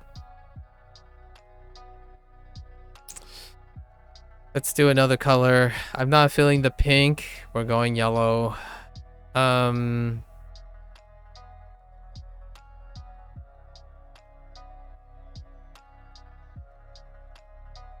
gonna say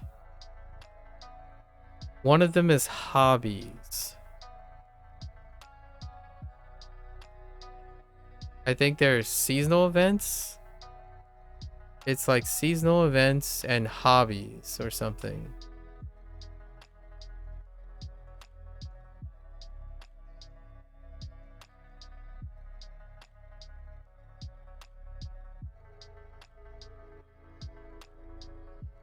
I'm alright. Haven't been able to tune in lately because life really... I'm sorry to hear that. How's everything been going with learning? It's been going alright. It's getting a little tough.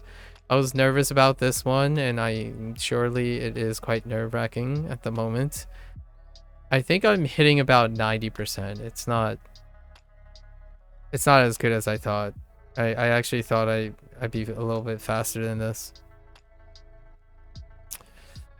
Okay, so if I had to take a jab, it is probably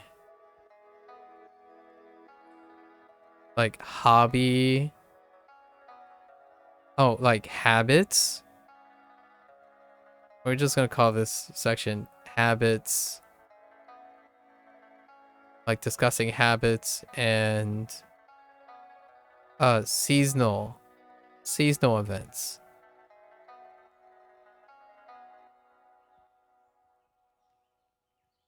I'm sorry to hear that. Are you doing better? Like, is life, are things going all right now?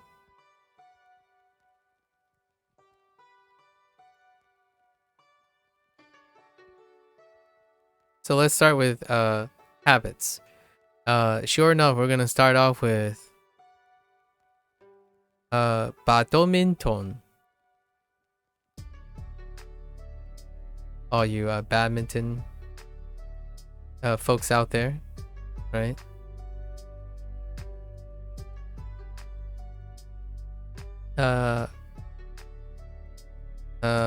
Gakki.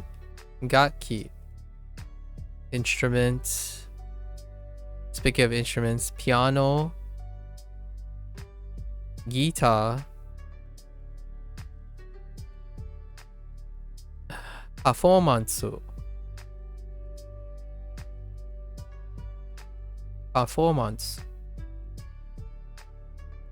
taiko,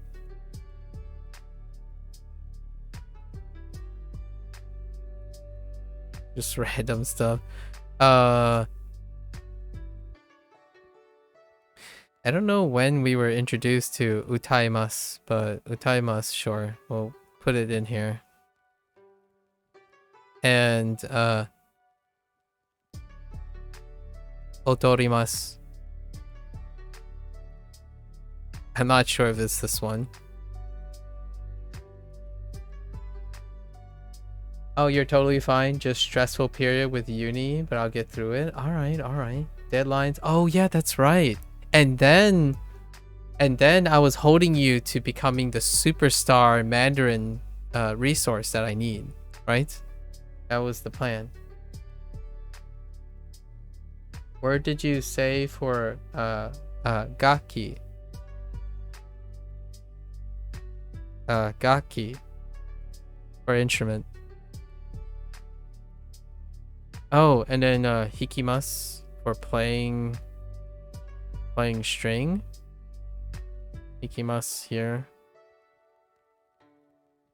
Was gonna apply for some internship this summer, but man, I decided to just chill. All right, and focus on some Chinese. I'm holding you to it. All right. Besides that, I hope the deadlines are, you're crushing out the deadlines.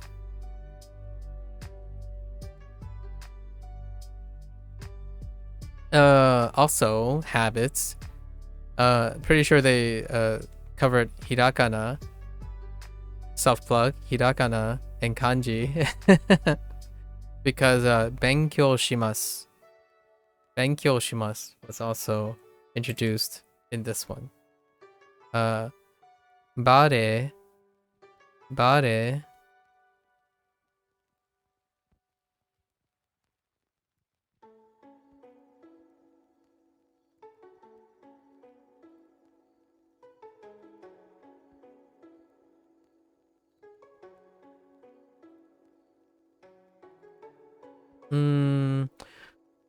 Fashion. Oh, this is where I shout out Lotus. We already got introduced to brogu. No, we haven't actually. Brogu. Brog. And Kiji.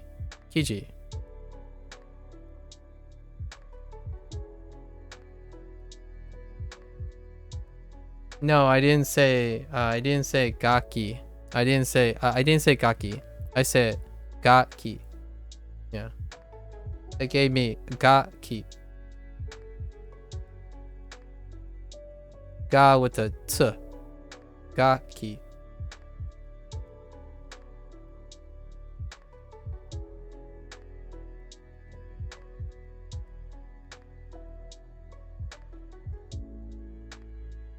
Blog posts, you know, content creator, making videos. What other habits are there? Yeah. Ga ki.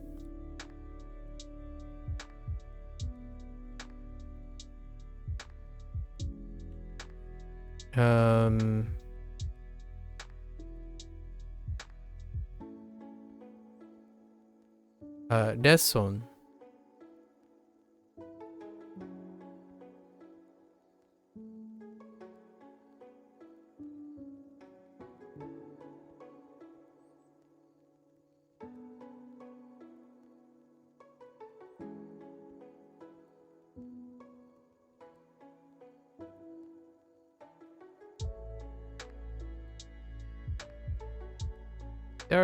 I'm not sure if frequency phrases are introduced. I think they might have introduced konshumatsu.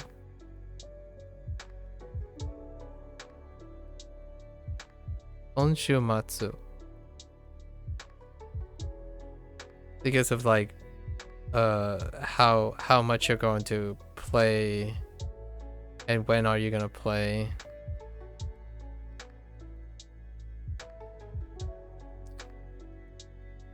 Did we cover 15? 3, 6, 9, 12. I'm doing some cheap ones though. 15, 17, that's good enough. We're moving on to seasonal events. Seasonal events. Oh harder. Hanabi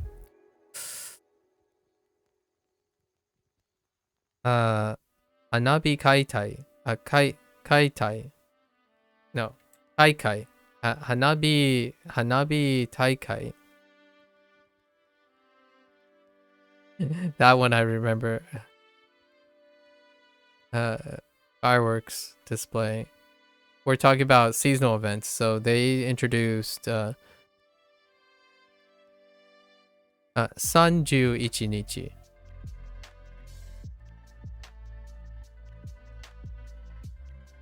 And then this is where 12月.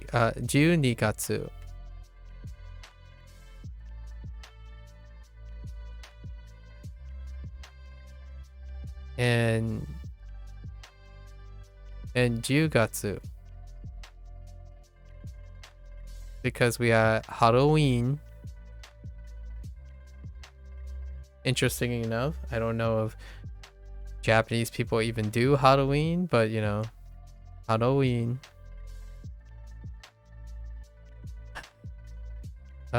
Christmas.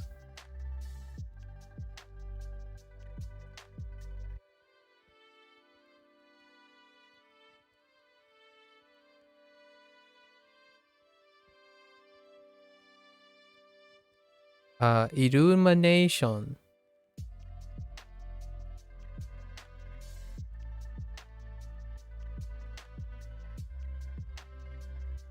Light display. I guess. Pretty sure we learned tabemono in this one. I don't even know where nomimono came, but nomimono is sometime after as well. Probably here. Omatsuri.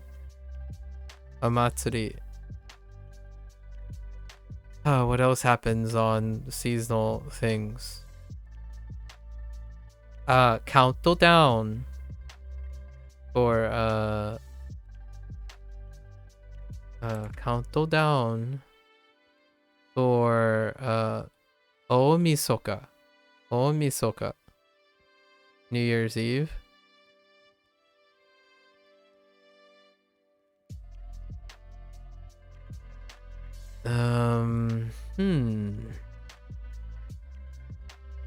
Party.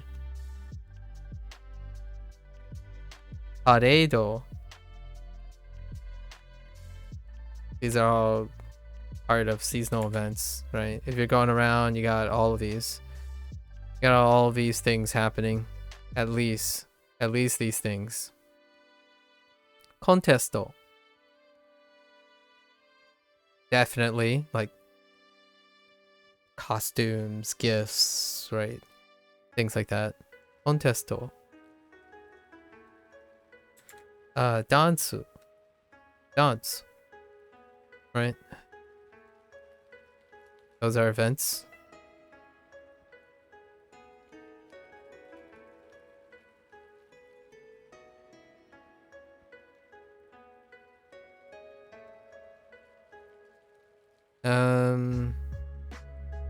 I think is that good enough? Well, let me see. 3, 6, 12, 15. Oh yeah, we're good. We're good. We're gonna squeeze in this side note here. What color are we going with? Let's go to purple again. Let's try like. Actually, let's go to like here. All right. Dang it. Hold up. This was unit 14. So far behind. Oh my gosh, we're so far behind. I'm having a lot of fun. It is a struggle right now, though. I'm running out of topics. I don't actually know other topics. So traveling back.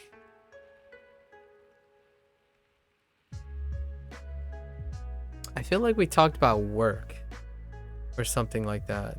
It's work. Work and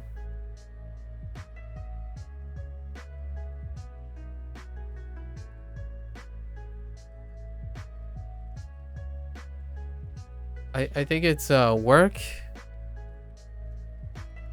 It's like media, something media and work is where I'm thinking there are. Pretty sure this is like unit 13. They might be not accurate at this point. It's going too far back now. Now it's getting rough. 12 and 11 is gonna be a struggle. I don't even know how they're grouped. For media, this one is kind of cheat. Like lots of it is kind of cheat. And what I mean by that is you'll see. CD, DVD, RPG.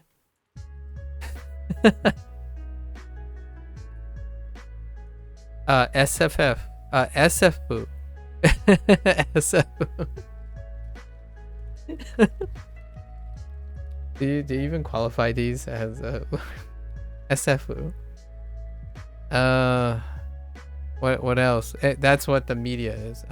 Like bando, arebamu. No, arubamu.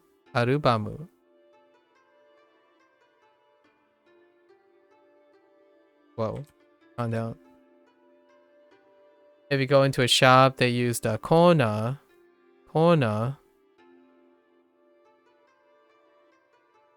Have I considered doing an Anki stream? I have. It'll be really, really far down the line, though. Really, really far down the line.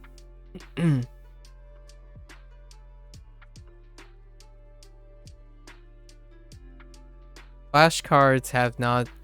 My thoughts on flashcard is I typically have evolved beyond that type of format, but we can definitely go back when we complete the course.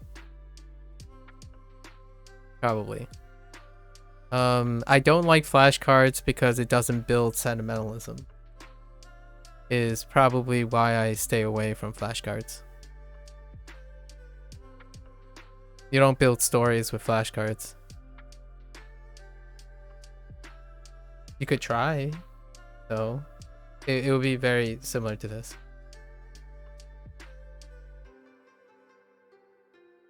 Are there any predicates? Kikimasu. Kaimasu.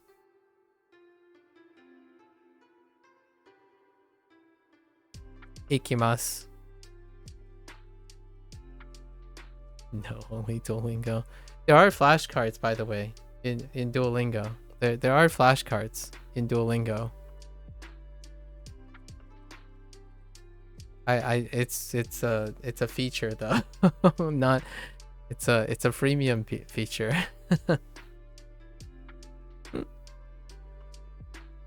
What else? Okay, I need to get back on board. I'm pretty sure Popusu was one. Just standard pop Popes. Oh no, we got like fiction, non-fiction. I think this whole section is pretty much katakana galore. Documentary.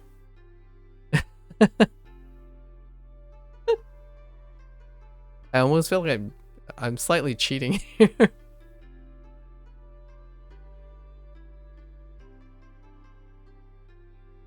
Is there any like they actually do include like half hiragana like stuff, like not borrowed, non-borrowed stuff, but right now I can't get any non-borrowed. Maybe this is one of the units that is largely all borrowed.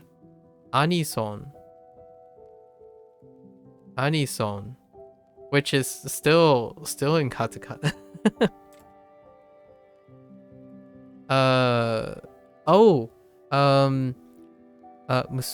Musugashi.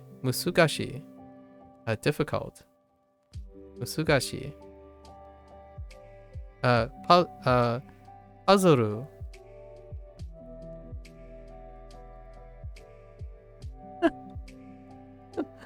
What is that? Like 80% of it?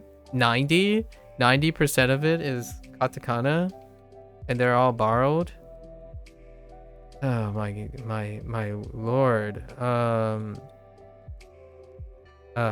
Kado game. It keeps going.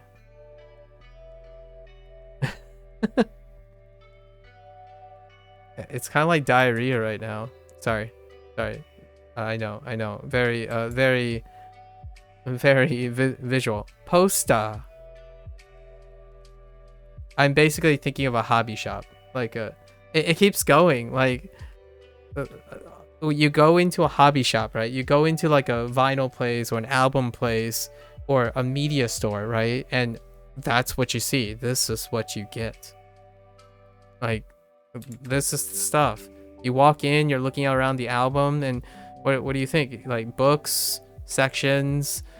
These are the words. I wouldn't really change them too much. Oh, there's a hanashi. Hanashi, because of books, story, hanashi. Actually, what is hanashi? Is it nakadaka?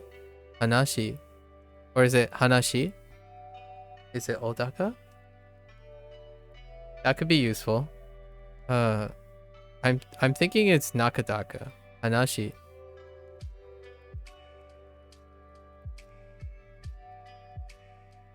Okay. Oh, it's odaka. Hanashi. Okay. Thanks. Hanashi. Okay.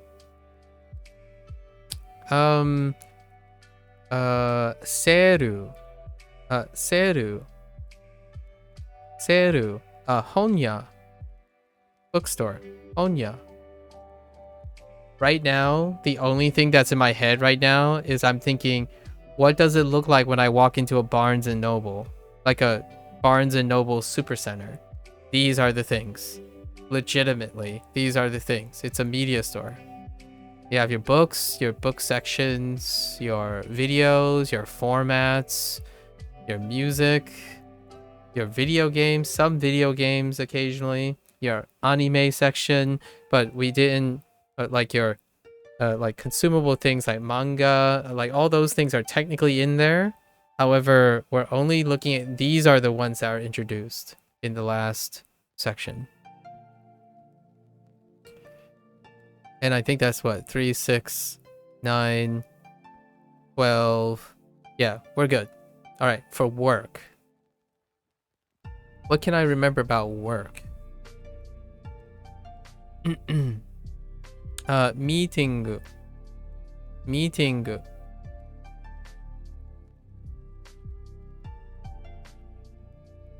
Training. And the katakana continues. Present.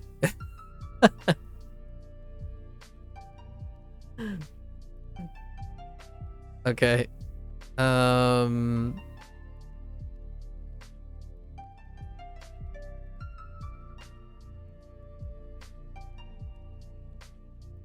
Wait, I'm actually kind of... I don't know if it's in this section.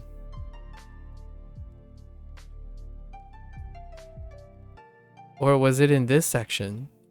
Oh no, I don't remember the other units anymore. Like, I don't remember unit 12 or 11. I don't know where they're at because somewhere there's also like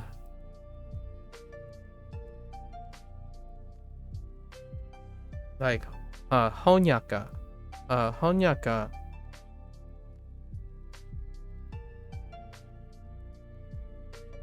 I just thought of a couple. I don't know where they are at the moment. Fine. I think this is where we learned about kara, technically kara and made, because of client, you know, meetings and training and presentations have time, so that's where they introduce kara and made. Kara and made. What else can you do at work?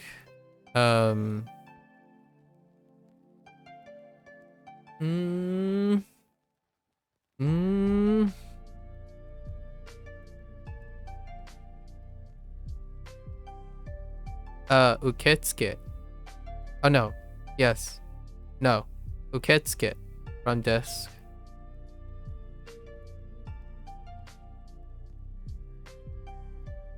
Kaisha.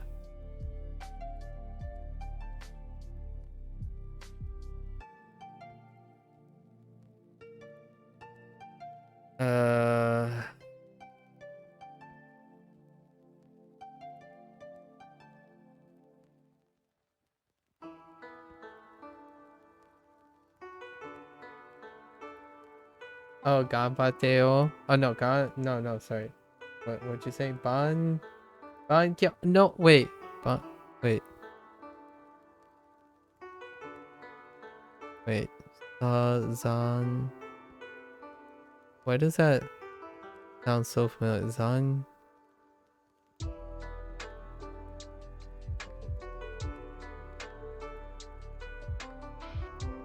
I don't know what that is. I'm drawing a blank. I'm drawing a blank cupcake. Overtime. Oh, overtime. That's cool. Wait. Overtime. Oh, that's such a deep cut. That's such a deep cut into Japanese culture when it comes to company workers. Like kaishain, you know, like, oh man. We didn't learn overtime, but that's rough. wait. Zangyo. Oh my gosh, Zangyo. That sounds rough. You hit a little too hard there. I think this is the one where we learned about building floor things again. So nankai, like what floor, because meetings are at different floors. So then we were introduced to ikai, nikai.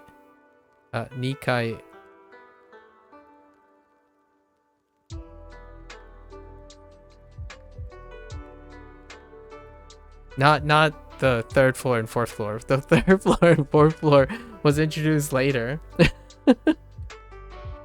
They stopped at first and second floor.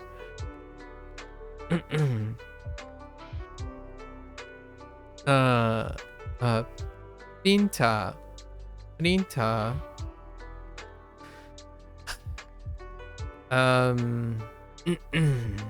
Oh, there's something unrelated. Sort of unrelated.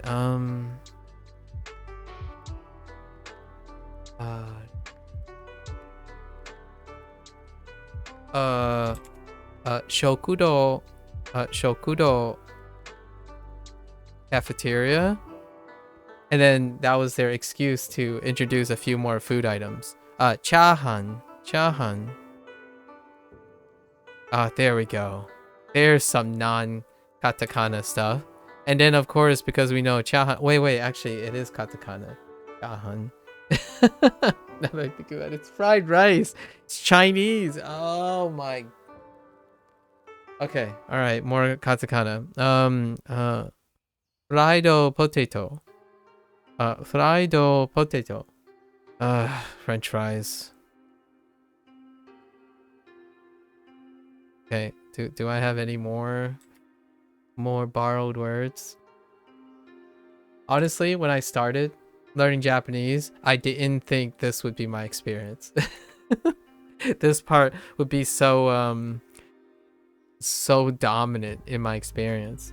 Speaking of katakana, pasokon. Okay.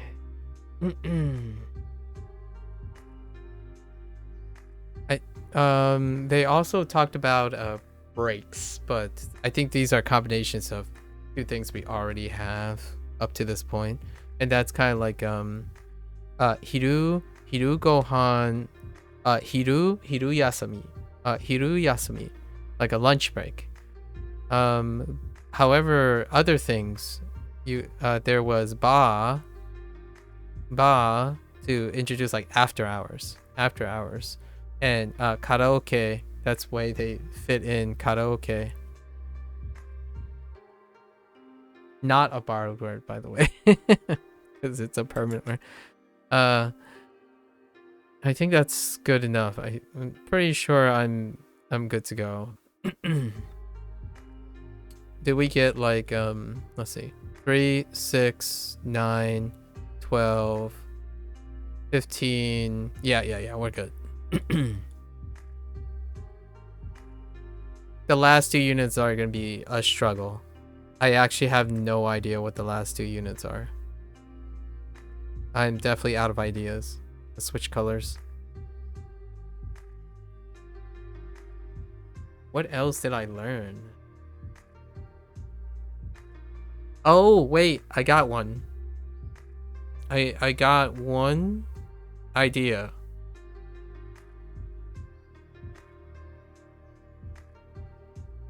Okay, there's a bunch of things. I'm gonna call them like...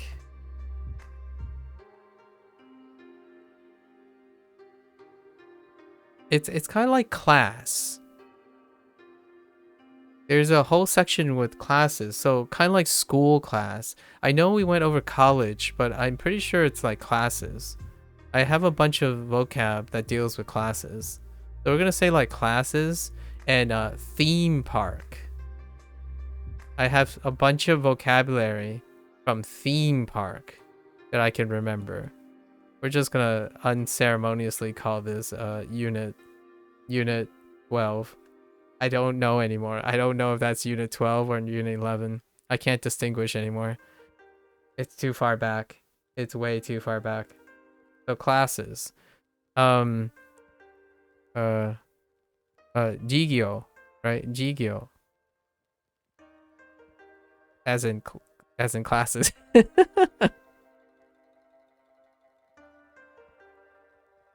Oh no. I don't... Oh no. Can I pull... Is it possible?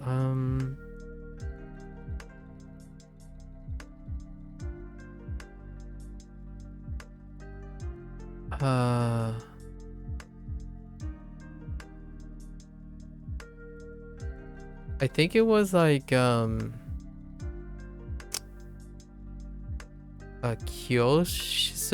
shisu, Kyoshisu, shitsu, Kyoshisu, or something. This one's loose. I think it's like Kyoshisu.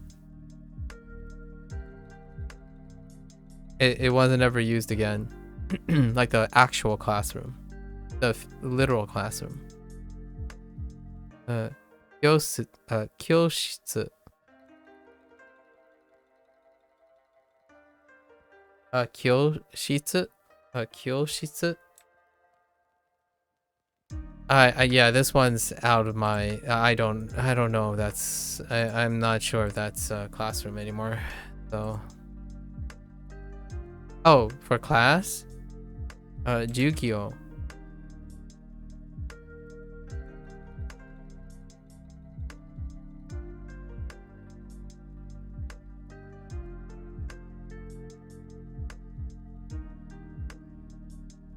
Let me guess. They use class because someone already said class. Kuras. Before. Instead of Jugyo.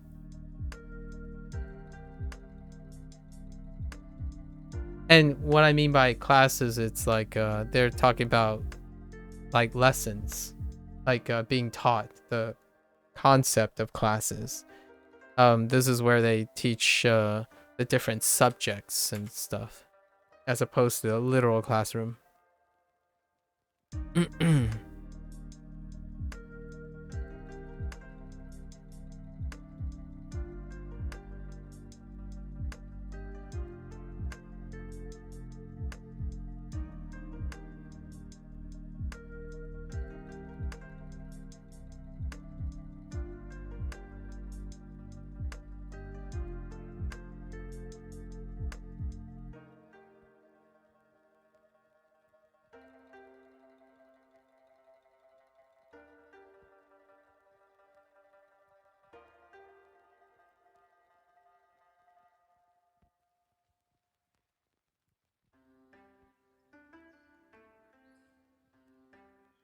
Oh man.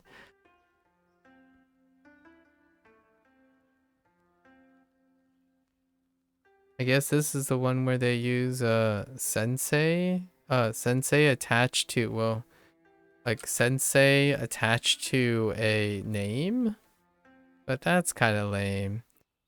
And now I don't remember much because like Smisu is just a name. I remember this. I was making light of this. Smisu.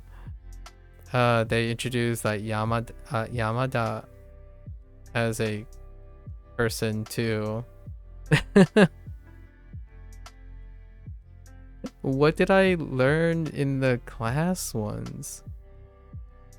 Shichimon. Shichimon question.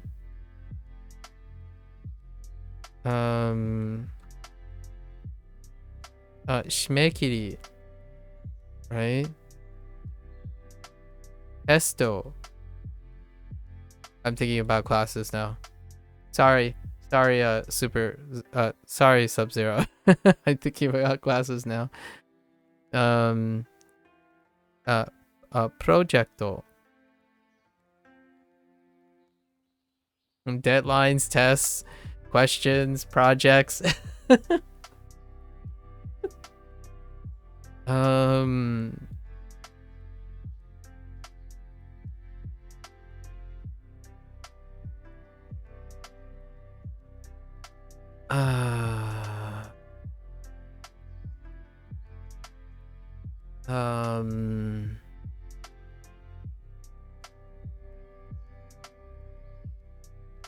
I'm sorry to hear that. You'll survive. I trust.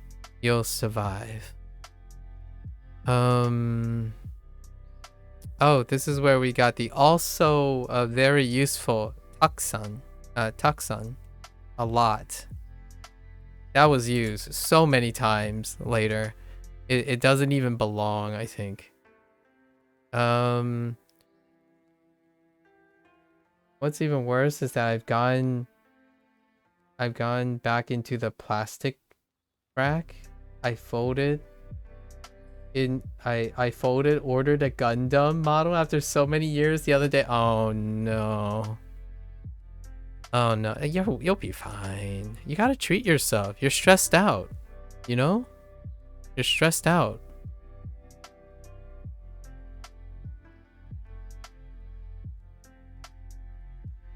I don't know where to put this, but I don't think it's just classes. I think this is more like, you know, I think this is more like work. This might actually be the work thing. So like classes is considered a work thing. So like I'm thinking of words that I like. Jimu. I know that sounds like it's not work, but Jimu. I'm thinking like manager. Manager? Managia? No.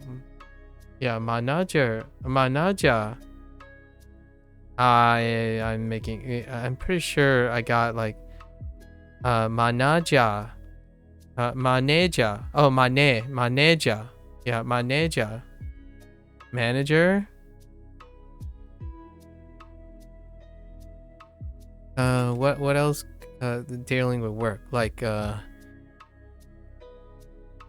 dorio, co-workers. Dorio, G show, right? G show.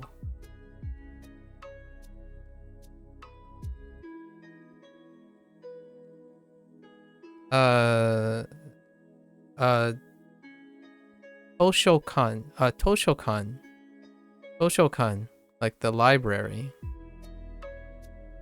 because of G show.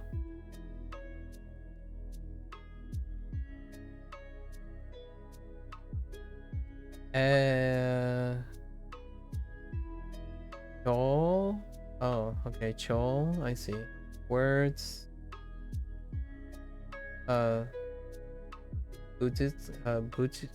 Bucho. Aicho. Interesting. Okay. There's a lot of. I see. There's a lot of. Yeah.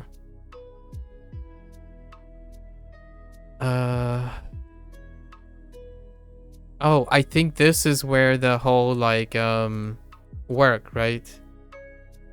Like manager. Yeah.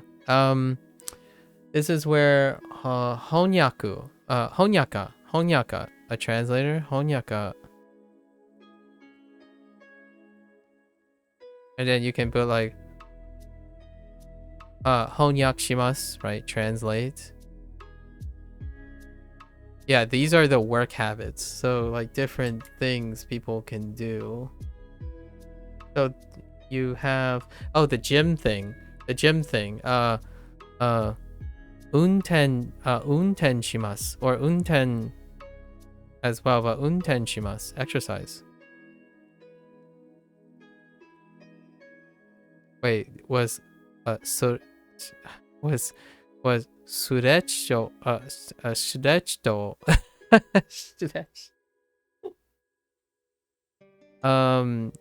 I don't know how that works. Sutera, no. Surechi.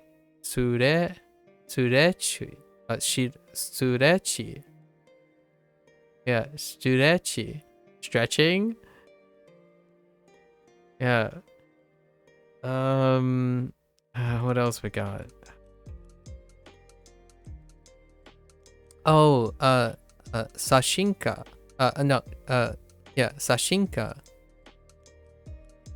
Photographer.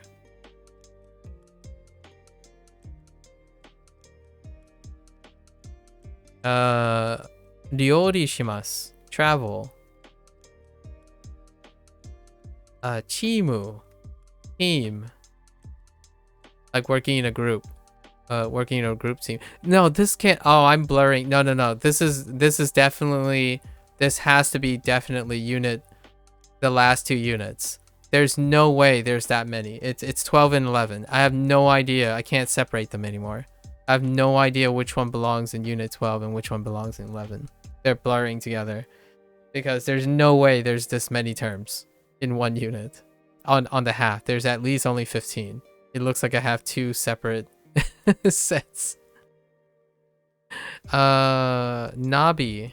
I remember Nabi because they try to fist in Bendy from a previous unit. Yeah. So there's no way. Like untenshu, driver. And then that's where they introduced araimasu, wash, because of Indy's favorite phrase about why do we need to know if taxi drivers wash their own, if they wash taxis, or bus drivers wash buses. Man, yeah, no, yeah, I don't know, it's too blurred now. So we're just gonna throw all of these in now. Camera. I don't know. We'll just say sashin. Or not picture, but photograph, photo. Sashin. It's good. We're unhinged now. It's over. It's unhinged. Everything's gone super unhinged.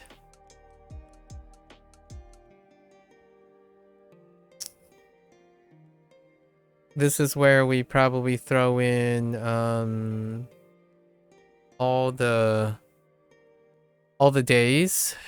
So let's just, we already went over all the days though. The only 2 days that were new up to this point, that was old up to this point, was Doyobi and Nichiyobi, and maybe Kinyobi. Then somewhere along the line, right, we had Getsuyobi, Kayobi, Suiyobi,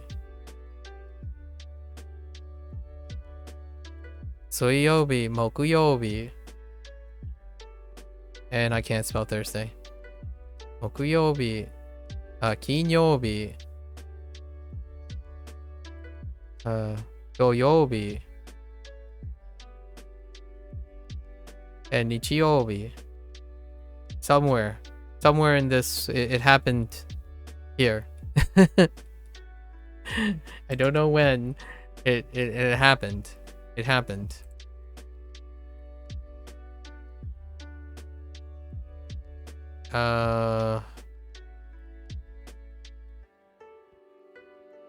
Okay, I think we can do the theme park thing. I still remember theme park. I think I still remember theme park. So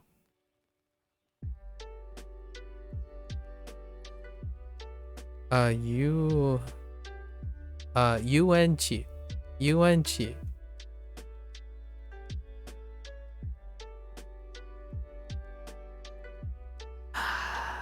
Akuputsukan.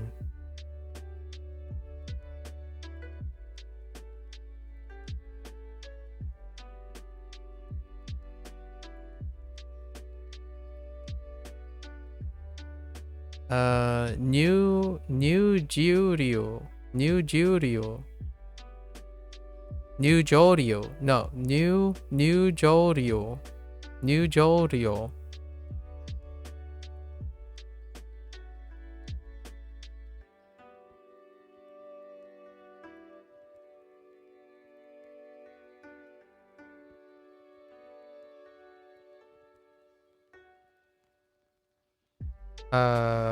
Atona, and Kodomo. I'm thinking of entering a theme park, right? Which I would love to go to. If I visit Japan, I would definitely go to at least Djibri's place, attraction. Oh, attraction.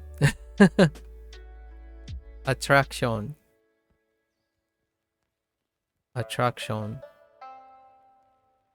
Character.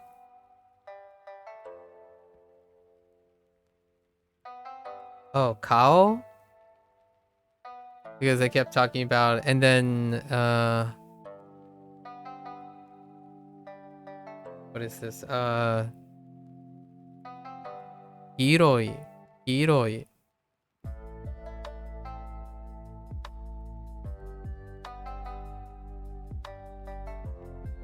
Wait, is this the place where we learned? Oh yeah, go-kato. Go-kato. Wait, I'm not sure if it's one. I think it's go-kato. Yeah, go-kato. And go is held. And then jet coaster.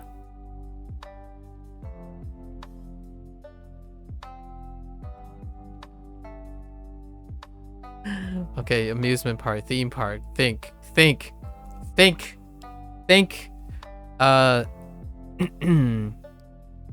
Chocominto. Immediately start thinking about food. Oh. And then immediately write it in the same order.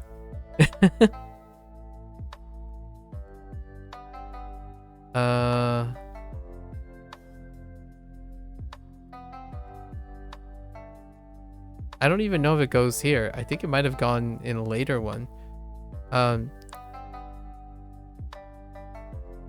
Choco banana.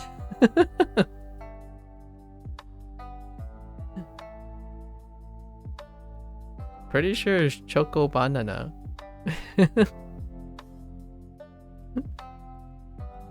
I mean, I wouldn't mind one right now. So we got kiroi, mint chocolate chip, vanilla,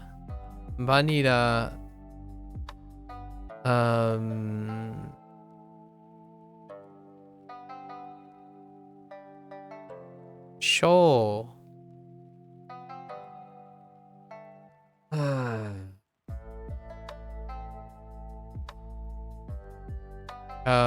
Oh, this is the pretty much the random time to introduce this, but kawaii.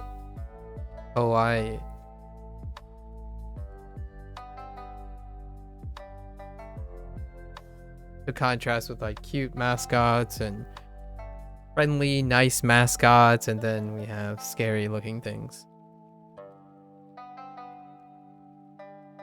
Pretty sure because of the admission fees we learned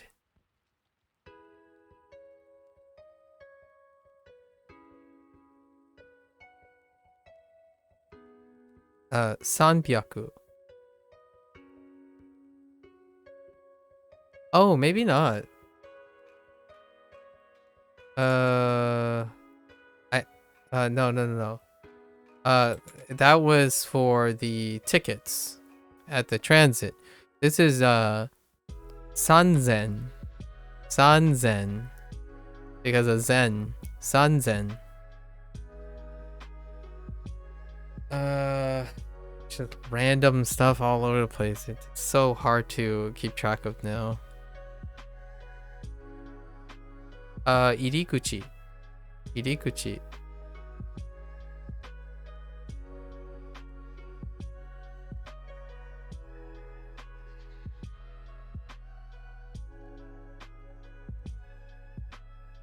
I think that's good enough for themes, right? 3, 6, 9, 12, 15. Ah, yeah, that's good.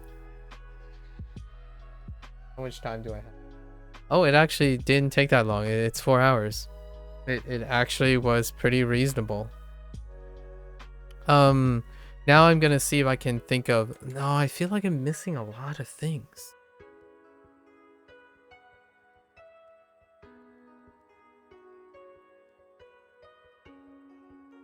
I'm missing so much. But I don't know if it's part of the 25. Okay, let's say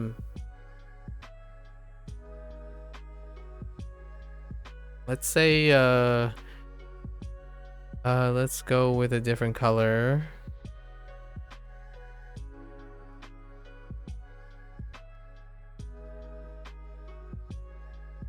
Go to like here. We're gonna put it in miscellaneous because I have no idea. Once again, miscellaneous. Random words that I can think of. Butaniku.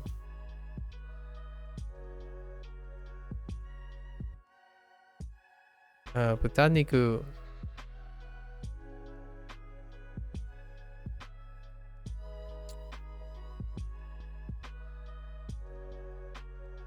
Koda. Oh no, I'm pretty sure this is from before.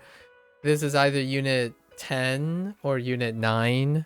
So we'll do a little bit. We'll do a little bit of a flex. Shio. Oops. Suck.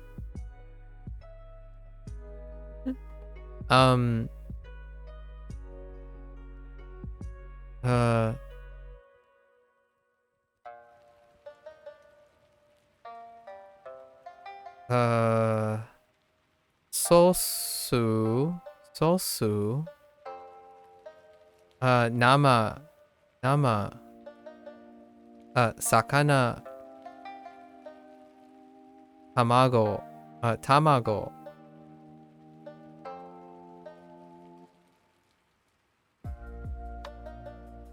Doufu. We gotta at least include food to some extent, right? Food has to end up somewhere, right? Shobai. Shobai. I think. Shobai, yeah. Shobai. Biru. Biru. Not to. We have to. It's distinguished from biru. Biru.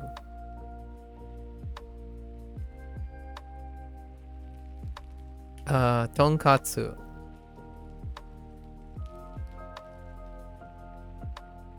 I just remember. Why do I remember food? I think that was the unit before. Pretty sure. Gyudon. Gyudon. Gyudon.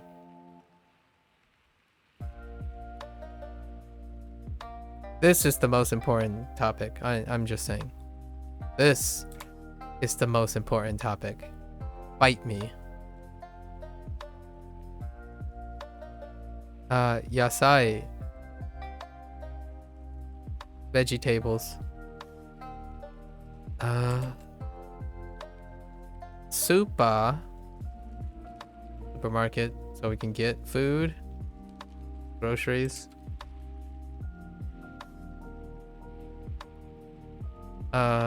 More flavor. Maybe chocolate. Cupcake. Oh no, I'm pretty sure. Yeah. This is starting to sound familiar. Donatsu or something like that. It's the same unit with all the pastries and whatnot. This is going back to the old stuff. I like cheesecake. Right. Yeah, this is coming back.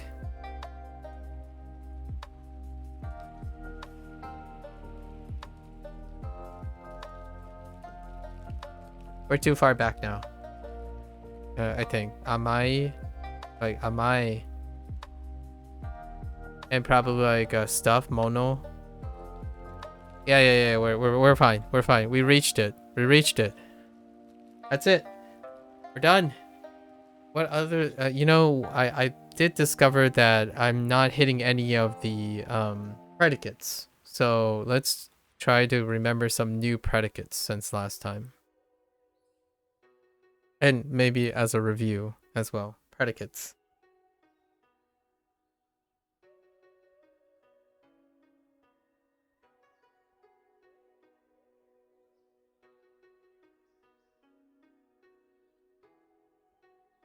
Hajimarimasu.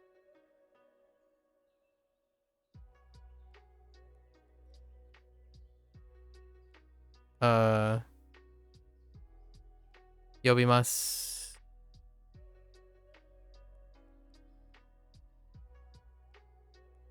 Yoyakushimasu.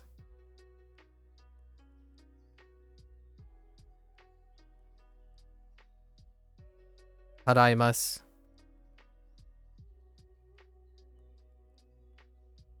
Orimasu.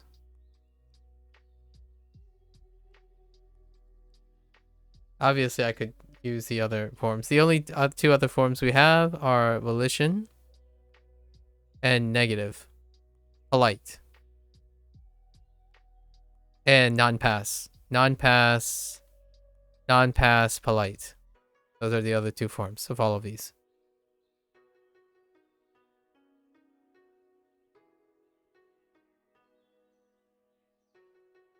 Onyakushimasu, right? We just did that over there. All like the newer ones.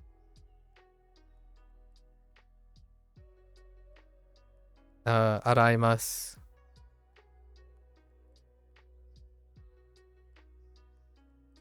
Tagashimasu.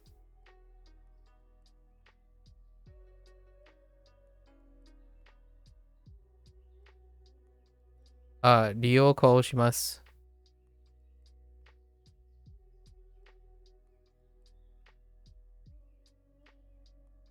I guess benkyou shimasu. That's a surus.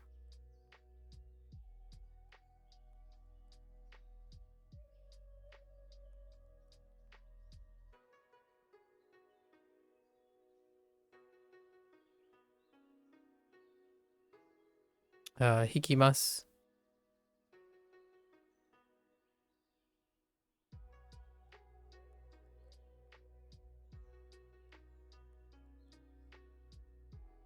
Did things get quieter all of a sudden? Can I accidentally make things quieter all of a sudden? Weird.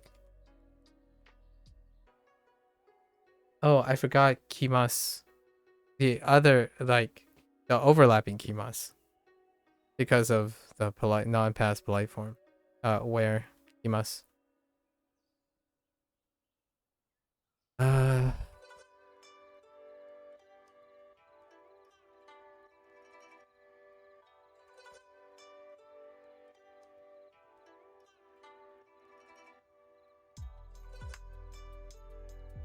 Odorimasu.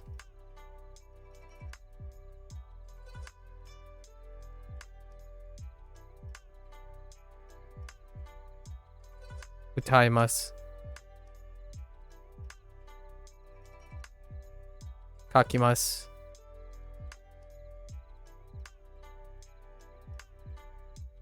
Aimasu.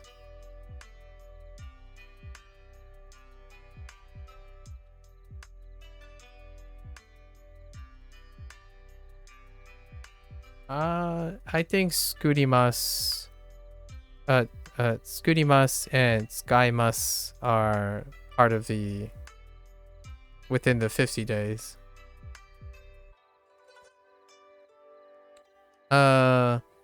Machimasu, possibly Machimasu. I think that might be part of the last one. It's probably part of the last group.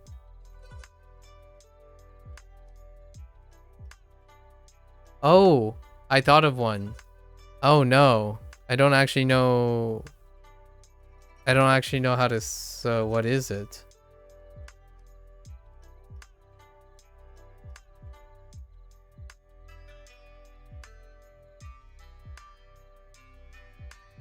Yeah, I have no idea. It's a pseudo. Pretty sure it's a pseudo. Alright, someone's gonna have to tell me this one. Wait. Maybe I can pull it up. Oh, wait.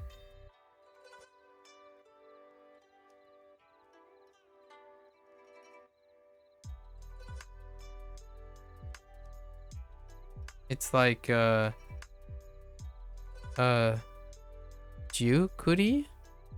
Shimasu?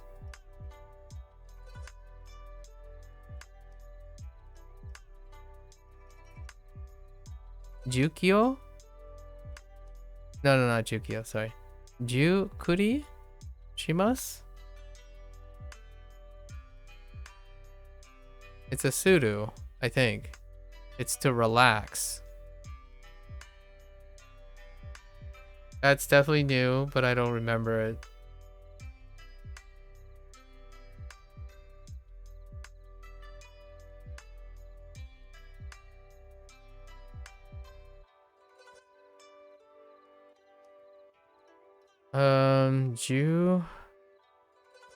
Jukuri,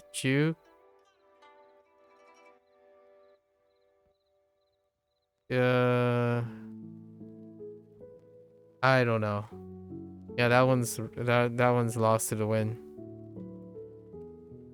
I almost feel like it starts with like a all I can picture right now is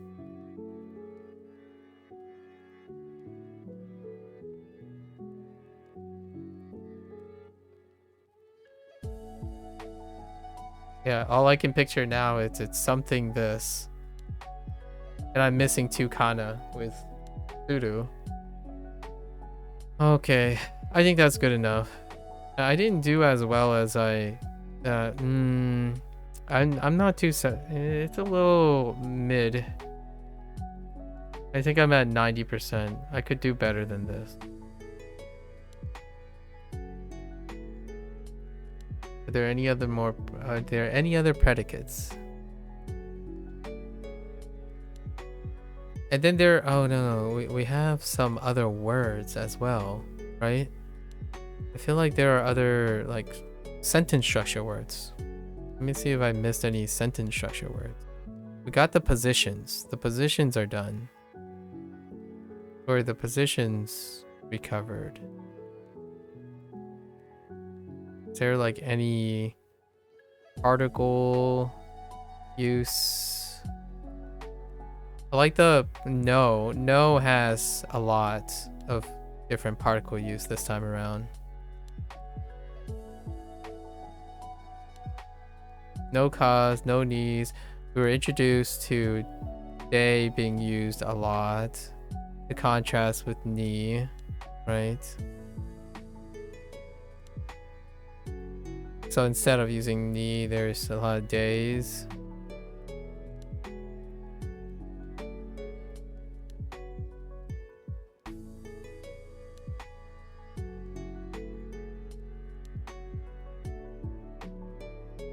No grammar flipping, no noun changes.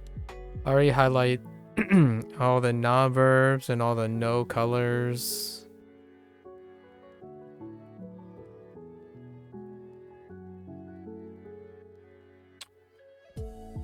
Did we forget any adjectives? E was used as an adjective or in a attributive form. E was used in the attributive form for the first time.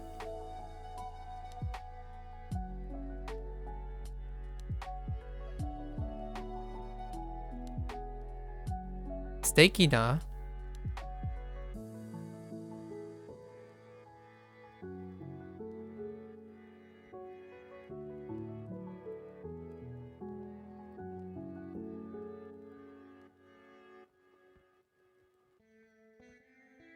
Iroiro na is, or iroiro is before this.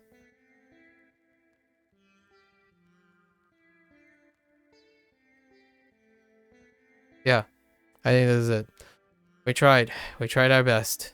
I don't know if I'm too satisfied with it. We'll find out because we're gonna review the like halfway in between the next sections.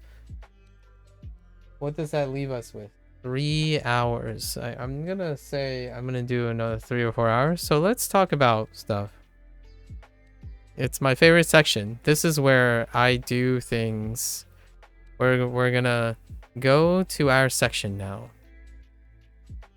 Something that I do fairly well without needing to rehearse. So we're gonna use this color. So now we got over the really scary part, because I think I'd probably give myself a 90%. It's probably 90%. It's lower than I expected. from last time, but the volume is noticeably higher than the between 25 days and 50 days. And I also got 3 extra days of review in on that one. So, all right. Now we're getting to so let's bring back what the tentative talks is. So we covered over the writing, right? We're done with the writing. Here's the writing, yeah. And then we covered our reviews. It's substantially less than, like, my recall is not as great as last time. And then so we're gonna do some observations. What did I write like 4 hours ago?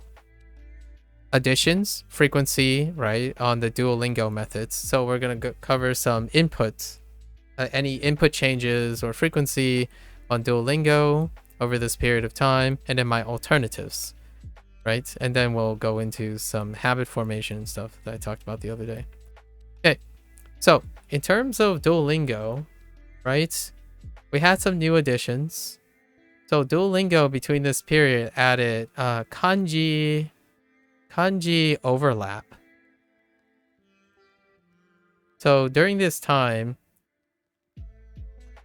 we have gotten a chance to sample pretty great about basically they deliberately compare things that either sound alike through their kana, or they look alike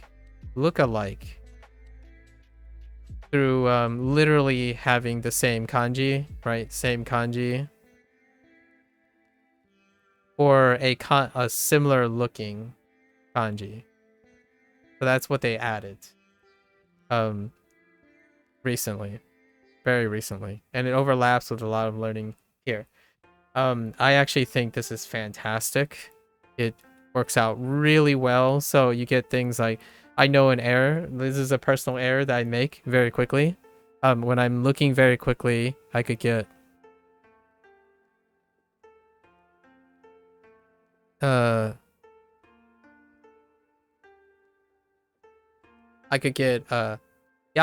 and gatsu mixed up really very quickly, right? Like if you're just glancing over, this part becomes the dominant feature. So if you're really quick, what they do is they would put, since these are counters, right, they would place like the same, the same numerical, be it like I, ni, right, and so on, right? So that's pretty cool. And most of the kanji, I would say the greatest highlight of this overlap thing is when they introduce the numbering system, like the numbering stuff. That's how you get all of those things straight, like in my opinion, where like they introduce the exceptions and not like shikatsu, right? Shikatsu versus like gogatsu, and then you have things like sangai versus ikai, and then you have nikai, right? So they do that really well, in my opinion. The downside, I think one of the trade-offs is that you do less writing. However, because you do less writing, I've done more writing on the side.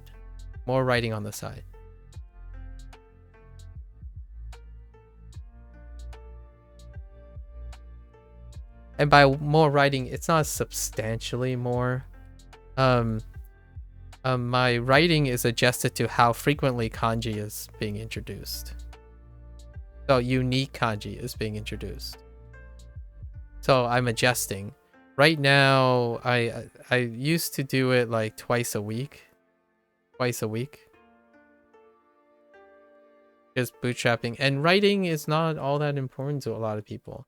To me, like twice a week, it's gone down to once a week because there just aren't many unique kanji, and you get diminished return by repeating the stuff. At least I'm getting diminished return once per week. Um, I know this is going to be controversial, but oftentimes, if you actively output, in my opinion, like writing, if you actively output, I get additional input. So it leads to additional input.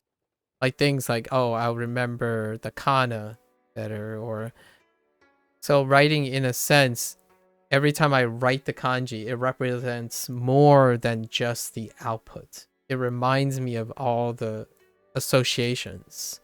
So, yes, kanji could be like, I don't know. There's not enough specific kanji right now, but a lot of the kanji deals with numbers and counters. And those numbers and counters remind me of when I can use them. So, like, for example, to give you something, if I wrote right up here, gatsu, and then I'm practicing I'm writing it, if I combine it and think about like what they did, right? Junigatsu, then I start thinking about December. Or really, I don't think about the word December. I think about wintertime. And then when I think about wintertime, I start thinking about a lot of vocabulary surrounding these. So for me, it's not like I'm not speed writing through the kanji. I'm writing the kanji and thinking about all the things it makes me think about when I write the kanji, right? Like if I wrote hanashimasu, right? Hanashimasu, it makes me think, okay, so speak. What can I speak? All the languages. As in, like, what I mean is all the languages that I have learned, or all the places that I've learned. Like America, Canada, Brazil, Igirisu, Angoku, Chugoku, Philippine, Deutsche, Spain. Spain. Sorry. Nihon something, Bankyo something. I think there's Bankyo in there. Thanks, sci-fi. Thanks. Not too much studying today. Lots of recalling though. If that's it. So you know, you speak all the languages. You start thinking about all the languages and the areas that you have learned. I must have missed some as well, like Nihon, of course. Nihon. What other countries did I miss? France. France.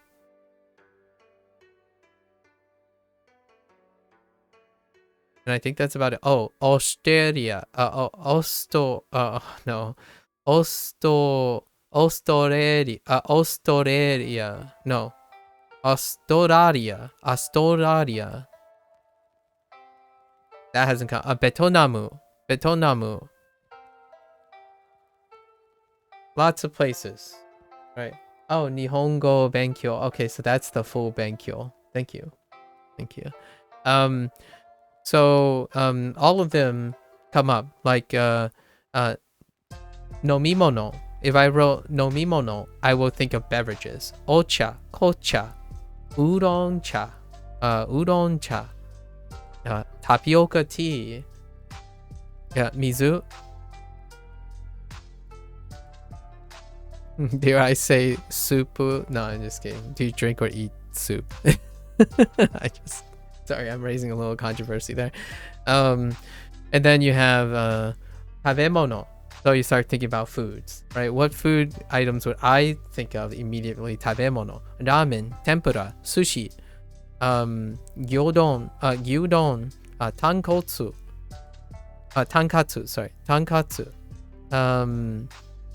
Oh, I forgot the new one, gyunyu, for drinking. So that's kind of what I'm doing. And I feel like nowadays output is underrated. but the output is a practice in trying to associate something to it. But maybe that's considered input to other people. I don't really know, right? I'm outputting memories. What am I doing today? Recalling? Yeah, it's all recalling today. Now I just finished all doing the recalling. Now I'm going into the covering what Duo is new for the last 25 days. So there you go. Less writing. So I did more writing on the side. What else that has become more frequent? So now Duo, it was introduced last time, but the fill in the blanks, right? The fill in the blanks and response prompts are ticking up slowly. So they're getting longer, in my opinion. And some of them are getting trickier. Like, for example, one notable one that tripped me up a couple times is de and, as you might have guessed, ni. So de and ni tripped me up a couple times. And I understand why they did it. So the fill in blanks and response, and I absolutely love the audio ones. The audio ones without the prompt. Technically, you could be also primed by reading. If you were paying attention to the response prompts, they are the same audio prompts, but without the kana, or without it written there. So not only, in my opinion, are you incentivized, if you were paying attention when you were reading the prompts and understanding the prompts in the response, and then you remove it, you can definitely tell if you're better at if you've gotten the listening part along with the reading part. And to me, it's the opposite. I actually spend more time listening than I am reading. So I actually make more errors over time on reading than I am on audio, right? But I absolutely love them. They're more, they're not as frequent, I would say. They did increase in frequency. So this is my take on pretty much the only things that changed. So everything else haven't changed, except for one thing that I think it's unintentional. So I don't like their structure that they swapped up, and I've said this multiple times, where they introduce N1, which is first group of new stuff, right? First group of new stuff. It would be the first theme. So every unit has a first and second theme. So that's N1 and N2. Except for section 18, or unit 18. Unit 18 was only one unit. It was half unit. So they would introduce N1, then they would review N1, right? And then they would go to N2.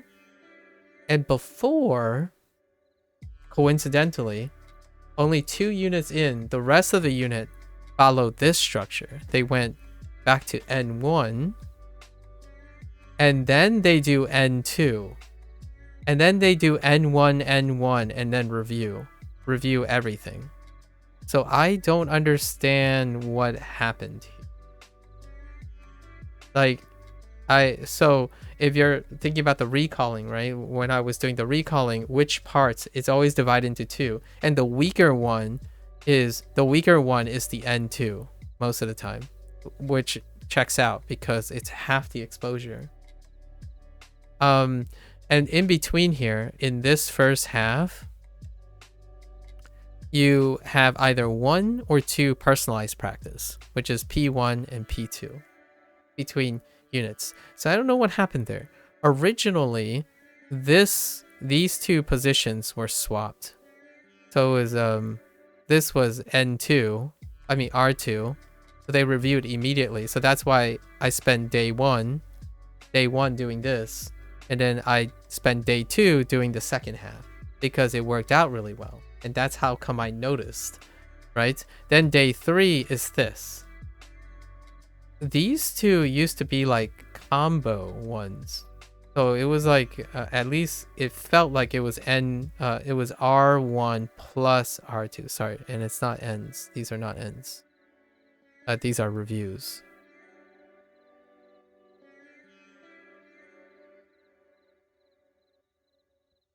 Right. I don't know what happened there. I think the structure is really weird.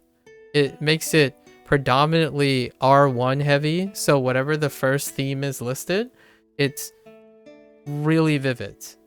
So what I did to adapt to this is, when it comes time to review, I'm trying to attach as much R1 stuff to the R2, which is not helping. It's still really tough. It's tough going because they're abstract. Like, N1 is usually often not related. It's not related to N2. So it could be something like work and a theme park, and they're not related. So you have to bend over backwards to associate them. So that's a problem. That's a problem right now. I don't know if it's a update issue, because I can tell you that prior to 50 days, the structure was different. The structure was closer to N1, R1, N2, R2, then it's R1, R2, a combo, and then review. So this is fantastic. That's why I went into day 50, or it's more like day 54, to day 75 using the 3-day structure. Right? The 3-day structure. It was fantastic. So I don't know what happened. It's such a weird thing. It kind of like went backwards in the way it was balanced. So I don't know. Maybe there's something to be gleaned in the future. Maybe it switches back. I don't know. And also, we have to keep in mind that these things could be retroactively being updated. So what happens is there's a chance this used to be the old structure. We don't know. I can't know because there's no patch notes, because it just stops halfway. As in, this was about it's section 2. It goes to unit 12. I think unit 12 is when it stops. And then the rest, which is unit 13 to unit 18. So that's something I observed. What do I do to compensate for this? Well, I don't really do this on stream too often, or I don't do this on stream because I'm not actually using Duolingo for it. But in my mind, I try to keep whenever it's day 2, right, where I do N2, I rehearse a little bit in my head. So I devote a little bit extra time to remembering that, because the last thing in my mind would be R1, as in all the vocabulary that was attached to the previous day. So every day 2 has become harder. I think maybe to adapt to this, if it stays the same, I'm going to make day 2 longer so I can get R2 review. So every 3 days, it's going to be a longer day so that I can end the day with the review of the second half in my head. For now, I just kept going with the same pattern. But moving forward, I'm probably going to try to extend it so I can at least review N2. I don't know what I'm going to do down here. It just feels a little It's a meh. It's very meh. In the end of the day, though, once I've done the whole units, N1 is noticeably stronger. N2 is a bit weaker, but usually the context and whatever subject matter throws too much noise to see if it's significant. I usually retain up to 90 to 95%, and it's a mixed bag. During it is how I feel it's weird. During it is pretty weird. So that's kind of something to note about that. So what else have I been doing that is different now that I'm compensating for? Oh, so stuff that I'm adding myself, right? I emphasize that I thought maybe Duo will be integrating context. So they were like gonna maybe feed in context, right? Feed in. So as in maybe prompts are going to be more consistently more than one sentence, right? More than one sentence. And that's kind of true. Kind of. And what I mean by that is you can see it move up, but it is very slow. It's to the point where it almost feels like they're worried that it would slow the cadence down of like getting that positive feedback of getting it right and splitting stuff, and they're not willing to make a bigger leap. So like making every prompt 2 sentences long or higher, but from time to time there are 2 plus 3, like there are either 2 to 3, maybe sometimes even 4 right now, but it's very slow. It is very slow. For me, when they get 3 to 4, it is absolutely a joy to read, in my opinion. I think they're more than capable of writing prompts. Like I still remember 4 or 5 of those prompts. They stick out like sore thumbs. So maybe it will change in section 3. It is a slow uptick. It's very slow.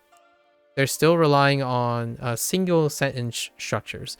One thing I found myself missing as well during this time is how should I say it? Discovery by context. And this would be probably my plug for the future. This would be my, I guess, hot take. We'll call it a hot take. What I feel is a great suggestion that is not like overhauling Duolingo, like aligning with Duolingo. So, we are very familiar with the whole idea of gamification, right? But there's some essence of gamification that's missing that gacha games, live service games have so often, and it fits in their philosophy. We're not talking about things like, suddenly break out novels and dialogues and stuff. Let's just be real. Video gamers, vast majority of them skip dialogue. So we're not going that hard. Not that hard. Me, I love dialogue, but I'm underrepresenting. So, gamification. One thing I would love to see after doing this recall, I'm almost certain this is true. By the time someone gets to about section, I'm going to say about section 2, unit 10, maybe like unit 10 to 12. I was expecting them to change it up a bit. They've gone over, by the time they got this, they've gone over maybe, I'm going to say 6 to 8 categories of overlapping things. And they literally have gone over 3 to 4 themes, like overall themes as opposed to like the categorical words, but themes like work, transit, food, overlap, like more than once, like 3 to 4 times, 2 to 3 times on these themes. I would love to see if in the future they introduce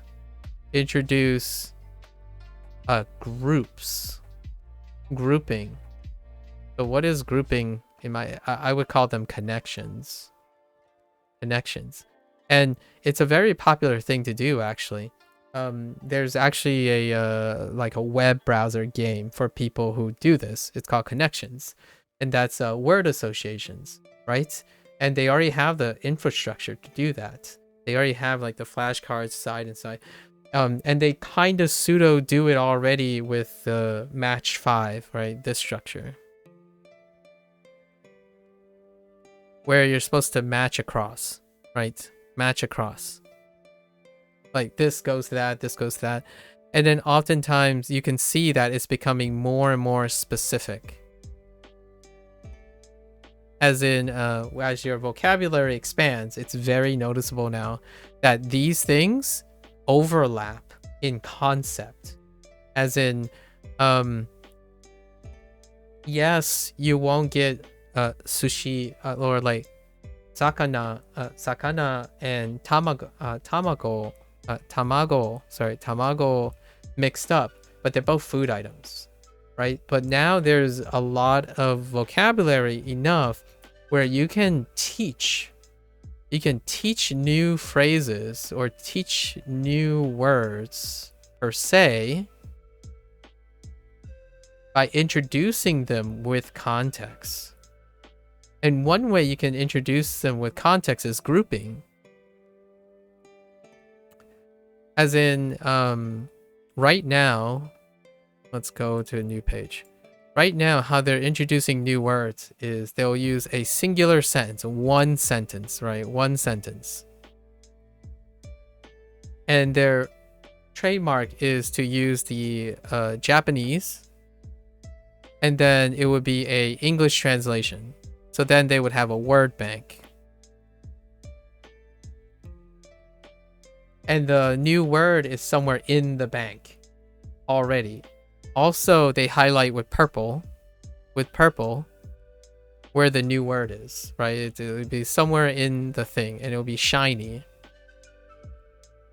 And then you hover your mouse over it to get a pull down of the definitions. That's fine. That's very, how you say, minimalistic. As in, for someone who is not creative, let's just say, for people who are not creative, right? I can't spell. Not creative, or they don't want to be creative, right? They want it explicit. This definitely works, right? Like, yeah, it's a sentence. It's used in a sentence. There might be some context, like just minimal context. Like, oh yeah, it must be an adjective. That's as far as it goes, right? It's an adjective. It's probably an adjective, or it's probably a verb, or that's as far as the context goes.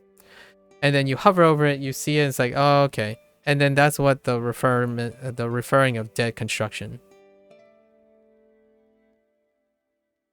Well, now the vocabulary is big enough at this point, and I'm looking forward to seeing what how section 3 is going to do, right? This is only regarding section 2. For me, I found that they don't need to do this anymore, where they abstractly introduce something. Because the vocabulary is pretty big by the time you get here, where you can introduce something, like you can introduce a new word with all the vocabulary words you have. And what I mean by that is you're going to take a guess at the word. But what happens is if you introduce a new word with all the old vocabulary, like older vocabulary you have, you can contextualize the new word immediately. And what that, in my opinion, does is it gives you that gratification that games do. Where like after a while, you come to like a new boss, right? You come to a new boss. Let's say you're on boss 30. You're on the 30th boss. And that means you've done 29 bosses beforehand. At some point, it's going to be like, all right, I'm ready. I know how I'm going to go and approach this boss. I know my approaches. As in, you have all the legacy of your previous knowledge to use it to discover what the boss does, what the 30th boss does. You become more efficient. So I found myself wanting that. However, they didn't go there yet. Basically, you could say something like,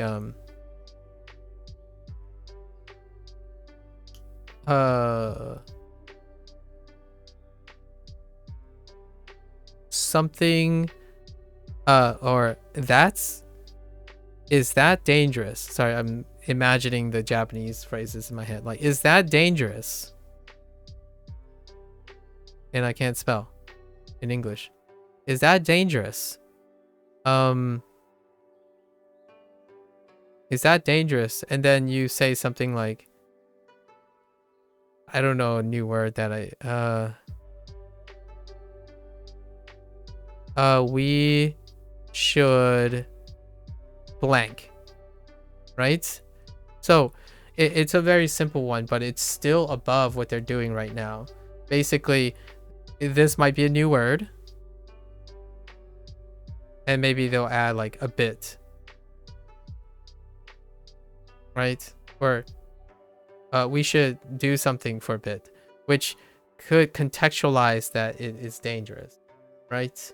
So you have plenty of words where you can increase it to 2 or 3 sentences, where the 2 or 3 sentences wrap around the new word.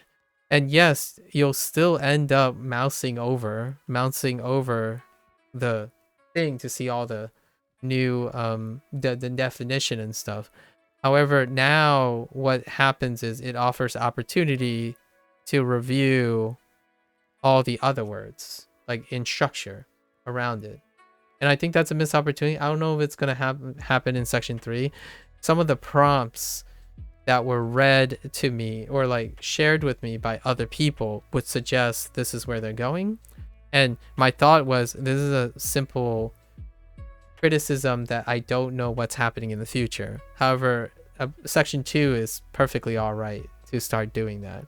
I honestly think leaning into it earlier is kind of nice.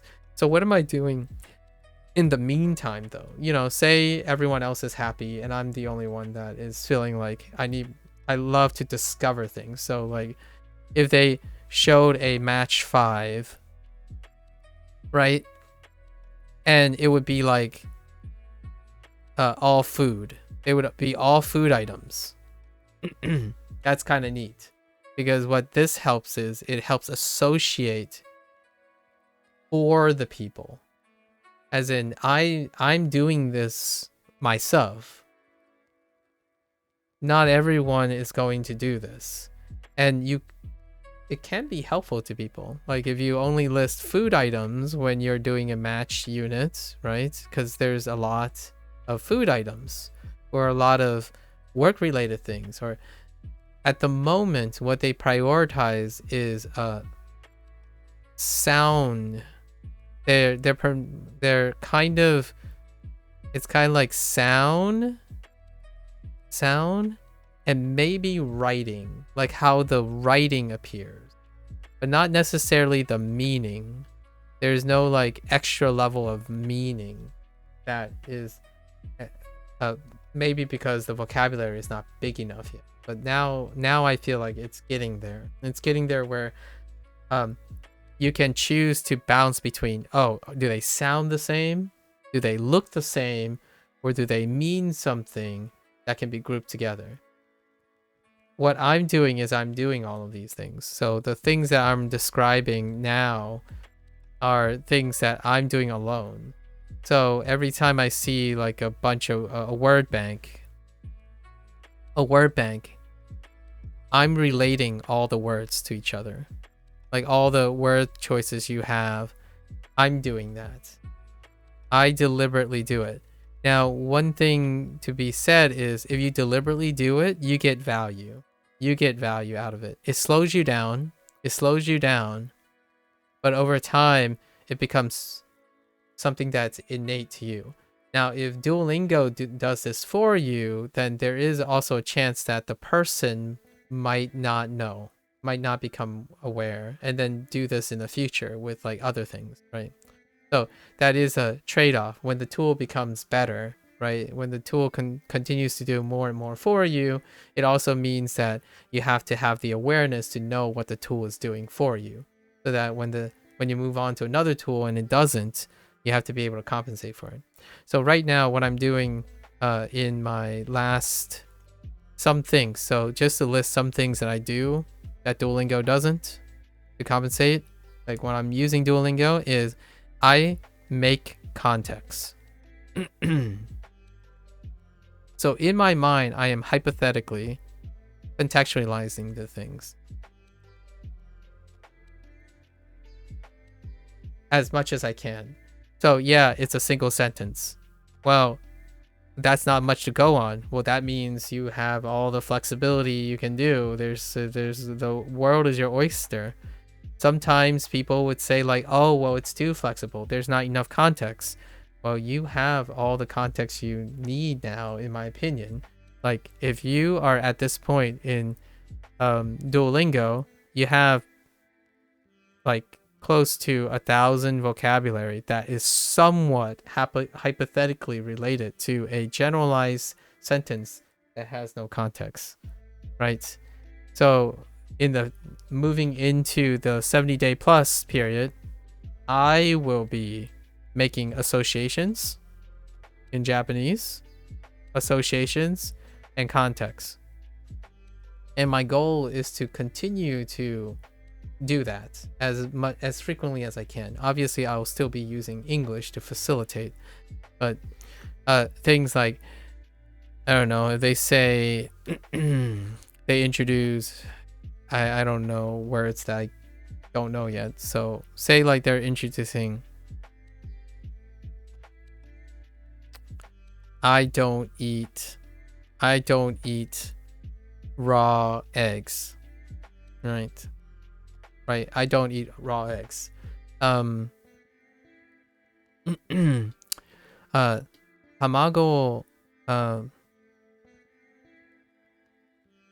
nama tamago o tabemasen, right?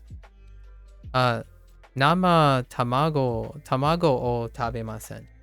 And then what I would think of is, and it's not for completion or practice, but watashi demo nama sakana o tabemasu, right? I don't eat raw eggs, but I eat raw fish, something like that. So the idea in the future is I'm going to contextualize it regardless of where the conversation goes. You don't know where the conversation is going because Duolingo doesn't provide enough context in those situations. This type of statement still represents, I'm going to say 60% of the prompts.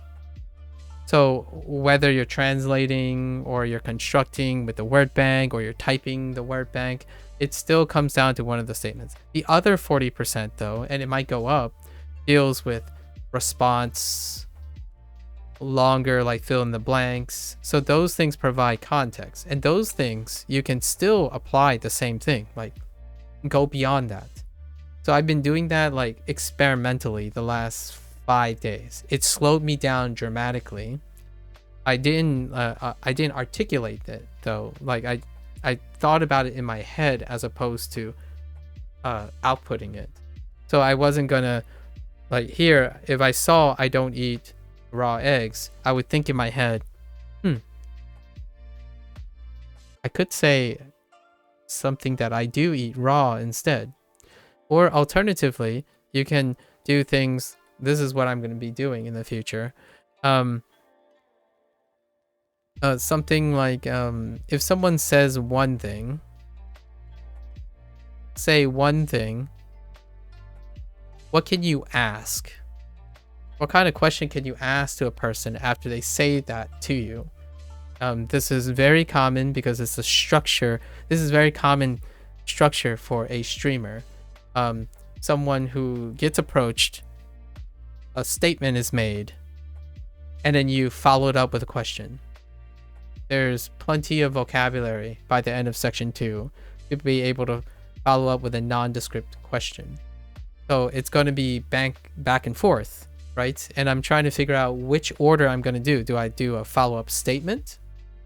Do I contrast with the statement? Do I confirm the statement? or I ask a question. And that's probably what I'm going to do in the future. Outside of these prompts, I'm probably going to use English to talk about because they're a little bit more complicated and they kind of answer all the questions. So that's where I'm going with this. So the new things, the lesson's pretty. Oh, I didn't get to the lesson today. Lotus, I did not get to the lesson today. We're actually going to go over the psychology. So I think that's pretty good. So this pretty much highlights what I'm going to do. The additional thing I'm going to do, I'm not trying to put too much on my plate because this will take a lot of my resources. It's the part where I'm bridging in discussion. So the thing I'm focusing on now is when I read a prompt, how do I follow it? How do I direct it? Where do I lead it? So oftentimes in discussions and forming natural construction, in my opinion, is to know how to respond to something and then direct it somewhere else. So like, I don't know. I don't eat raw eggs. Soka. Nama tamago o tabemasu. Right? Or you can specify like watashi wa nama tamago o tabemasu. Something like that. And it's not going to be focused on accuracy, more on constantly associating words that I'm going to use in the future, right? If say like someone says, "Oh, do you want to go somewhere?" It's like, well, something wachoto. I don't really want to do that. Something like that. I can't think of an example without being prompt, right? So we'll see how that works out in the future as I'm going. That will be my focus. So the highlight here is I am creating context in Japanese. That is pretty much all my extra thing. I'm no longer being engaged by, my engagement is decreasing for like learning, picking up vocabulary, and it might change because Lotus told me that grammar is going to be introduced. So it might be slower than I think. So I'm being very modest and trying to integrate this because I am being told that there are going to be some very interesting grammar stuff. So that might actually change over time. But I will continue to try to vocalize and expand on the context by constructing my own Japanese phrasing, having a dialogue with myself, so to speak, during my times. Okay. And then let's talk about one last thing. I have 2 hours to do that. Okay. So one thing I have to say, not too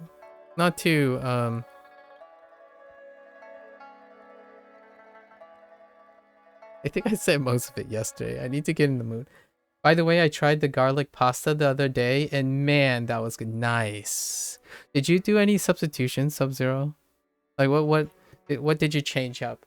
Did you like add your own Sub-Zero flair to the it's called it's basically Americanized at this point. It's like a pan-Asian Americanized dish. So it's stripped down, it has very simple ingredients, and it's a mix of two things. It's kind of like a East meets West thing. So that like garlic noodle pasta thing is incredible. Like it's trending in the United States, and its birthplace is there, like quote unquote. That's kind of why I suggested it as a interesting suggestion based on what you prepared last time. You didn't change anything other than add some chicken on the side? Yeah. An extra protein? Yes. Yeah. Yeah, it's more or less the American dish is what it's like a San Francisco. It's West Coast, Californian, pan fusion, Asian fusion stuff. I don't know what to I don't know how to identify. I'm not enough for a culinary arts guy. Okay, so let's talk about a little bit about some psychology, some stuff. My girlfriend really liked it too, but she said she had it before when she was in America. Yeah, yep. That's pretty much it. It's one of the it's one of my go-to dishes in my opinion to represent American Pan Asian. It's a combination of the most classical savory like ingredients from West, and then you have your garlic and the contrast of the garlic and other ingredients that you can improvise with the East, and it's very very common. It's a very common dish right now. Okay, so let's talk a little bit about psychology, and not really like in the formal sense. I wanted to say something about how to keep myself motivated, right? I think motivation came up a bunch of times lately. And I think the most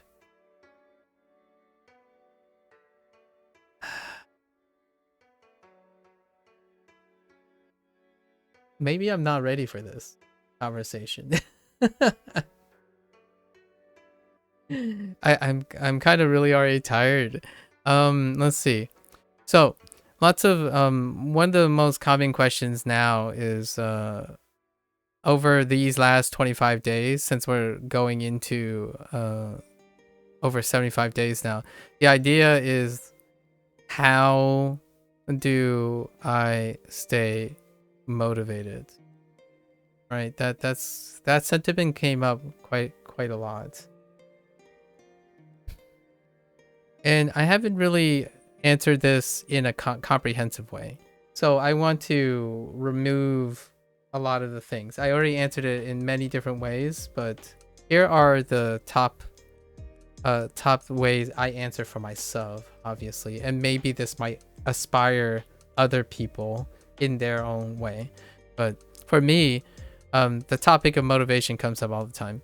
And for me, today, I said one of the core ones is the fear of doing nothing.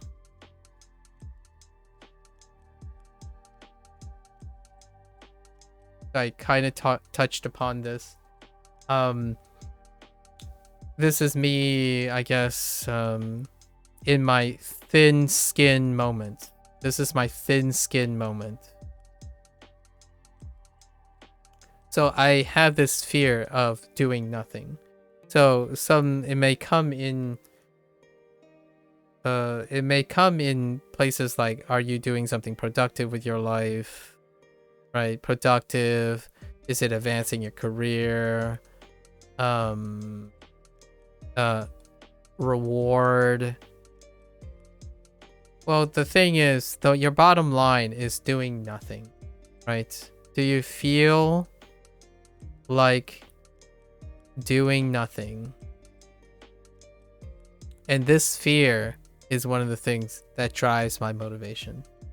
So if I see myself sitting down, then ultimately it makes me want to do something.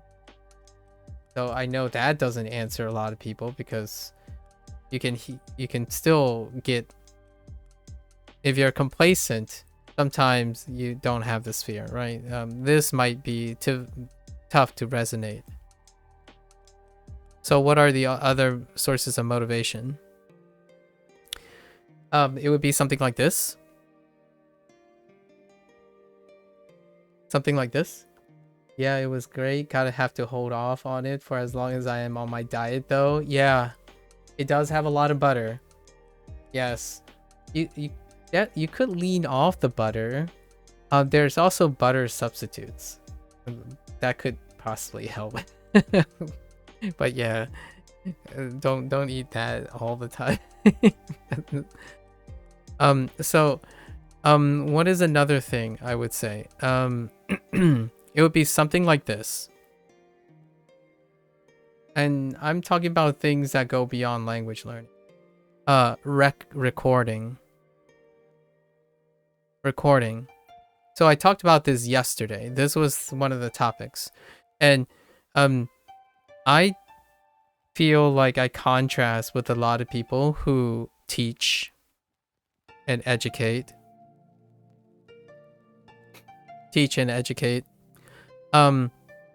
I think, to me, a form of output is I'm not going to say necessary, because then I'll draw a lot of criticism, is significant.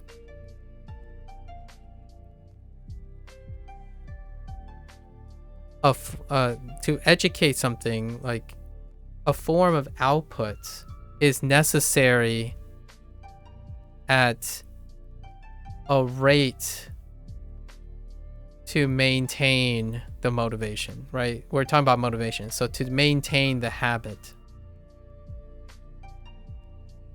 So in what way am I doing that? Well, I'm recording it. It doesn't have to be streamed. You don't have to stream it, right? This is not for everyone. You start by recording it. So let's do something that is very common. Your Anki thing, right? Say like Anki stream is probably, it came up today too. So Anki stream. How to demonstrate how I would use Anki stream, right? Well, first of all, let's say I'm not streaming, because streaming is a form of recording. It's a form of output. So when you record yourself doing something, you are outputting something. You are outputting something in a form that, upon reflection, when you see that output, you know and actualize what you have done. Lots of times when you think of Anki users, ask yourself, are you taking notes of your progress? And I'm not talking about the progress you care about. I'm talking about record keeping. I think Anki does this, right? I'm not sure if Anki does this. Anki at least tells you how often you get something wrong and how often you get something right? Or like something like that, or you can record it, or they can, like, there's some way to parse data. They give stats. Okay, cool. So that's awesome. That works. This is why I need people who use Anki, because I wouldn't know this. So they give stats, right? There's a difference, in my opinion, for looking at stats. If you're looking at the stats versus doing something with the stats, in my opinion.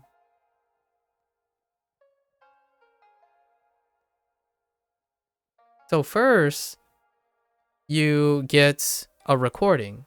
So that recording, these stats, help you actualize all the little nuances. So the nuances here that you actualize are something you can use to shape what you're doing. It gives you the play-by-play, your play-by-play. So you can use this to slowly make small adjustments, right? And it might sound like this might take a long time, but these adjustments can be as small as you can be open to doing. So for example, you've noticed that, I don't know, like Anki gives you a stat where this thing is not here. Well, then the next day you can do this thing a little bit and then like redistribute the other things.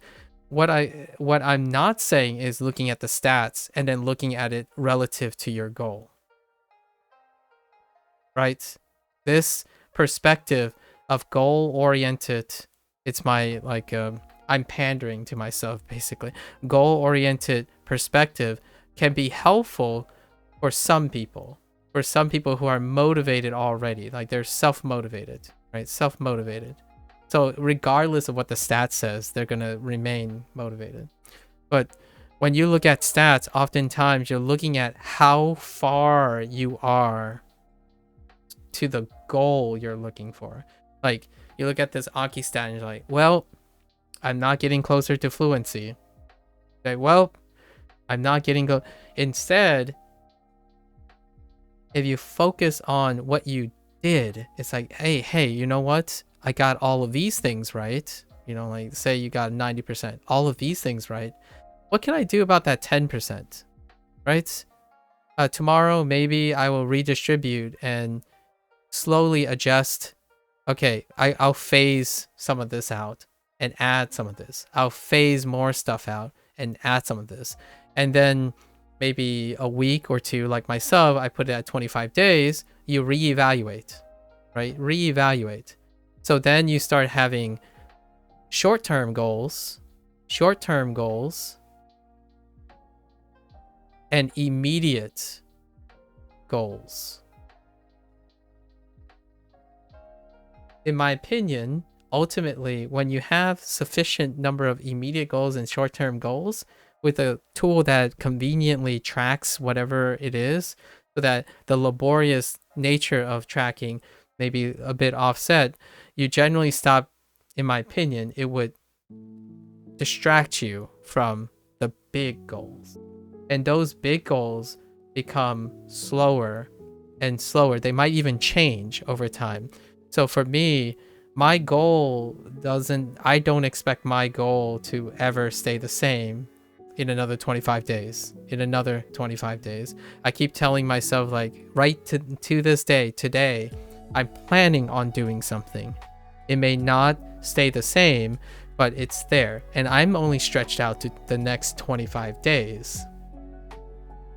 And sure, fluency in 15 years might be something that is informative to someone. If someone asks me, when do I think I'm going to be fluent? Probably until I die. I don't think I will be fluent at all. Like, I'm not concerned with that. The idea is you stretch out to as much as you know you're not responsible for planning all those steps. You're not planning those steps. You're planning the immediate steps and the short-term goals. And having a tool that provides that would be excellent, because not everyone likes recording things. I actually manually record most of these things. So when I was breaking down the structure of Duolingo and how I was adjusting my day schedule to it, my investment in structuring that thing helps me orient and practice skills that will keep me engaged and motivated. It's part of owning and building up your methods. And here for Anki people, right? The minimum you probably do in Anki is to download someone's course or download someone's Anki set. Go through it, right?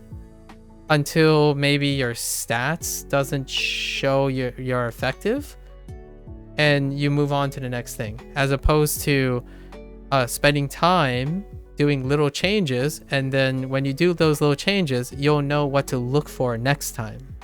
You will take those, you'll learn not just the content,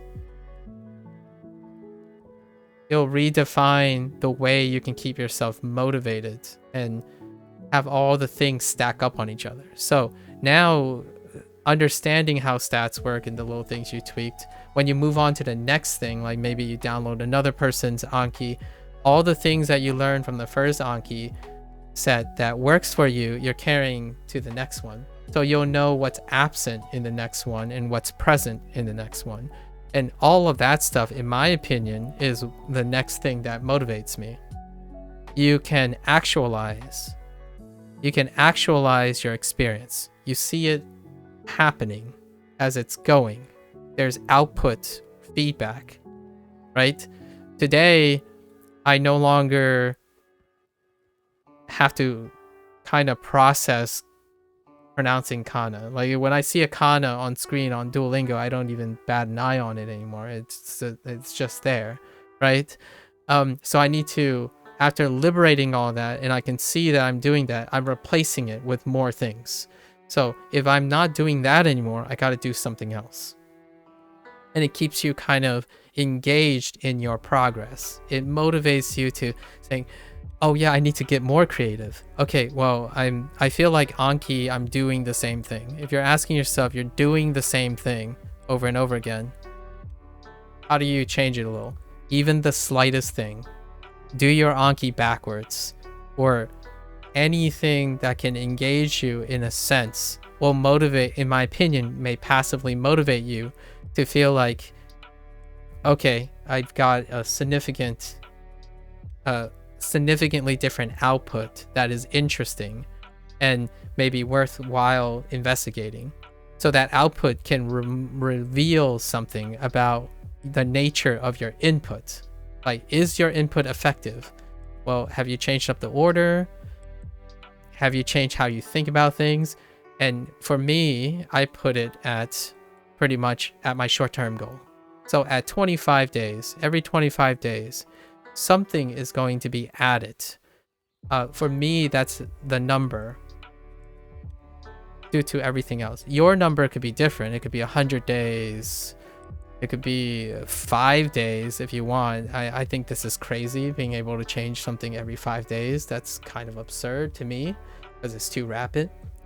So the idea is motivation often gets crushed under stagnation. And you're keeping stagnation at bay, which is complacency and whatnot. So you want to keep complacency and stagnation at bay. The extra thing is, it's not all lose. When you slow down because you're trying to be creative, to me, it's an investment in your future. When someone asks me, like, oh, I don't know what I'm doing, like, this seems boring. I've already done everything. Say, have you? Have you done everything?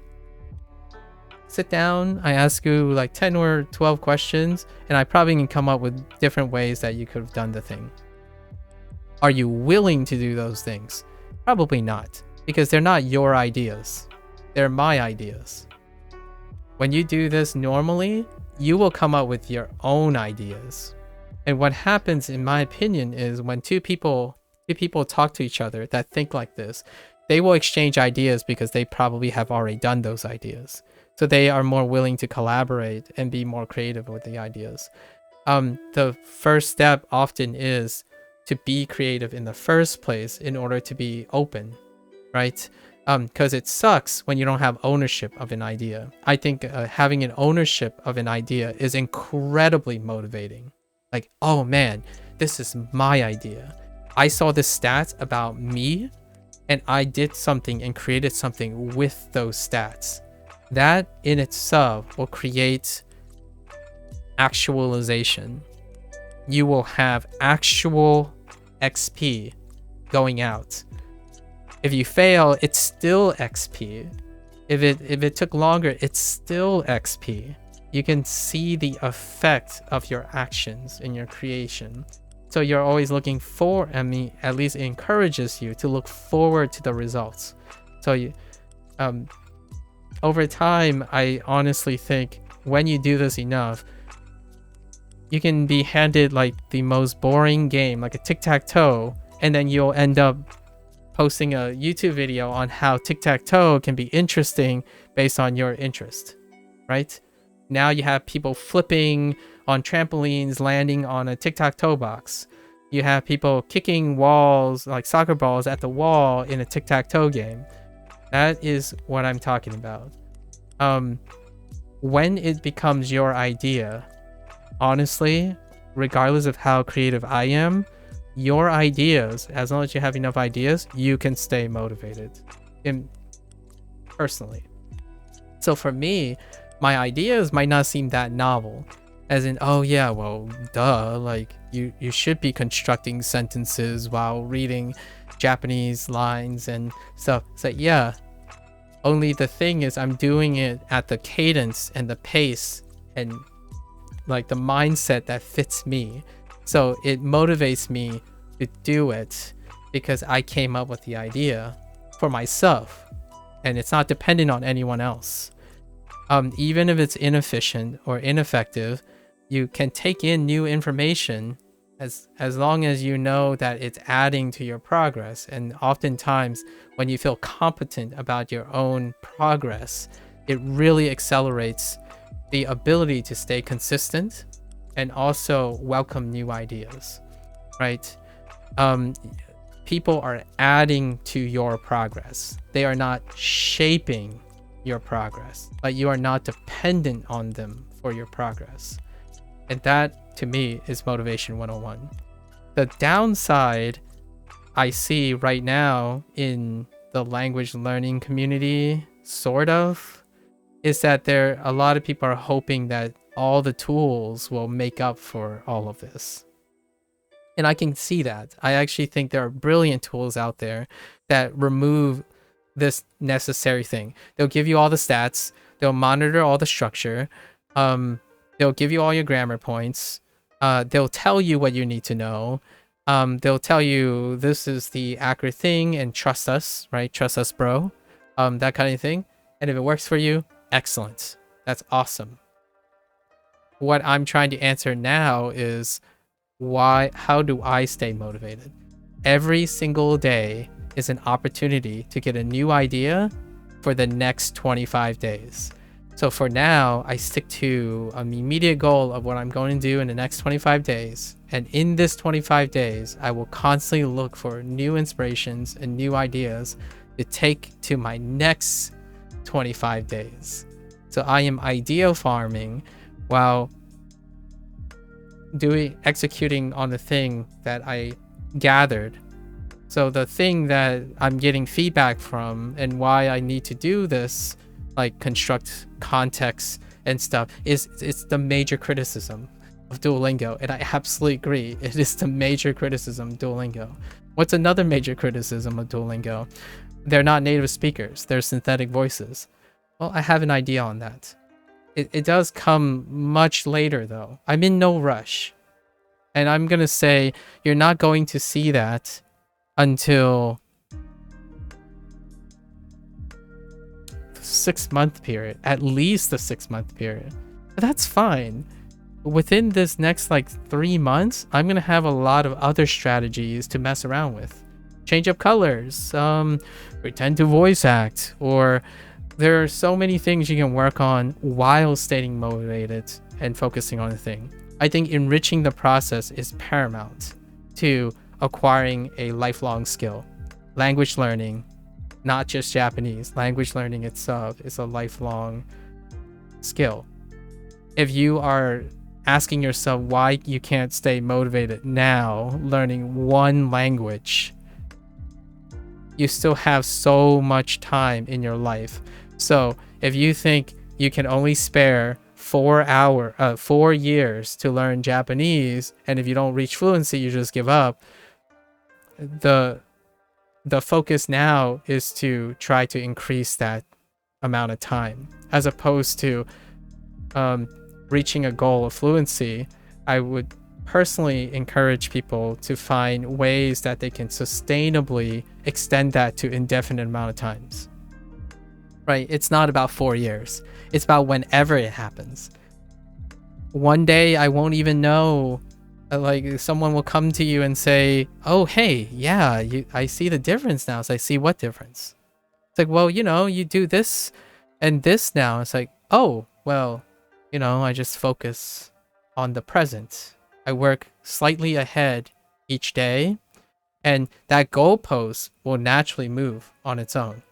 That goalpost will continue to shift and change. I didn't become a scientist because I went out to become a scientist. Right? I'm not here today because I strive to have a PhD in science. That's not where it started. I actually, my parents, when I was born, around 13, my parents said, you're gonna become a doctor. So I started walking and marching towards that doctor, and eventually it ended up becoming a PhD in science. So now I'm doing other things. So yes, it can be daunting to not know what's ahead and how close you are, but man, I don't think people need that as much as they need the motivation for the here and now. So that's one.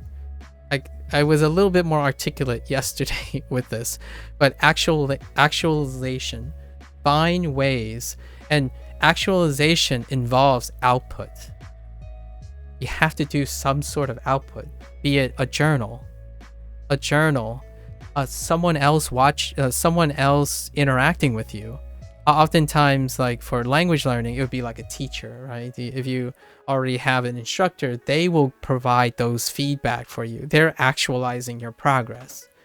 Well, if you don't have the luxury of that, let's say you're too shy or you don't have the monetary accessibility of going to a teacher, a friend, maybe a family, and you have to overcome those barriers of like actualizing it with it. And to actualize output, they have to be consistent. So then you rely on data and stats, right? Data and stats could help. Once you actualize it, you have to engage with it. In my opinion, it's highly encourage you engage with it.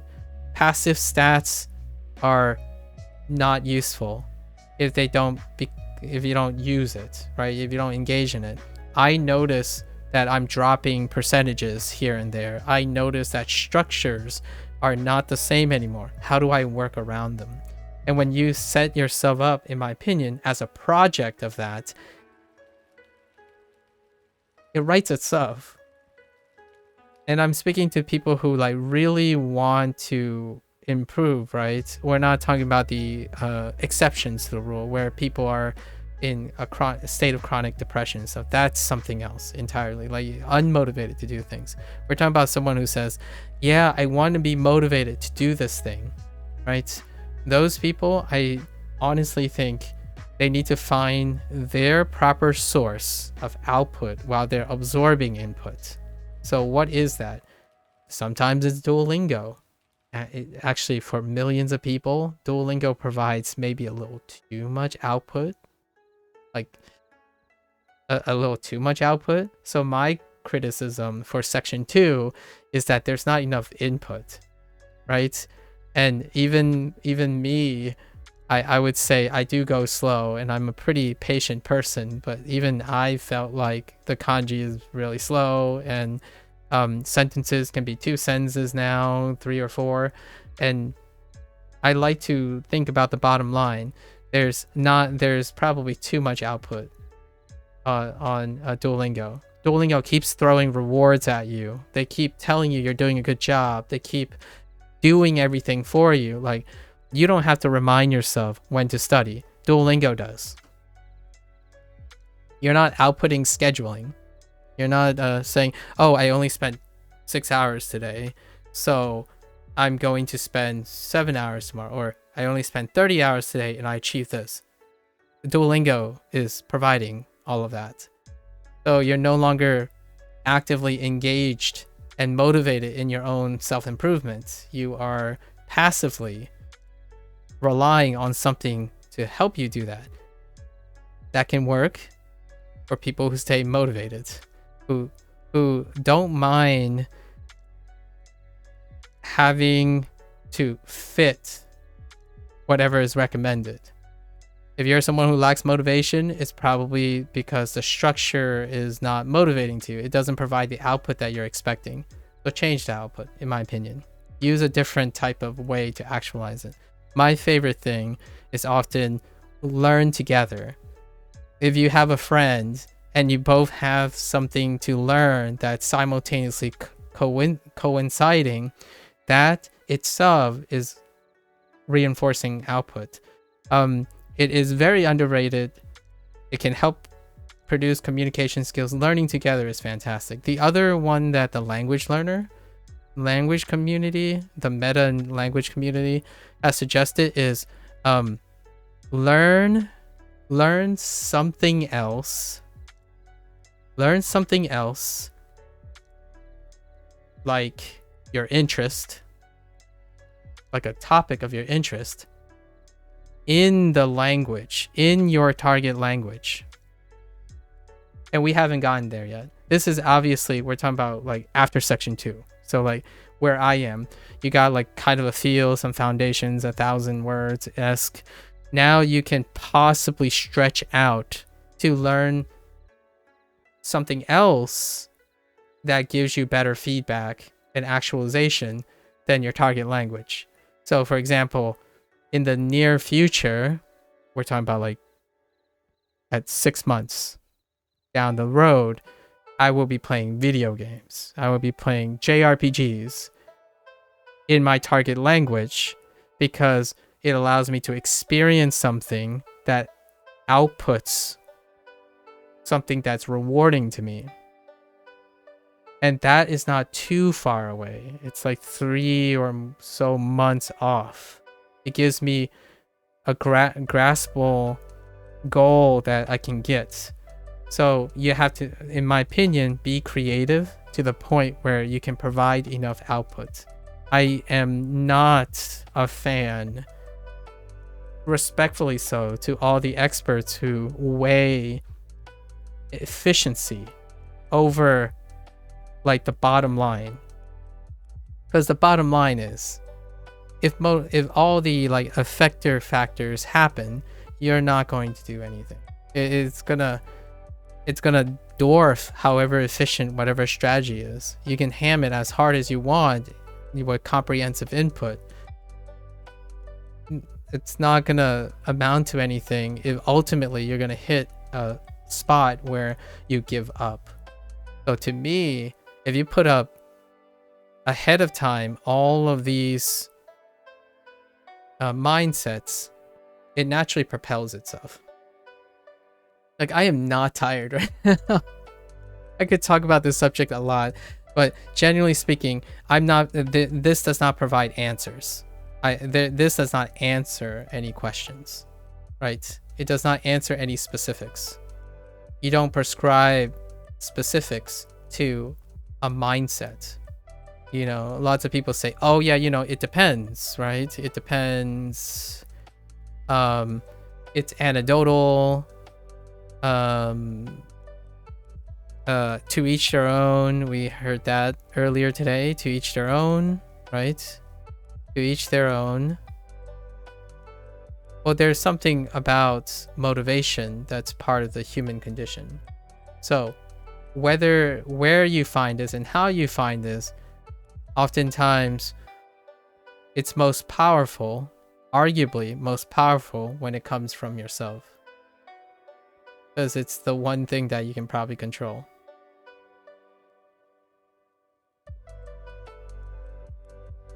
And one thing is, if you're not already doing this, I can assure you, in my opinion, the vast majority of people who have succeeded, maybe learning Japanese or reaching their goal or whatever, they have already done this in some form. This is my way of expressing that same thing.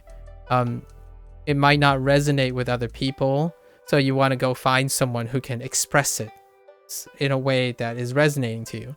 But this whole idea of self-checking, providing exactly what you need to say, yeah, I'm on my game, and then I'm continuing to be on my game, that constant self-reflection that you can keep forcing yourself to be creative. Eventually, you will be so creative about yourself that when someone gives you a task, like learn Japanese, doesn't matter how long it takes, learn Japanese to a satisfactory pace, even the thinnest skin of people like me, I'm quite thin-skinned, but all my practices make me strong. As in, even my insecurities, for example, I still sound like I'm confident. Don't get me wrong, I'm very insecure. So we talked about this a little bit when someone challenged me and my insecurities, or actually technically ChatGPT challenged me on my insecurities. I am incredibly insecure. It's actually part of my nature. The idea that I'm incredibly motivated is to counter the insecurity. How motivated I am is mirrored by how insecure I am. So if I'm incredibly motivated, then that means it's very likely in response to needing to be successful while being so insecure initially, right? I would say when I was in my 20s, I was incredibly ambivalent about my future. Now I'm 37, so I'm nowhere near. If someone presented me with a problem, I'll try my best. And sure enough, lots of the time it's sufficient. Does it mean that I will never fail? No, not even close. But the real thing I can settle on is I will always have an output and be able to visualize it and use that as motivation for the future, right? So that's what I wanted to touch upon. It's a little bit more fleshed out than yesterday because I was strapped for time. But then again, I'm still strapped for time. Yeah, use your tools, record. You got to ask yourself, how do you know that what you're doing makes you happy? Or how do you know what are the stimuli you need to give your positive feedback? You can be the hardest worker in the world. However, if you burn out, it means the feedback, in my opinion, the feedback is really good. So if you're burning out, that's kind of a really weird way to say it. But at the same time, yeah, you don't want to burn out. That's a whole different story. This is not about burning out. If you have a lot of motivation, there's a chance you get burned out. But if you're that person that can't even get yourself to do things and never feel like you have enough time to do everything you like, this is for you, in my opinion. The people that I'm addressing are the people who are lacking the motivations. If you're struggling with burnout, that's a whole different talk, in my opinion. I have some thoughts about burnout because I've gone through 2 or 3 burnouts. I think the most severe burnout was the most recent event. But generally, people who are burnt out are overflowing with motivation.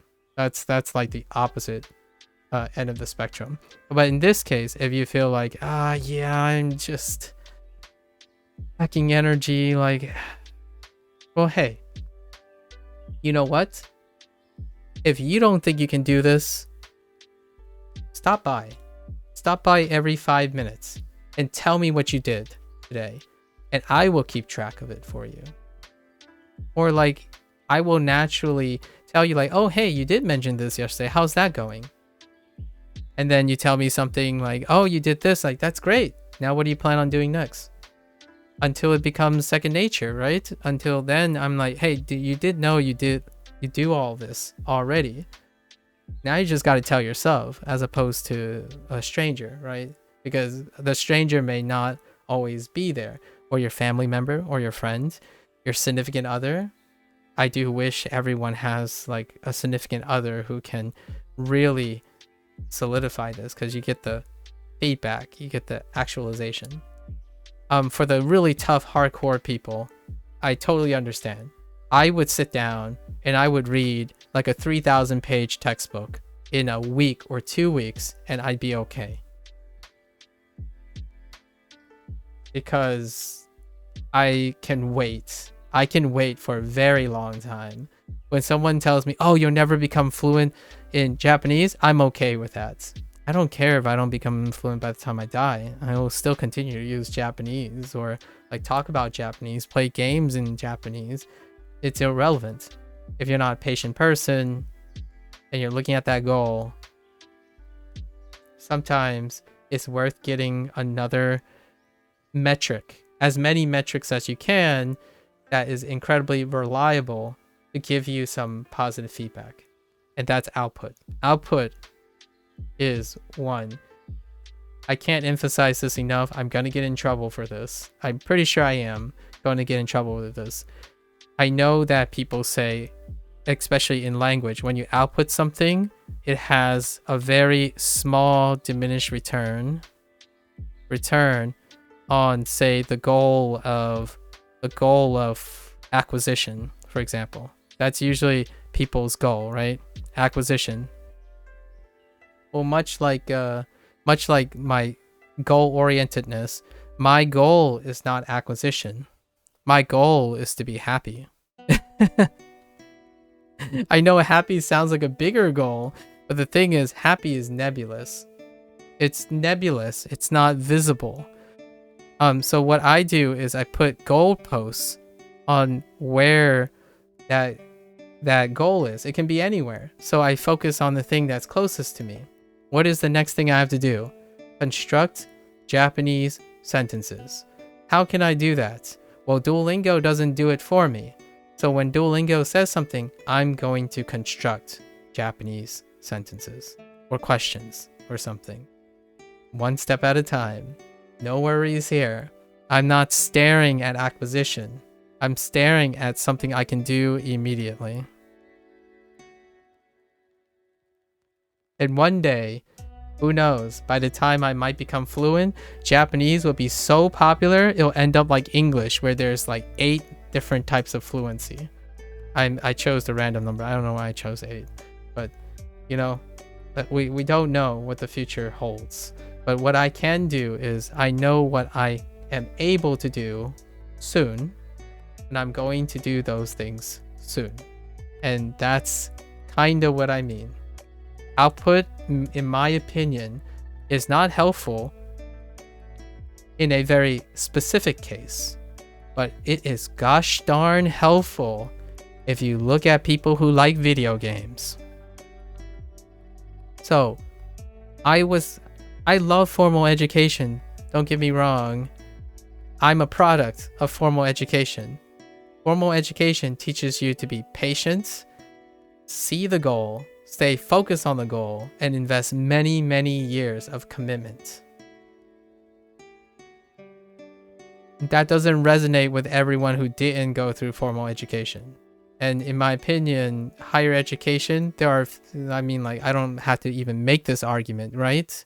I hope I don't have to make this argument with any highly educated person who is formally schooled. There are way fewer people who are highly educated using that type of method, that comprehensive input, delayed gratification input, compared to the astronomically and unfathomably higher number of people who work on output actualization, as in they require feedback for tasks as they're continuing to do them.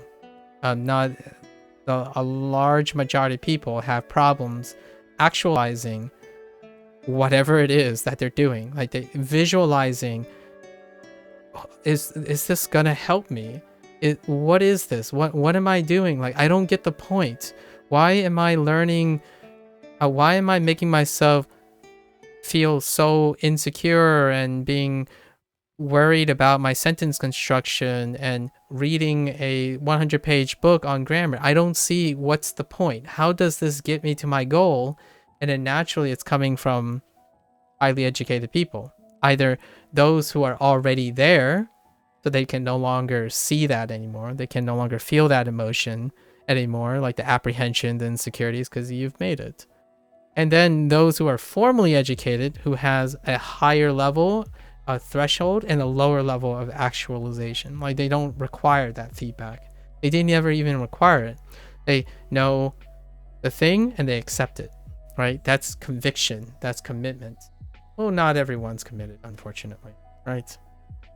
So hopefully that answers a lot of, at least that expresses why I stay motivated.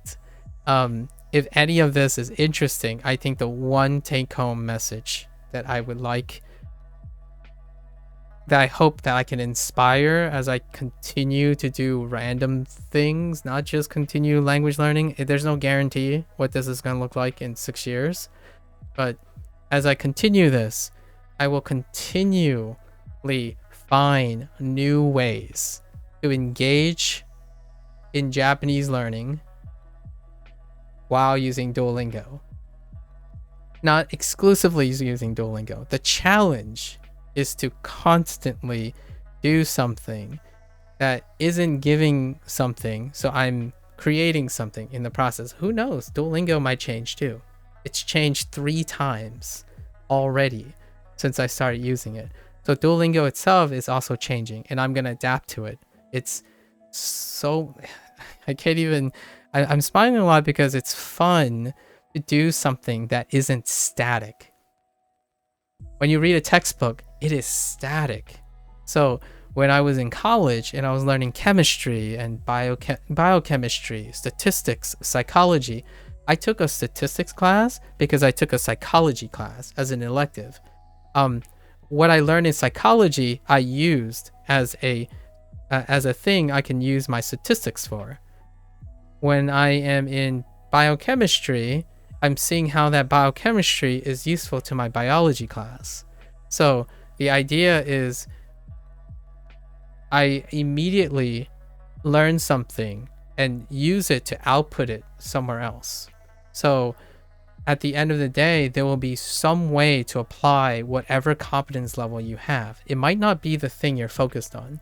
Like, a lot of times in Japanese, it'd be like, oh yeah, you know, my vocabulary is still at 2,000, and man, 2,000 vocabulary is such a small number. And oh man, I only know like 200 kanji. You know, the fluent people know 2,000 kanji. It's like, well, what can you do with the 200 kanji? Like, what can you do now with the 200 kanji? You can certainly make some fun stories like me. Like, hey, look, this is kind of weird. I have no idea what it is, but it certainly is funny right now, right? And what it does is it allows you to find the fruits of your labor, engage in the fruits of your labor. I understand there are people out there who say, oh, you should surround yourself in misery for 6 months and feel ostracized forever. Go to Japan and live as a stranger and a foreigner and go cold turkey and be like, yes, those 6 months I've immersed.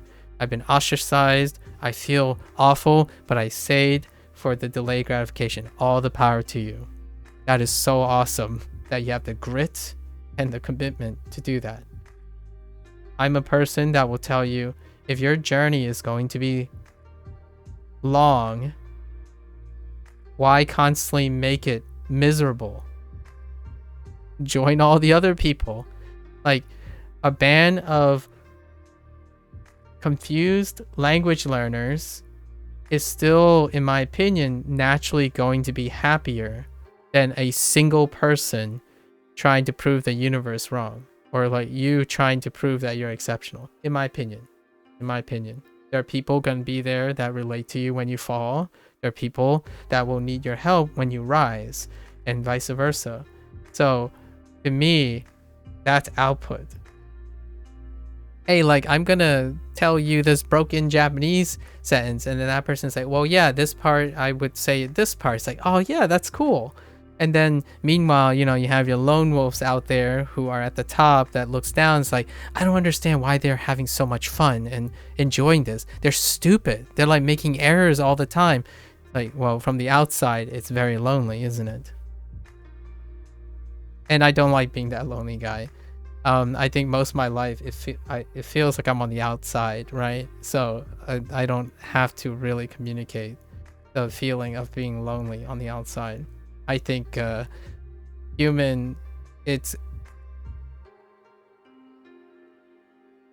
would be a tough argument for anyone to argue against me that the human condition desires to be in a social environment. And I know introverts, cue all the introverts and all the loners and stuff. Fair enough. But companionship, statistically, I would say, is far more potent and strong. Like, focusing on hyper objectivity of inputs, how to get things the fastest you can. Kudos to you if it works. Sometimes I can't even describe how much it differs when you're with like 4 other people. You know, the group project things, like, oh yeah, but I could get the project done so much faster alone. It's like, yes, if your goal is to complete the project, yes, it's probably faster because you're making all unilateral decisions. But when you're in a group project, what are your other actualized outputs? Can you actualize the benefits or the other outcomes of working with a group project? Spoiler alert, or I mean like kind of spoiler. I failed as a kid to appreciate that. I did when I go into a group project, my first advice is, okay, we're gonna separate all of these, all four of us. We're gonna do our own thing. We're gonna come back and we're gonna put it together. That was considered like quote unquote leadership to some extent, right? Fast, efficient. The goal is to finish the project, and therefore all four of us did not care about the project, and we got our A's, but did we get anything from it? Well, we all know that we can do the project alone, but we were forced to get together to do the project. So the goal was that all of us were trying to get the project done. It wasn't to make friends, learn how to communicate, build something bigger than the four of us, learn from each other. All this stuff comes after, in my opinion. It's like the swan song of an adult maturing to being less egotistical, right? But in the beginning, as a kid, you don't get those experiences yet. It's very difficult because you have to design enough motivation. So my framework for motivation is self-motivation. So it is core, in my opinion, to both adults and kids. If you can self-motivate, it provides enough confidence that things will work out, that maybe you will start developing team-oriented skills, and ultimately, in my opinion, make yourself a more effective teacher and educator. I honestly think, in my humble opinion, there are incredibly brilliant people out there that keep asking the question, I'm right, I know all these things, why won't anyone listen to me? Is it because people are too stupid to understand how easy this is, like my message and whatnot? And those aren't the words they're saying, but when I hear them expounding upon in their thesis and stuff, like, oh yeah, we need to improve our way of communicating our this secret sauce to secondary language acquisition and stuff. Like, to me, it comes from a point of someone who no longer is compassionate to the state of mind someone is in, that are interested, so they're detached. They're what is it? Not with the times. They're out of context, right? They're not in with the times. And yes, it's gonna always be a struggle. You always get older every time, and you're gonna be out of date and whatnot.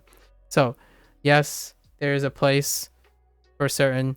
My take is, if you can do it, find a motivation, and then continue to find other sources of motivation. Usually having other people, it's a feedback loop. It's a cycle. If you stay motivated and you have people you trust are motivated, they will motivate you and you will motivate them just by contact motivation. I know it sounds so sappy, but you know, like how contact highs work. That's kind of what I'm saying. Like a contact high from someone else, contact motivation. You stay self-motivated, people around you will naturally be also motivated, and motivated people attract motivated people. So hopefully we can all become motivated together, regardless if you're doing the same thing, right? Okay, that's a good like ending topic. I like that. I don't know where I was going originally, but that is a good ending for it. Do I have anything else to say? What to look forward to, some expectations, retrospection, mental health. Yeah. We went through the mental health. Oh, I didn't go through habit formation, but that's fine. Lightning round. What do I look forward to and some expectations? I look forward to all the people who challenge my perception of myself. So as I get longer in time, right, there'll be a time, what am I looking forward to? When people start asking me, why am I not this good yet? Because I've spent so much time. That's the type of perspective that I'm expecting to hear. And I'm prepared. I prepared some thoughts where, like, when I hit 100 days or 130 days, there are going to be these things like, oh yeah, see, you can't do X, Y, and Z because you're still using Duolingo, etc. That's going to happen, and I look forward to it. I look forward to the challenges and the advice, the counter examples, and all the things that will come with a different stage of expectations. So now I have stopped being encountered by individuals who say I lack commitment. I'm only learning because I'm a weeb. So those things are no longer the case because it's already past that. I'm like 600 hours into committing, regardless of how inefficient my strategies are. I'm past the point where someone could just say, oh, you didn't try hard enough yet. You know, you only spent like 7 days. So that's gone. That phase is gone. Now I look forward to the future phase where there are people who are in their like year periods and stuff, and they will come and probably say things like, yeah, all these parts, you can't do that part. You can't do this part because you haven't practiced this part. I'm looking forward to all those types of input, right? I'll take those input, continue to use Duolingo to extract more information from other people. Meanwhile, on the off time, I'll integrate those methods in my own way. So everything I do outside of Duolingo is the product of, I don't even have to look for them. People come to me and share them, and I'm absolutely privileged. I think I can't emphasize how thankful I am for not having to go out of my way to find information when naturally I'm basically bringing them together. This might sound like a clickbait, but using Duolingo is a clickbait for language learners. If you want to get advice immediately, use Duolingo and people will most definitely come to you. Maybe aggressively sometimes. If you're maybe insecure and thin-skinned like me, you might have to find ways to like counteract and be open to that kind of thing. But I look forward to it. It's going to be that, and then this is like some expectations, right? We set the lightning round, some expectations. Other expectations is that section 3 is a whole new ball game. I'm like dragging my feet, but Lotus has got me so hyped because section 3, I think it's a whole new ball game. The one thing that I feel is it's more like a delayed gratification. I have finally got out of the tutorial stage, and I think section 3 is going to blow my mind in the sense that I might have to change all my plans. Like I'm going to be engaged to the point that it's just inconceivable. So we'll find out. Those are like some of the things I look forward to. I also look forward to, one last thing that I want to make sure that I have a chance, because this is a review, right? Since I started this journey, I never really thought to like acknowledge formally. So I want to acknowledge. Let's do acknowledgements, right? I just want to say a blanketed statement. It has been so different when learning a language, because I was unable to illustrate what it's like to tackle anything that is quote unquote difficult. For most of my time, I don't know if people know, but just so you know, I've been streaming for over 5 years. And of those 5 years, I've streamed for like 90% of those days. Okay, just so you know. And even the little uptick of engagement has like caused me to nearly burn out. Like I feel like I'm burning a little hard right now, so I'm gonna have to moderate it to some extent. But any little uptick, it has been so different lately. And as as the acknowledgement goes, I want to like humbly say, mada mada desu.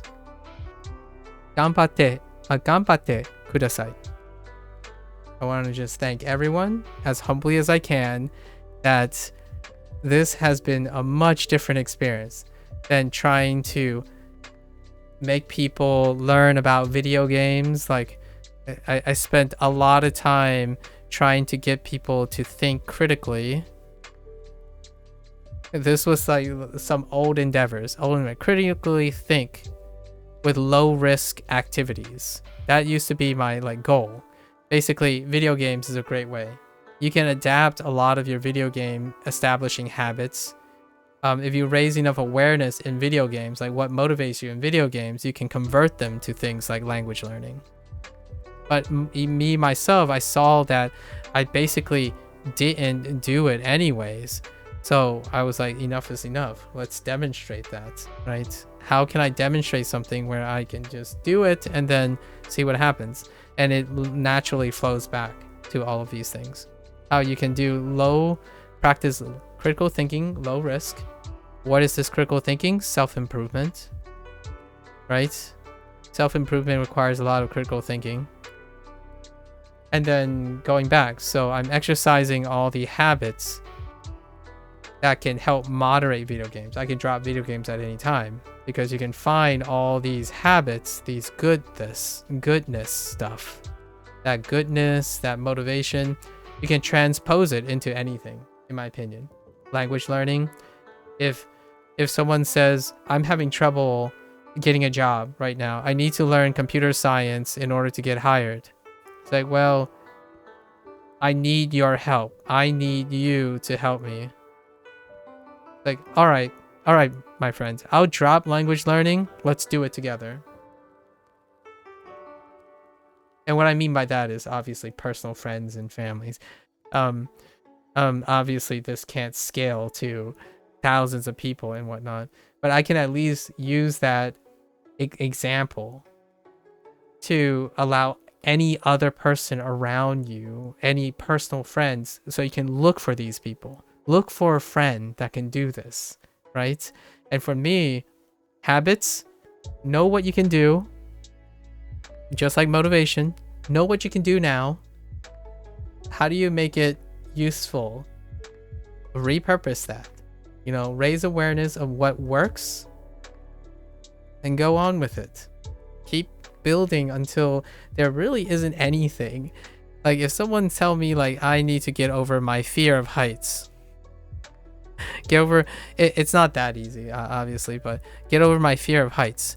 Well, what I ended up doing is I functionally can at least reach a bottom line, that the person that, you know, I can functionally manage it, as opposed to having a gripping uncontrolled aversion to fear. It's still there. You know, you can't overcome biology, but you most certainly can overcome your relationship with it. I don't see my fear of heights as a negative thing, right? And soon I don't see my ignorance of Japanese as a crutch, or my understanding of maybe a better understanding of Japanese culture, for example. So that's kind of the idea, and that didn't happen, because if you wanted to see a bigger population, like teachers out there, you know, you're experts in acquisition and whatnot, I'm sure you're still trying to answer the billion-dollar question: how do you get people who basically relies on the feedback of video games to want to learn language? Well, you might want to start at understanding how video games and habits work, as opposed to trying to tear them down and taking that away. So that's, in my opinion, I feel there's less of that. There's less of understanding the habits that are already formed, and there's more pretending like they don't exist, and then providing a structure from there. You're competing with video games and habits. You're competing with psychological pressures to do certain things. It's not learning language in a void. Like, it's not a void. Like, that's children. Like, that's a newborn child. Perhaps your techniques and stuff will work most elegantly and idealistically on children. Now you have children that are conditioned with many things. If you ask these people, they're not doing these things. Like, do they even know how gratifying it is to play a video game? I would be very floored if I saw the demonstration of some of these experts participate in an activity and be able to resonate with that activity. I like video games, so I tried to use video games as a vehicle to transition people into using it for other things. I participated in it. It's kind of like saying an expert language learner telling you the secrets to language acquisition and they don't acquire any languages. That's kind of scary. So oftentimes the person you're getting language advice from is probably also someone who has evidence that they are able to do it. Well, I guess I'm doing the same thing now. I told people that you could learn hard things that like as though it was a video game. And I suppose maybe when I go back to video games, we'll see. I'll learn Japanese while playing a video game and be able to demonstrate that, hey, look, I can do it. Hopefully it looks approachable enough for you. Maybe. Who knows? And I might fail in the end. I'm not concerned with the outcome. But to me, I see so many times, much like formal education, and I love formal education. I want to be a professor and teacher. But the classroom, though, is incredibly restrictive. As in, when you had to teach, there were curriculums, there was syllabus, there was a lot of red tape that I do feel they're great for the kids that are great. It kind of doesn't work anymore because the trends are different. Kids are grown up with different normalizations and behavior now, and it takes, pragmatically so and reasonably so, it takes a very long time to standardize new things. And that's kind of it's a human condition. It's not like something that has a magical balance. You can't immediately change policies and you can't immediately change dogma because the dynamic shift in psychology or like kids and stuff and their motivations are shifting so fast that having a shift in paradigm in formal learning, it's going to take so long. Like right now, what do you do? What in my opinion, the first thing I would ask someone who talks about learning and language acquisition is, how do you be more attractive than TikTok? Well, you could be, this is a little controversial, but you could be like the US government and ban TikTok. That is actually a thing right now. There's an ultimatum for TikTok in the United States. I mean, you could try to take it away, sure, I guess. The question is, can you compete with all the other sources of motivation? So meanwhile, instead of banning and stuff, language learners, opponents of Duolingo is to shut down Duolingo. That is kind of the thing, right? So does that make you a better instructor? No, it doesn't. It means you shut down the opponent so that you yourself don't have to improve. That's my 2 cents, personally. Or maybe 10 cents or $100. If you need to shut down your opponent who is motivating further than you, that is a way to get people to use your product for sure. Does that make your product better?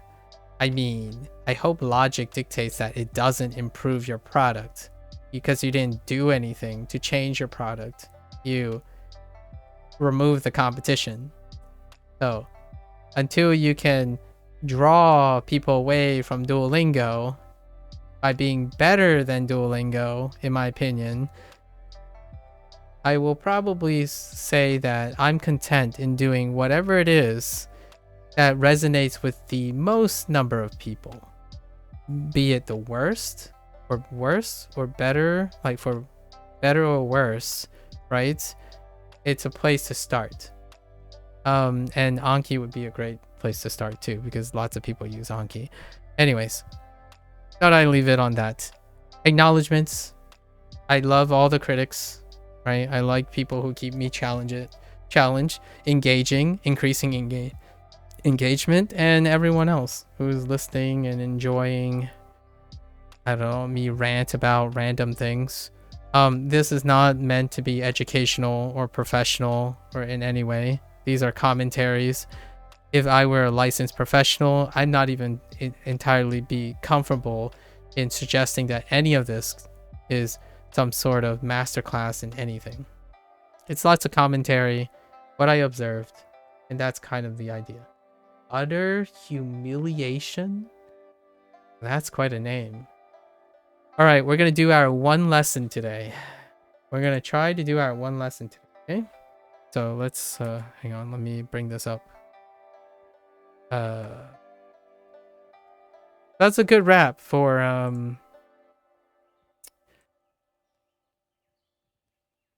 day 75. And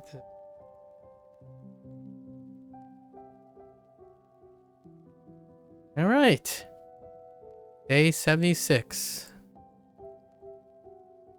We'll do like 3 lessons. I don't know how fast this can go. So section 3. Oh, I didn't even tease. We're not gonna get the guidebook right now. So section 3, unit 1. Here we go. What was this guy's name? This guy's name was Ed. Yeah, his name is Ed. Or Eddie. It's either Ed or Eddie. Alright, use past tense verbs.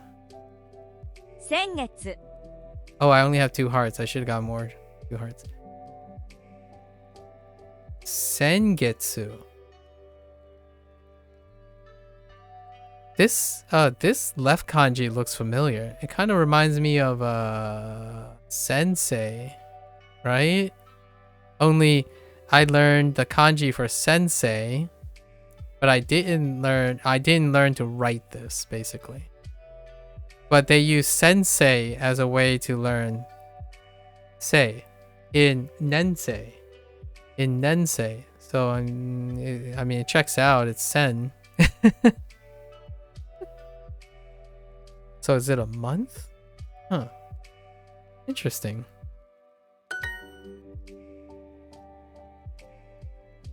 So I'm doing it now. Well, it'll officially start tomorrow, but I'm trying my best to associate Japanese words now.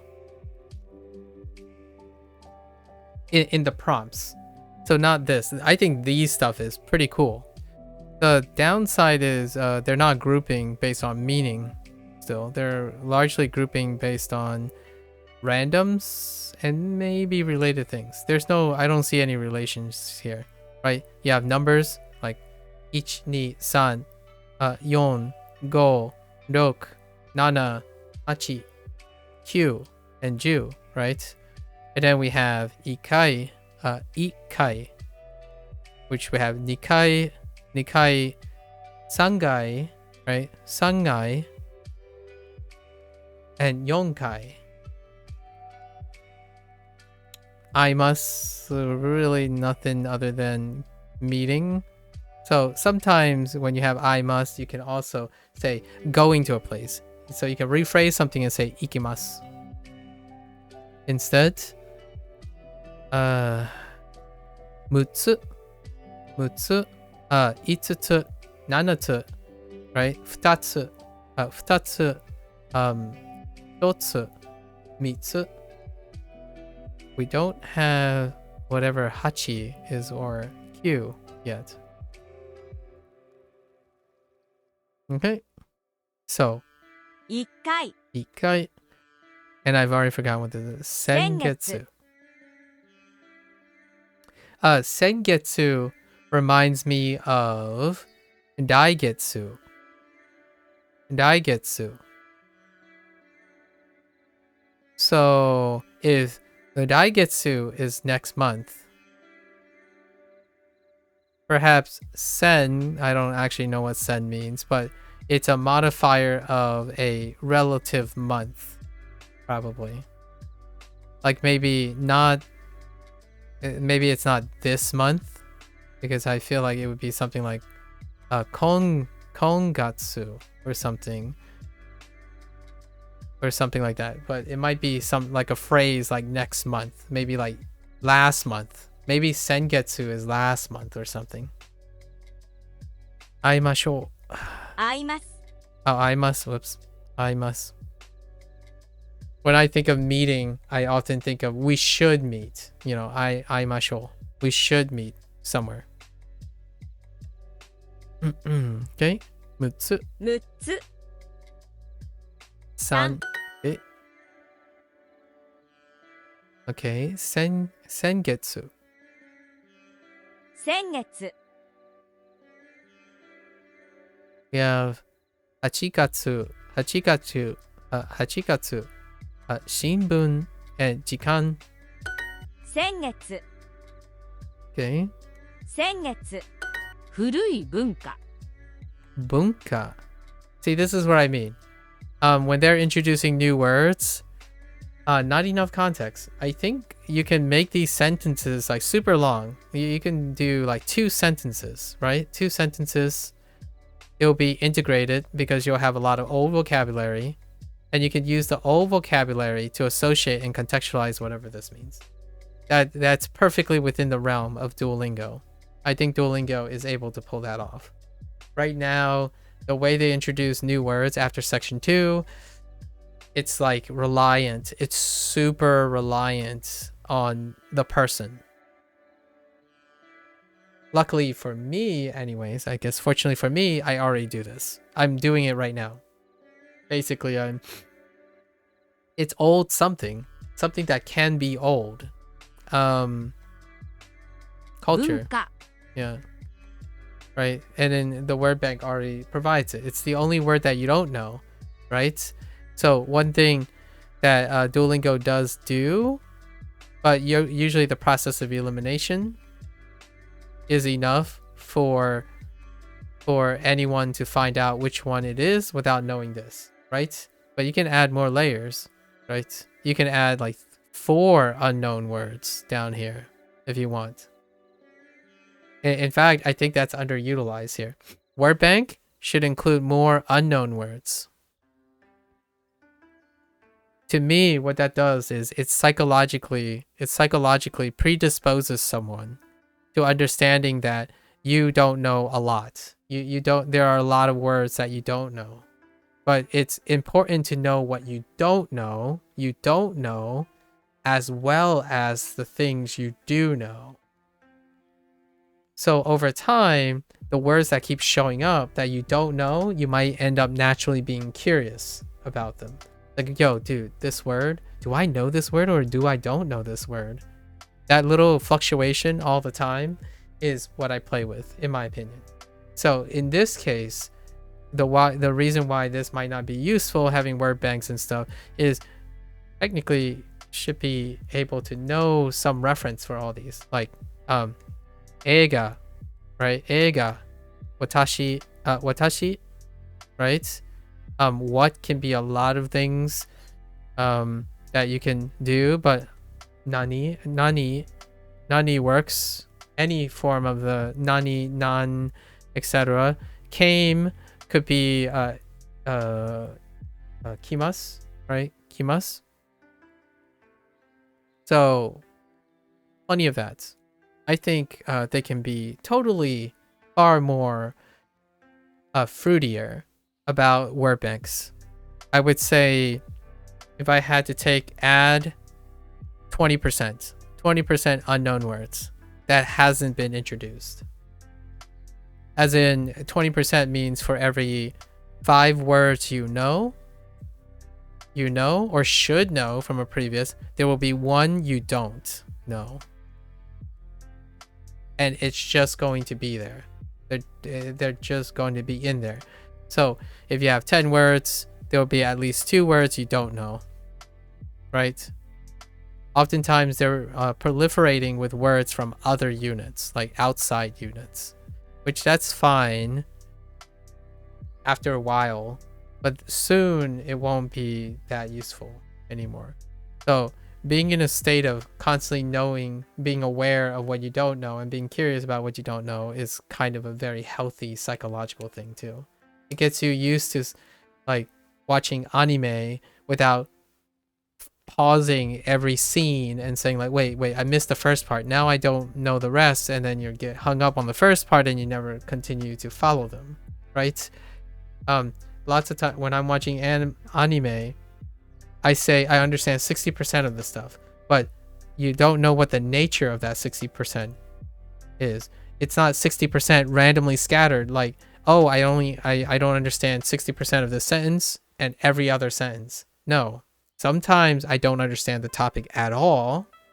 So all of that is mute. But suddenly when it hits a topic I know all of it. As in like all of the stuff because I've practiced it.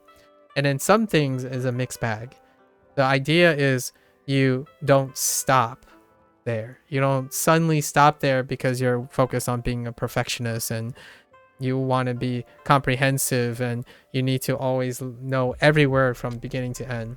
As a native speaker, you still don't read every other word from beginning to end. I'm just being real with you.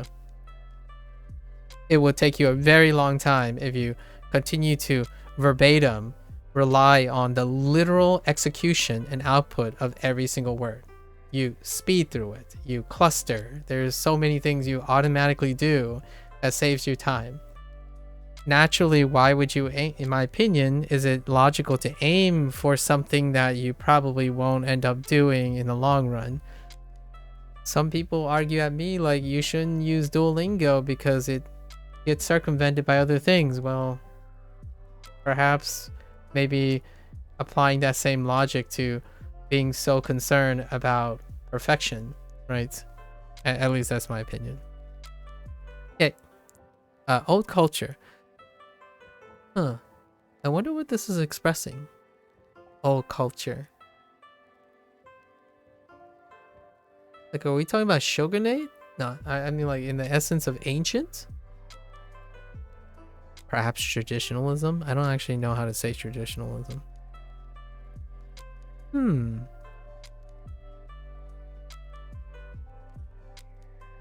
Okay. 日本の文化は好きですか?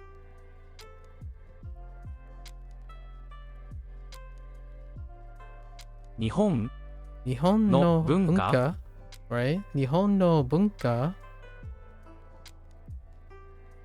ga suki desu. Or no, what are we saying here? Immediately my first thought to complete the sentence is Nihon no bunka ga suki desu.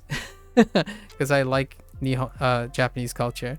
But what are they going for? 日本の文化は好きですか? Oh wait, wa は suki 好きです desu か? ka? Oh, they turned it into a question. I see. Nihongo, yeah. I'm sorry. Nihon no bungo wa suki desu ka? Do you like Japanese culture? Hai. Nihon no bungo suki, ga suki, daisuki desu. So Nihon no bunga ga daisuki desu. Probably. I love the Japanese culture. Heck yeah. 先月日本に来ました。Sengetsu Nihon ni kimashita.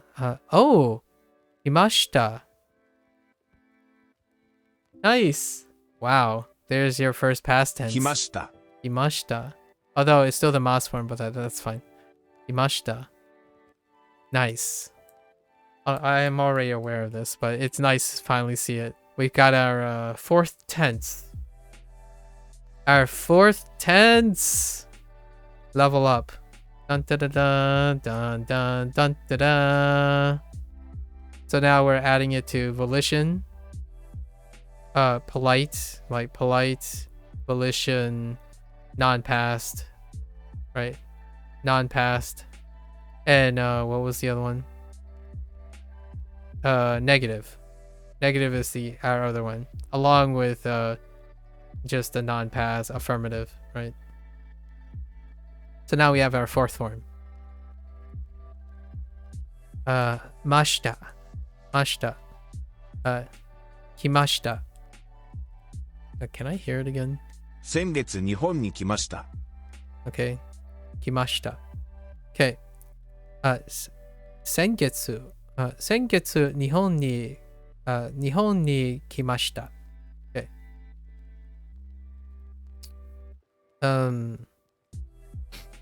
I'll take a guess.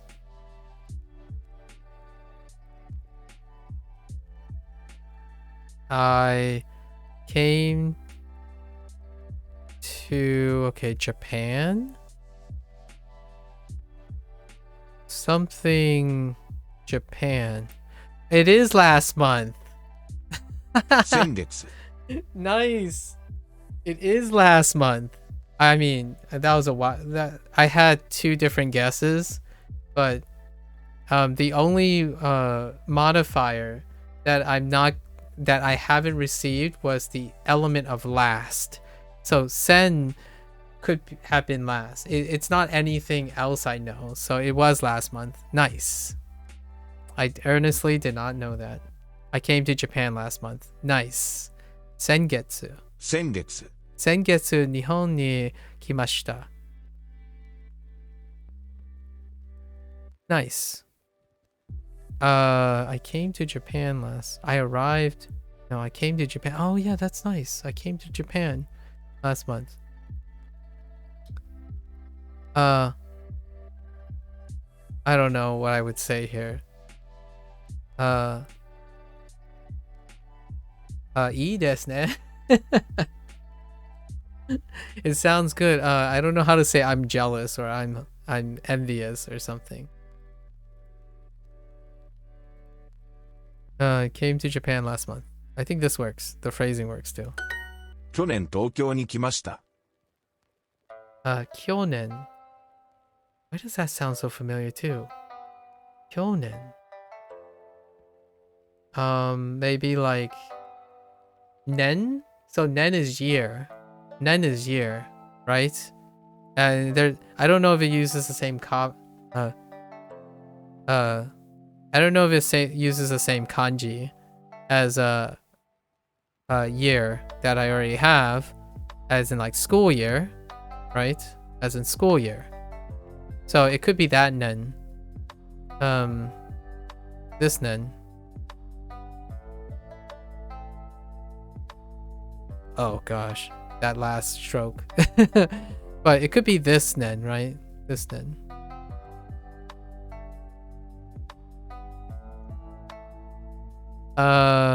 And then this is kyo.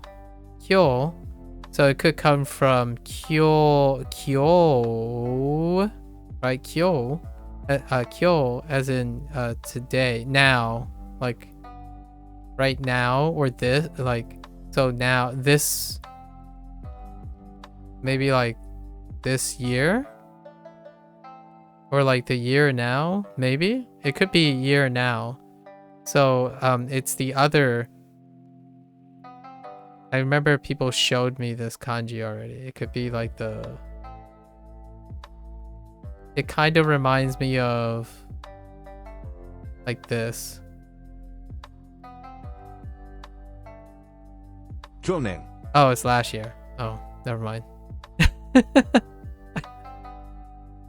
It's last year. Okay. All right, sure. All right. And you can't tell. Oh, wait. Well, you can kind of tell. It's kind of hard because if this is the past tense, right?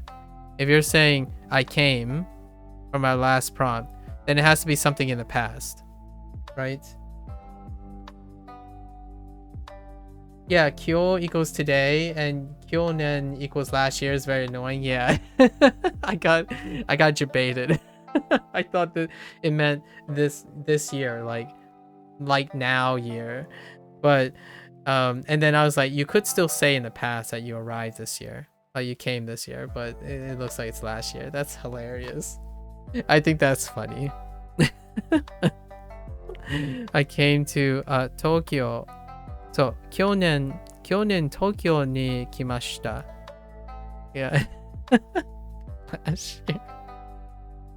I came to Tokyo last year. Okay, 去年。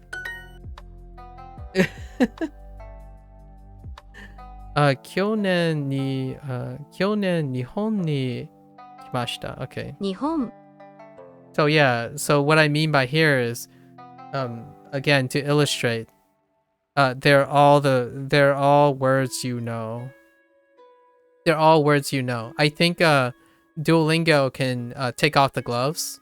They can totally take off the gloves and put in at least, I would say, 40%, 20% to 40% unknown words. Just they're there. You have to. The person has to be challenged to know that they need to know what they don't know and need to know what they do know, right? They don't have to be right answers or potential answers. They can be deliberately wrong answers, but they're words you don't know. There's a lot of value to understanding, to be comfortable with seeing that you don't know everything, as well as you do know certain things, and then coming to the right answer, right? So that, in my opinion, it will slow people down for sure, but that's the whole point, right? It slows down to appreciate. So right now you have like shinbun, right? Sangai, and nomimono. So drinks, third floor, newspaper, right? And I do this already. This is what I started doing between 25 and 50. So I've been doing this ever since. It's just so fast now. I don't even bother going over it anymore.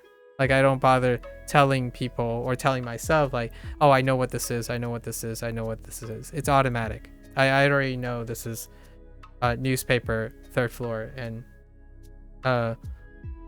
drink the moment I looked at the word bank. It takes longer to pronounce them though. So I still spend my time from time to time to pronounce them and have an output for them. The output of remembering what they are doesn't really do very much anymore. 解散も先月日本に来ました。Kaisen. Oh, Kaisan. Oh, we're bringing back Kai. Yeah, Kaisan mo sengetsu Nihon ni kimashita. Oh, hey Nojo. Oh, I just finished reviewing. Nojo. We're doing our lesson now. We just started. This is our first lesson. Okay. So, Kai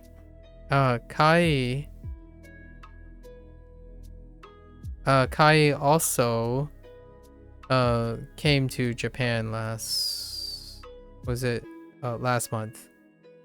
Sengetsu came to Japan last month. Sengetsu. Kai-san mo sengetsu Nihon ni kimashita. Nihon ni kimashita. What the heck is Sai doing here? Like, SFU? Daigaku, right? Daigaku, Koko. And honestly, technically, Anata, but you is always implicit. Their use of you is always implicit.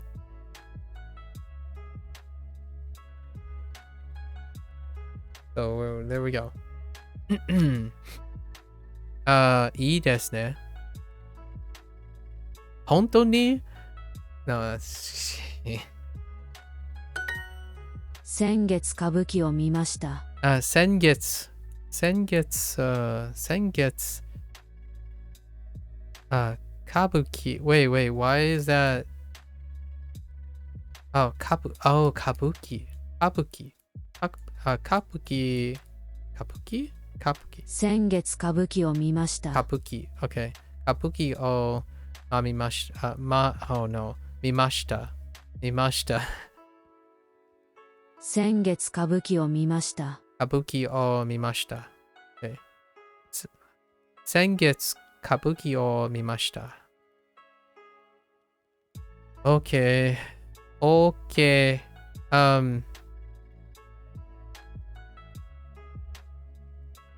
Oh, they're saying everything in the past tense. How do I respond to someone telling me in the past tense?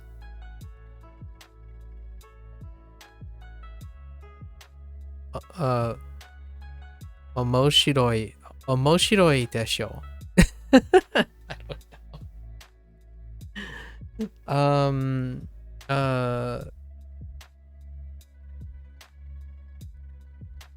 know. Oh, this is gonna make it very tough. I'm gonna have to think about it tonight, this evening.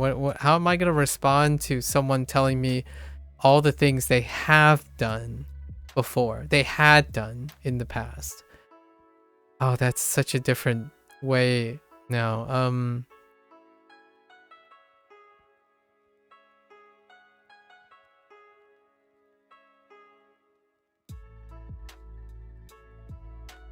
If you express you haven't...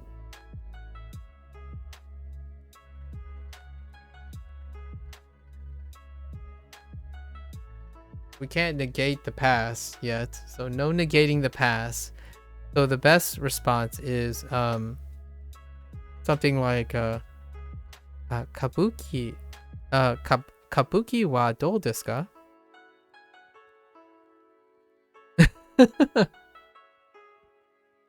I don't know. Nani nan desu ka? I gotta think about it. I don't know where I'm going with this. This is okay. We're gonna have to we're gonna have to think about it. This is changing some stuff. Okay. I saw kabuki last month. Does this include Kabuki. performance? Okay. Performance. Yeah. Okay, so I saw a kabuki performance last month. Sengetsu kabuki. 先月歌舞伎を見ました。 Sengetsu kabuki o mimashita. Okay.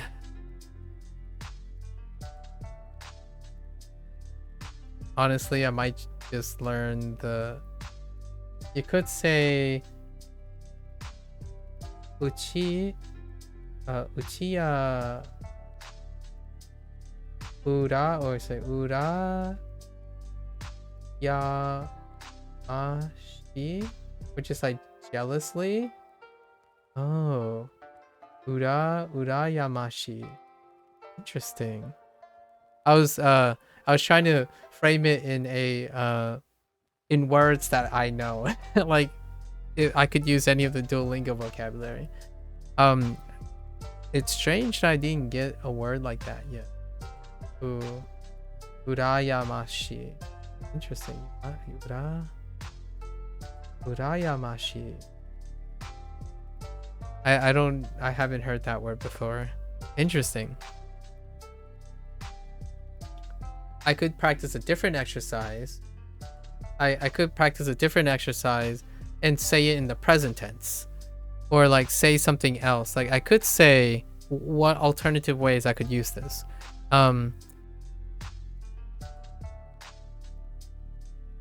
Sengetsu.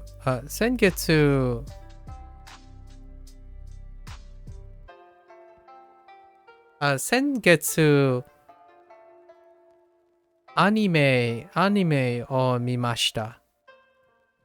Anime action anime o mimashita. Right, to share like additional information. Right, like I watched action anime or practice something else that's relevant to it. So I can turn a phrase and use that to practice expressing mimashita with other vocabulary that I learned. So that could be useful too. I don't know how to say like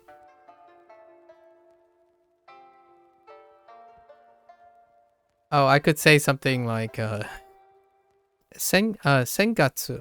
sengetsu フリエンのアニメを見ました。Just say like the free and anime, right? Just modified anime with a random tag of whatever I'm referring to as an improvising. It wasn't really last month. It's not May yet, but I could technically say that once it turns May. We started last month, but yeah. 去年お祭りで花火を見ました。去年 Oh no, 去年去年お祭りで花火を見ました。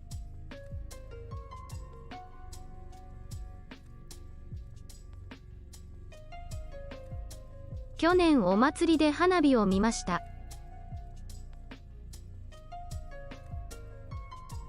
お祭り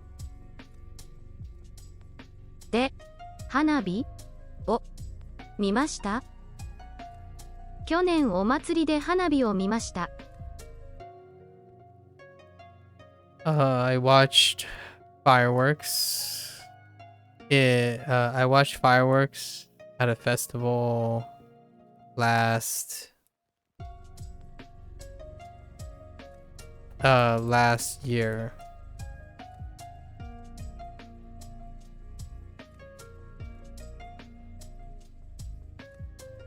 What did I do last year?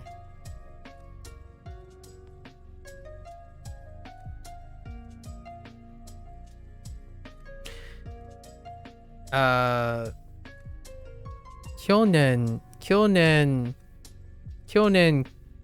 Convention Center de de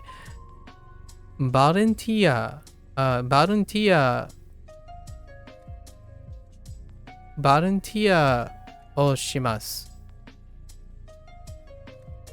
しました。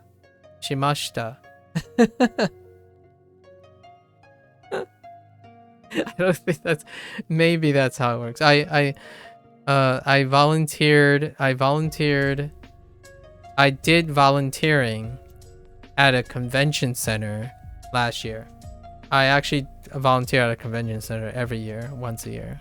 But I was being a little bit creative, and obviously I was substituting English words because I'm not quite convinced that I know how to say them. So that's kind of the whole exercise. If I don't know the English word, if I don't know the Japanese word, I will substitute with the English word for the time being. And it will constantly remind me of words that I might want to know in the future. Did I like Rien? I really like Rien. Rien is like my swan song. Like the thing that I spent maybe like the last 3 hours that was talking about motivation, fear of not being productive, not having an impact on the world, or being motivating and being motivating around other people who are motivating and enjoying the journey and focusing on the journey rather than looking at the overall goal. That's basically Frien 101. So if you find, in my opinion, if anyone out there who is interested in what, like, they like anime and they want to get a grasp of maybe some of the reasons why I stream myself doing things, Frien would be the epitome of that for the consumption for other anime fans. So many of the topics really captures that, and I hope that one day when people watch that, they can continue to resonate with it at some point, because I think it's a very it's not supposed to be masking and ignoring things. I think it's a show that puts it front and center. Some of the trends that people are becoming caught up in, right? Like, yes, solo leveling, like a show like Solo Leveling is fantastic. It's like making you escape, right? Korean is kind of offering a bit of escape, but it's so grounded that you're getting thrust back into the things you've been ignoring, which is like living life one day at a time. You can be the most outrageously successful person, but you might not have grasp of the wonderful things that are in the moment, fleeting moments, in fact. So yeah, naturally I gravitated towards Korean quite a bit. It's quite a wonderful way to illustrate a lot of the concepts in a very like anime friendly, and even Western fantasy. If you like the Western fantasy, it's kind of East meets West actually. So there's a lot of things working for that anime. So great. I brought it up because that's the last thing I bought. Right. Okay. 去年 location, that kind of looks like Eigakan, but I don't think that looks fancier than an Eigakan.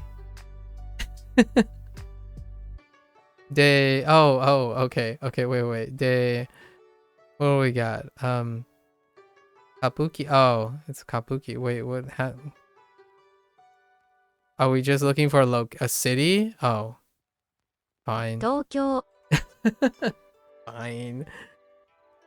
去年東京で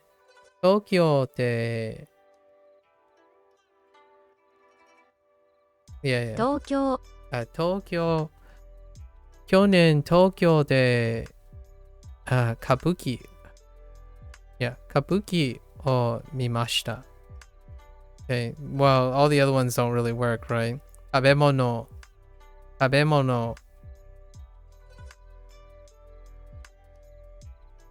pun. Pun. I'm trying to think, like pun and kaimono does not work here. So naturally it's a city. It would be interesting if I had I don't have the phrase theater, but I look for a location. It could be any. We can put in like Kyoto, right?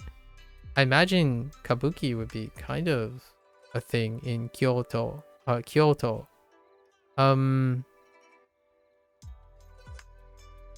Yeah. How did I say it?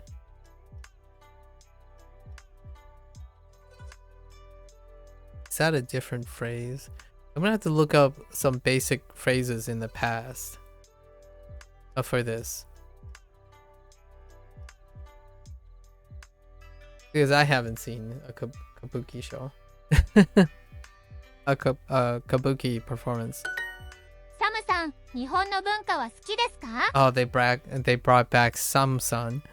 Sam-san was introduced with Kai-san. Sam-san, 日本の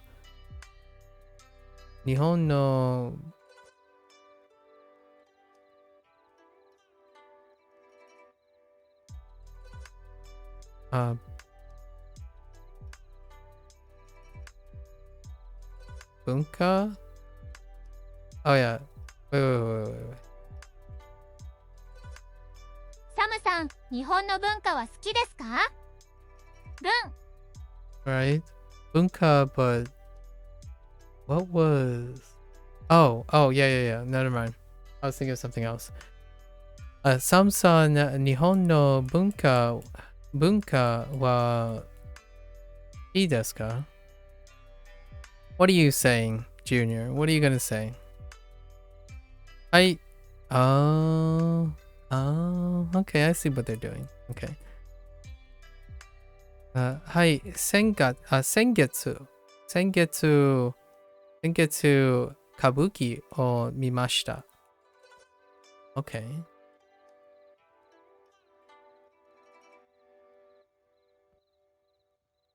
I think I mean my attempt here is I'm pretty sure it's mima deshita or yeah, something like mima deshita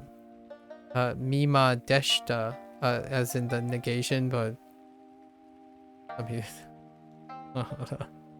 hold on.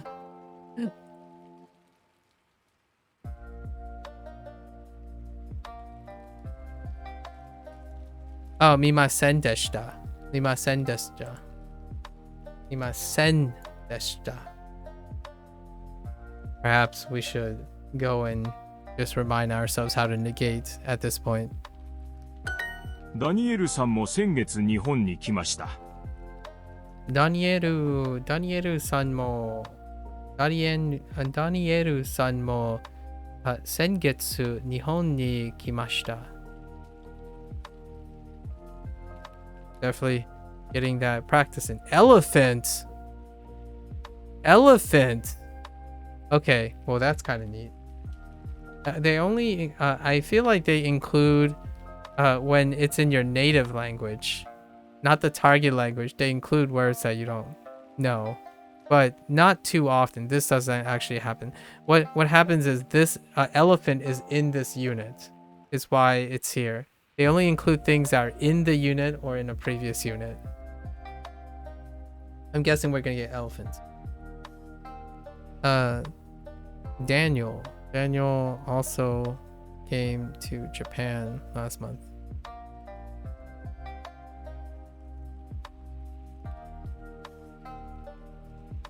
Oh, I don't have the potential for him. Yeah. I was gonna say maybe I'm planning on going to Japan next month. I can say that.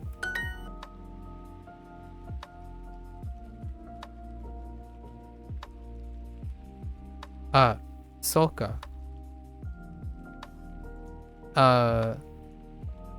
とても面白いです。とても面白いです。白いです。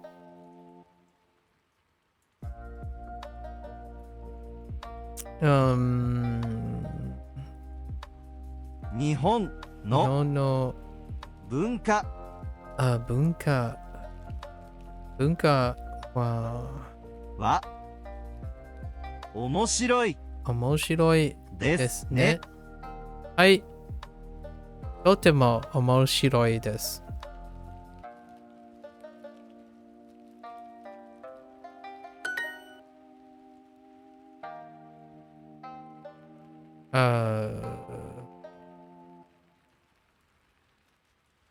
先月歌舞伎を見ました。先月歌舞伎を見ました。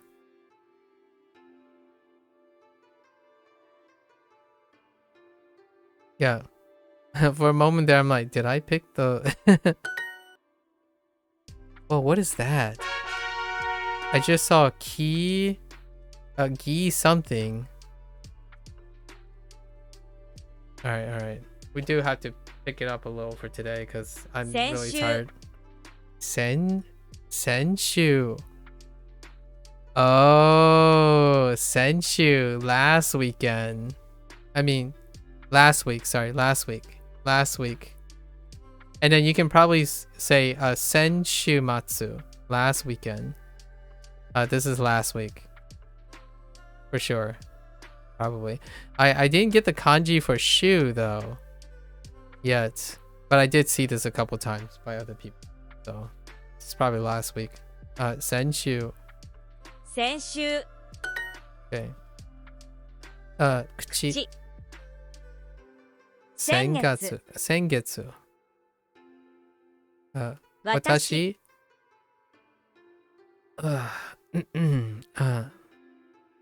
3000. Senshu.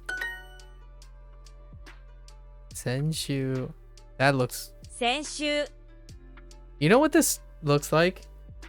It looks like a snail with an engraving. Or am I... actually, it kind of looks like a turtle. But more like a snail because there's an antenna. Anyone see this? Like, here's the, like... Right?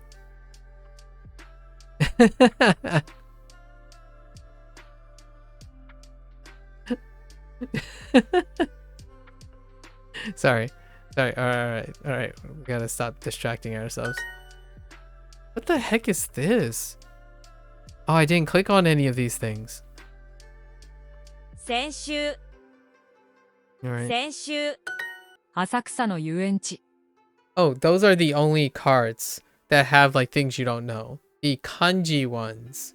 I think these things down here, the word banks here, can be more, in my opinion, be more like the kanji cards, where there's usually one out of, it's like 25% of the time there's one that is unknown.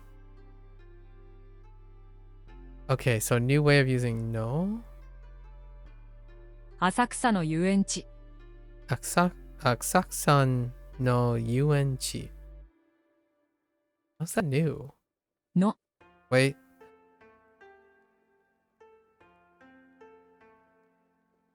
Okay, I can see that. That's fine. I can see that. Technically, if we wanted to be super technical, the other times we used cities, right? Like a place, when the they didn't actually use no in the sense of it's their thing, like the possessive.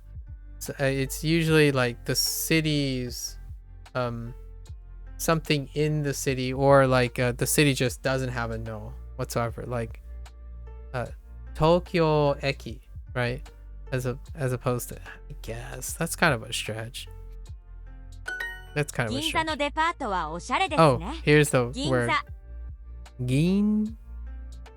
Ginza. Oh, 銀座 actually, I'm uncultured. What is Ginza? I'm uncultured. Uncultured alert. I don't know what Ginza is. Sorry, cultured Japanese people. I don't actually...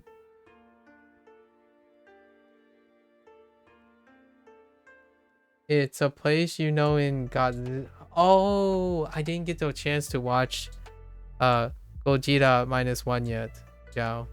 I have still yet to watch it. Oh, so I'll probably watch it this evening. Oh, Gojira destroys Ginza? Okay. Thank you. You know what? I'm gonna watch. Oh wait, is it available? It's -1 available right now to watch? I don't know if it's out of theaters yet, like if you could watch it in a streaming platform yet. I didn't get a chance to watch it in theaters. I absolutely love the Shin Godzilla. Ah, okay. Ginza, I see. Thank you for that note. The city that Godzilla destroys. I won't forget that. I won't forget that very easily. Thank you. It's kind of like what you call it, Akihabara, right? Akihabara. You can't forget it once you know what Akihabara is, like its significance in pop culture, right? Ginza. It's in Tokyo. I think it's a district. Oh, Ginza. Oh. Okay. I kind of want to know what Ginza is known for, other than being destroyed by Godzilla. I bet there's a statue of Godzilla in Ginza. Why am I not surprised if there's a statue of Godzilla? Like maybe even a gigantic statue of Godzilla in Ginza. Much like there's a Mobile Suit Gundam.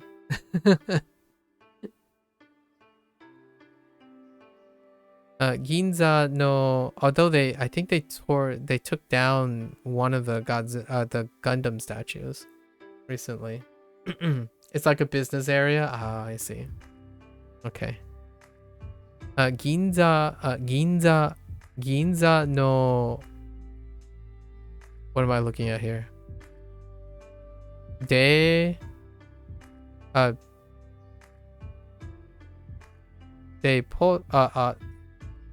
pato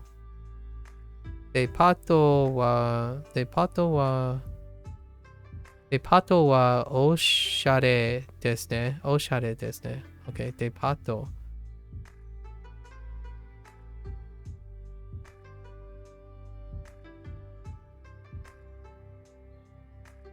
銀座 Okay. Oh, I thought they were going to use this as a possessive. They didn't use this as a possessive. Wait. Oh, wait. Hold up. 銀座のデパートは Oh, they're doing... Oh, are they doing the... Ah. Fair enough. Wait.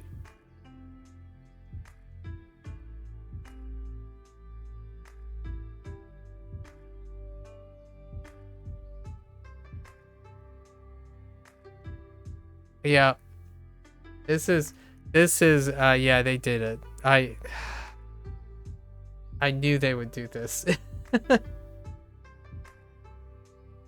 Okay, fair enough. Fair enough. Department stores in Ginza are stylish, aren't they? I don't know. That's sussy. First you throw the Asakusa. Yeah. I don't know. That's very sussy. 銀座は東京駅の近くです。 They're gonna get me. I'm pretty sure they're gonna get me on this. Because it kind of conflicts with the last usage. Yeah, it does. So this is a Duolingoism. This is what I call a Duolingoism. Sometimes when they introduce a new particle use, whenever they do use a new particle use, they will refresh a previous particle use. So a previous particle interpretation. Immediately after introducing a new interpretation.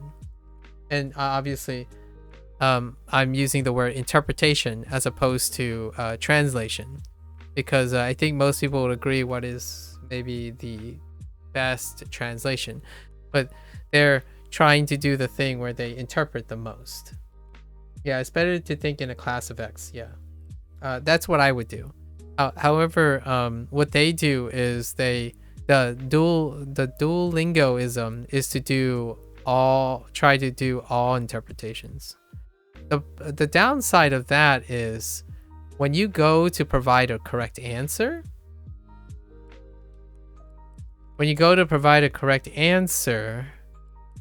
you don't know which one it is unless you have this, or you know the pattern of it. The thing after no is in the class of the thing before it. Yeah, true. Yep.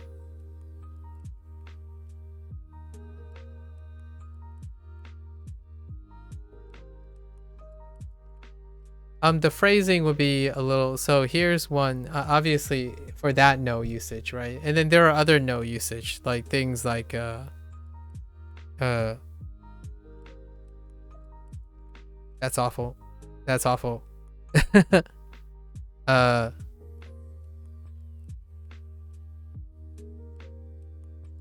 things like this versus interpreting this, right?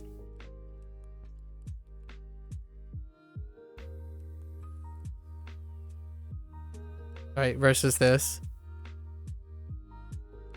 So these are two different interpretations, right? And since this type of phrasing ends up being prepositional phrases, it can be prepositional.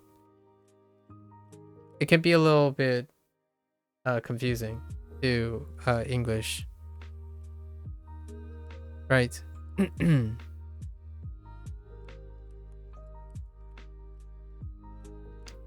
Like, for example, this is near the river. And this is the nearby river.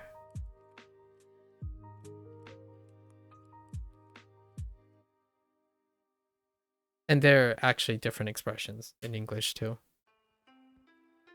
English itself also has a nuance to this. The good old nose. Good old nose. 銀座は東京駅の近くです。銀座の What? 近く。 Oh, wait. See, they're doing it now. 銀座は東京駅の近くです。Wait. わ Oh, no, never mind. They're not. 銀座は東京駅の近くです。駅 Oh, の no, they are 近 doing く it. で Yeah, す。 they are doing it this way. Yeah. See? So that's what they're doing now. They're going over Duolingo is going over all the no's, like all the different no's that you should have already. They're not explicitly telling you how it's different because that's not what they do. They're telling you by example. So now they're going over all the no usages, and this would be an example of it. This is near Tokyo Station. Tokyo Station. As opposed to there's a chance the next example could be the other way around. But yeah, they do this all the time. 銀座は東京駅の近くです。 Yeah, so this is near Tokyo Station. 東京のカフェはおしゃれです。 Nope, they went to the other one where it's not possessive. This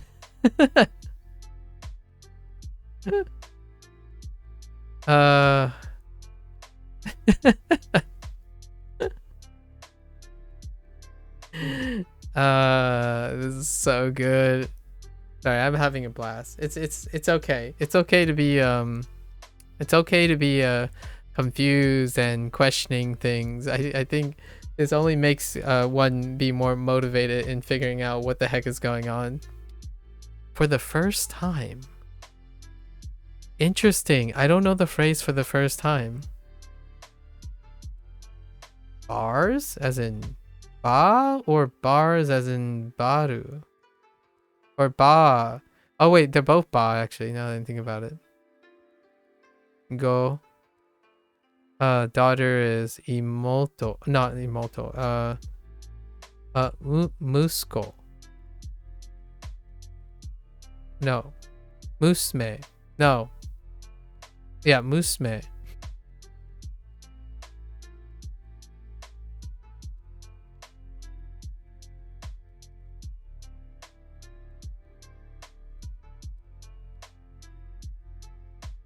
I'm starting to... This is really early on. I'm starting to... finding myself struggling on some of these words now.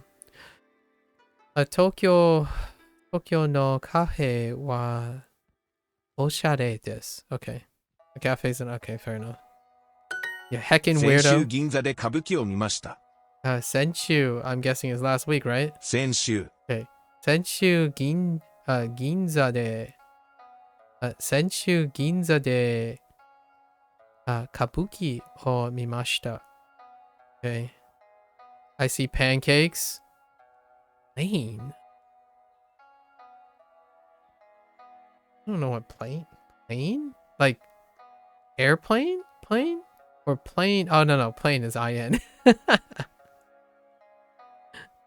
Or are we talking about like a plane? Like a surface plane? It's probably a plane. As in, hikoki. Hikoki.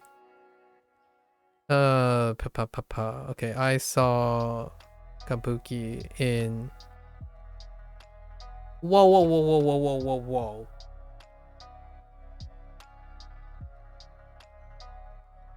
Okay, that is wait a minute. Oh no, it's fine.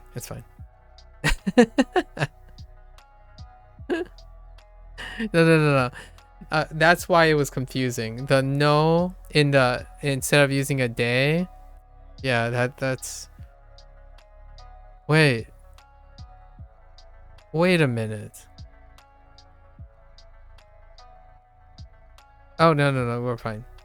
Never mind. Yeah, that previous no is confusing the heck out of me without using a day. Anyways. Okay, it's fine. We're fine. 先月美味しい天ぷらを食べました。先月美味しい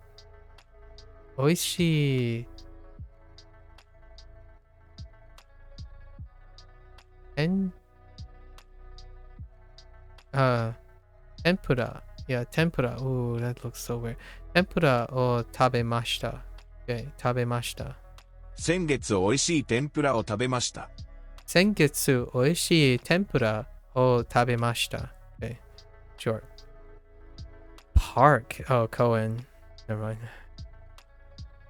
I ate tasty tempura last month. Wait, I don't get to say last week yet. Oh wait, I do. Okay. When are we gonna say last week? There.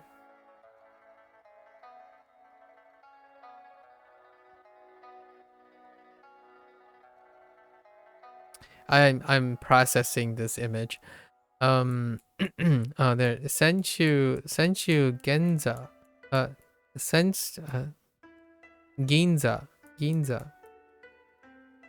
Senshu Ginza de takai sushi o tabemashita. Sushi o tabemashita. Uta. 外 Soto. 墨 Sumi. The corner. 先週銀座で高い寿司を食べました。先週銀座で高い寿司Wait, why? Duolingo, why would you do this? What happened? Duo, this is a duoism too. Why did you just randomly went with takai sushi o tabemashita? As in the kanji's lost, but that's fine. I ate expensive sushi in Ginza last week. It's fine.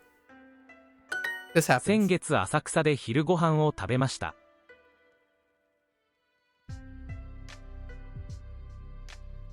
先月 I heard Asakusa Day. Asakusa. No?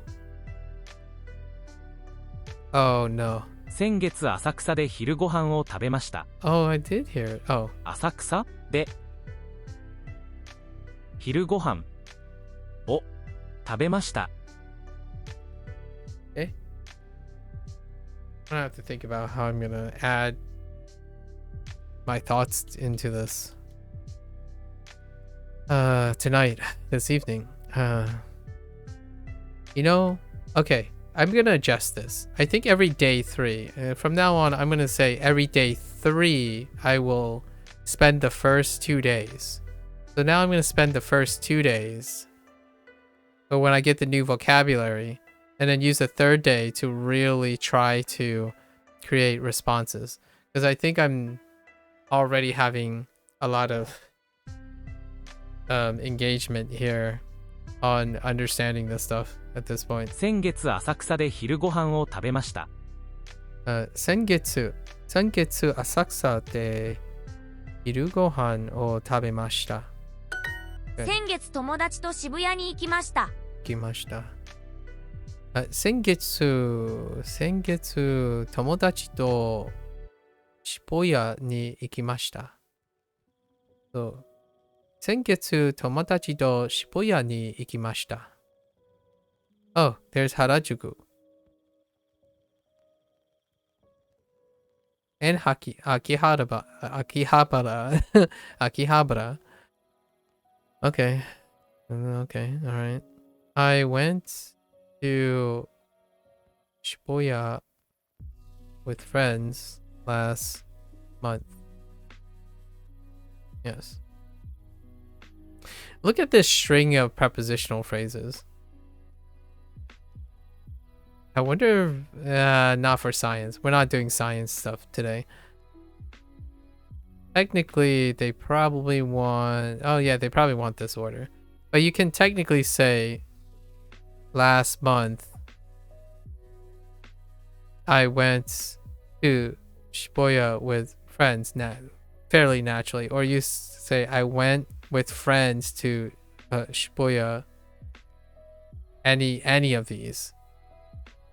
But I think the one that they're going for is you take the interior, right?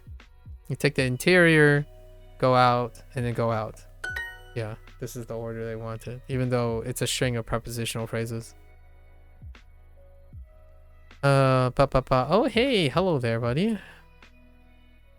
Senshu, Tokyo no, Dobutsukan, Dobutsen, Dobutsukan,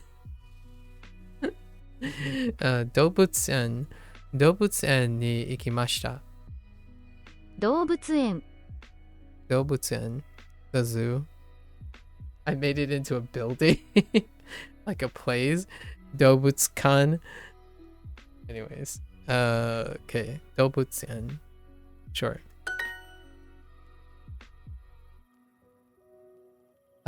Speaking of Hakubutsukan, Hakubutsukan. Hakubutsukan. Kubutsukan. Hakubutsukan. Senshu. Senshu. Hakubutsukan. Hakubutsukan. I wish I could be as relaxed as she is.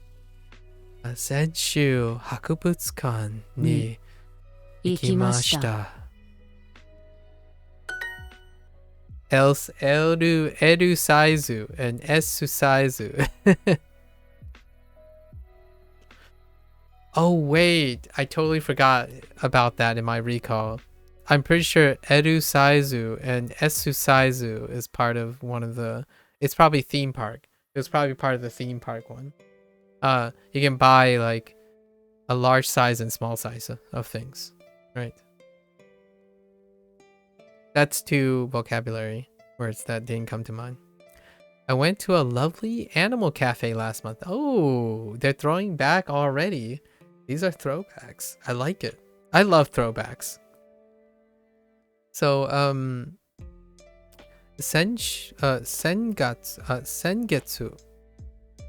Do I need any? No. Sengetsu. Steaky. Sengetsu. Steaky na dobutsu no kafe? Or do I don't need it. No. Dobutsu kafe. Dobutsu kafe ni ikimashita. Let's put this all together so I can actually... Sengetsu. Sengetsu. Steaky.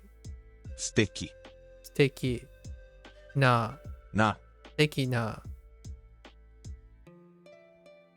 Dobutsu. Kafe. Ni. Ikimashita. Ikimashita. Okay. So, Sengetsu, sengetsu 素敵な動物カフェに行きました。Full staff. Oh no, it's past midnight. One more. Oh, wait. Hold up. Let me see if use past tense. Let me see if the structure stayed the same. Okay, make transit plans. Yeah, they're still doing the same thing. So I don't know why they're doing this. So this is N1. This is R1. And then, you know, P1. Sometimes there's P2. And then this is N2. And this is R1. And this is probably R2. So we'll have to...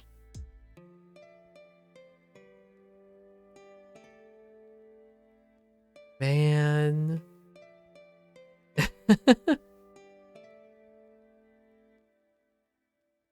I'll do one more, and tomorrow I'll make it a little shorter. Maybe we'll do these, right?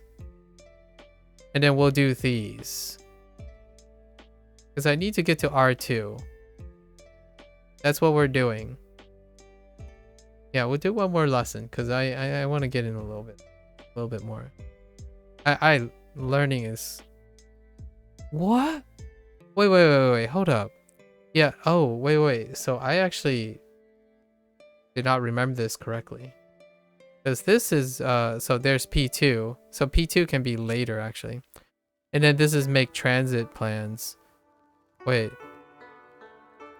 Oh, interesting.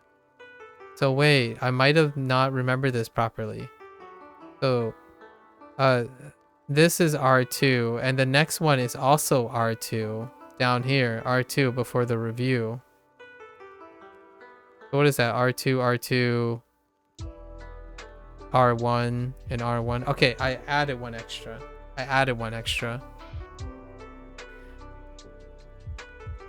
Yeah, I really don't understand why they would place N2 here with this one. It used to be this way around. Yeah, so this would be R1 and this would be R2. So what happens is you would go back and forth after reviewing back to back. Once you review back to back, it goes to R1 and R2, and it was perfect. So it didn't change. It's fine. Whatever. Then I added one extra review exercise. I thought there was one more down here. Like there was another one down here. Okay. Revision. It's fine. Let's do one more exercise. Is that a crepe? Oh, crepe. Crepe. Crepe. Crepe. Crepe. Of course. Crepe. Crepe. いちごのクレープ。いちごのクレープ。Strawberry crepe. Fair enough. いちご、no. 原宿のクレープ。原宿のクレープは美味しいです。Probably delicious. 美味しい。Tasty.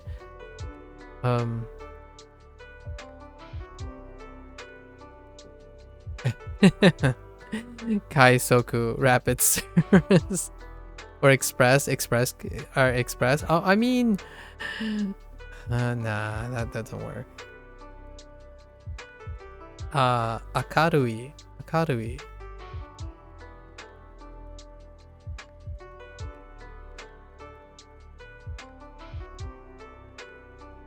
Akarui is hideous?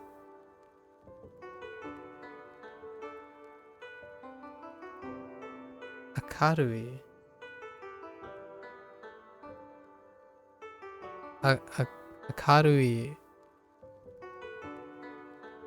Akarui. I don't know. Nikiyaka. That's lively. I think it is. or like, I don't know, alternative uses of it yet. 先週どこに行きましたか？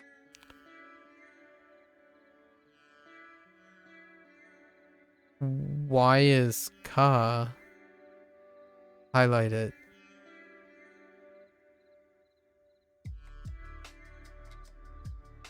Senchu doko ni ikimashita? Ikimashita ka? Ikimashita ka? Oh man, that's kind of 先週どこに行きましたか？ ikimashita ka? Ikimashita ka? Oh my gosh. That sounds so weird. 先週どこに行きましたか？ Senchu doko ni ikimashita ka?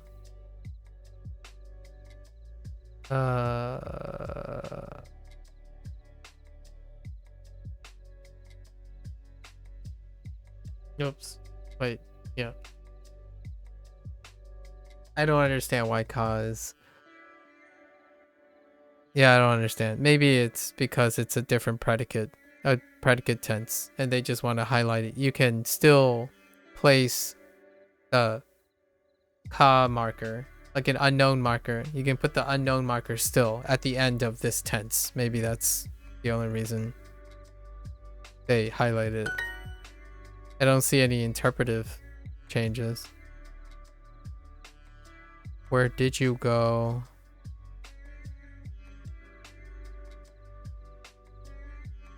No.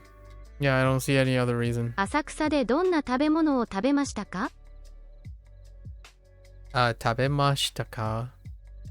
Tabemashita ka? Hard. 浅草でどんな食べ物を食べましたか？浅草でどんな食べ物を食べましたか？ Asakusa de dona tabemono o tabemashita ka? Tabemashita ka? 浅草でどんな食べ物を食べましたか？ Tabemashita ka? Tabemashita ka? 浅草でどんな食べ物を食べましたか？ Ka? Asakusa de dona tabemono o tabemashita ka? 初めて生の卵を食べました。初めて。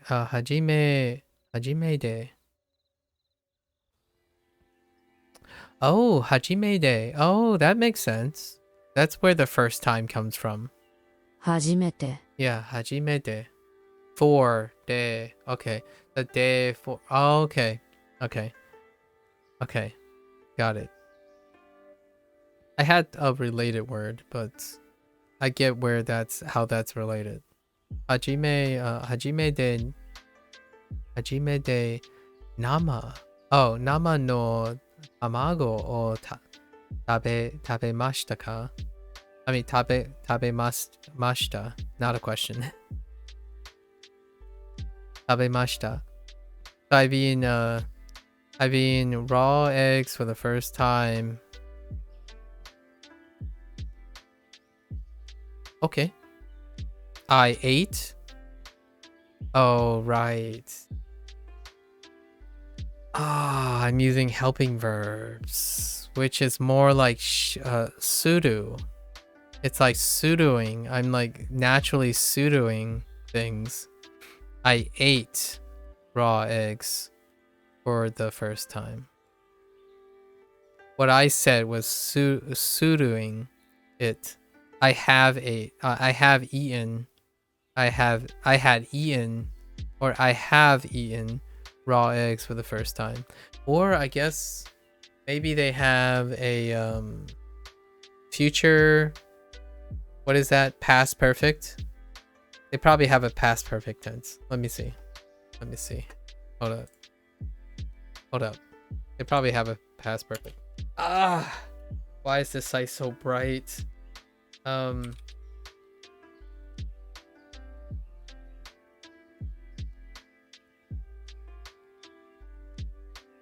wait, I don't know which one it is. Is it causative?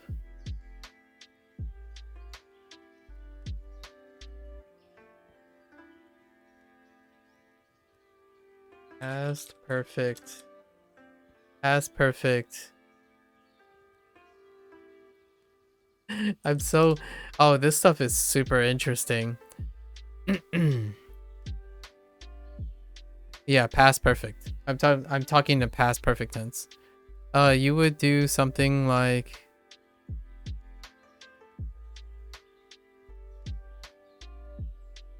I have already eaten. Interesting. No exact equivalent in Japanese, but sometimes you can use... Oh, okay. I'll have to look that up. Past perfect. I ate raw eggs for the first time. Instead of I have eaten raw eggs for the first time.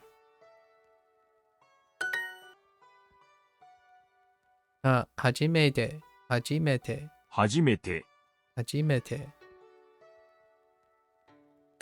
昨日何をしましたか？昨日何をしましたか？しましたか？昨日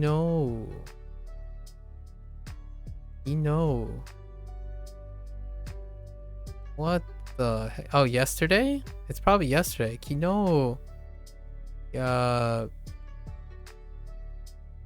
昨日何をしましたか？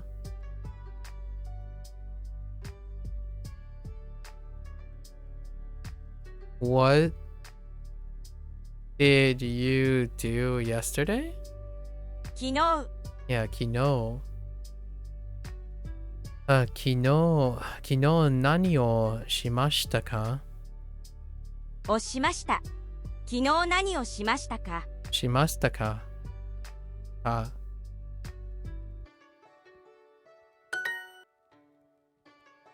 日昨日。Okay. 昨日は、昨日は、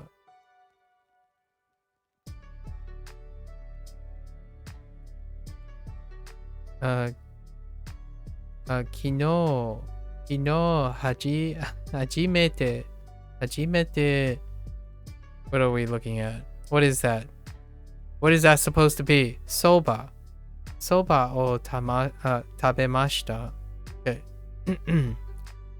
昨日 oh man, that just made my stomach grumble. 昨日は doing that. Stop! It's not a particle. 昨日初めてそばを食べました。そば。エリカさん、昨日何をしましたか？エリカさん、昨日何をしましたか？ It'll become normal in a few days. In a few days, that'll become normal, I think. Hopefully. Maybe. 初めて、味噌汁。No, not 味噌汁。味噌カツ。Okay. Man, I thought they were gonna have soup, but okay. I guess it wouldn't be for the first time. It would be kind of weird to have miso soup for the first time, I suppose. I don't know.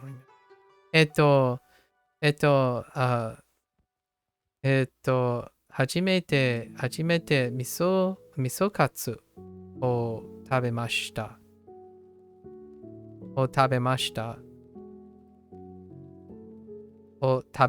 た。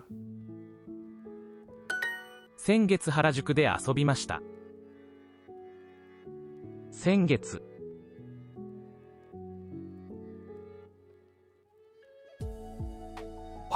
先月原宿で遊びました。 Oh, Harajuku. 原宿で遊びました。 I gotta get used to all of this. Okay. Sengetsu. Sengetsu. Sengetsu. Sengetsu. Sengetsu. Harajuku de asobimashita. Asobimashita. 先月原宿で遊びました。 Sengetsu. Harajuku de asobimashita. We hung out in Harajuku, Harajuku last month. Zenbu de, 全部で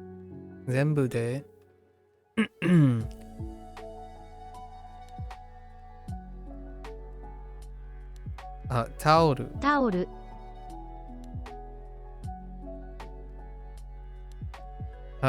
crepe, クレープ karai, 辛い、 gyunyu. What the heck is that? Pep? Okay. 昨日は公園の no 昨日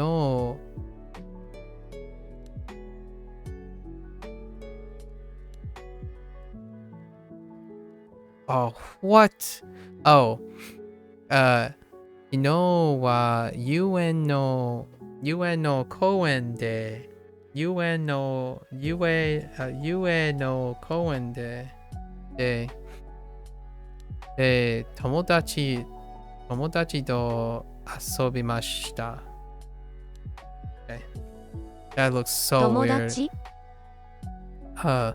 Sorry, 上の公園で友達遊びました。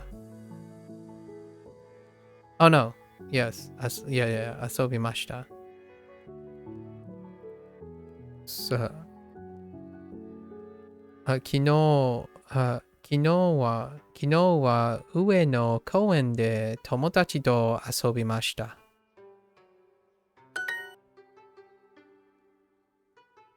Okay, all right, you and your raw eggs. I get it, raw eggs. It's very, I mean, yes.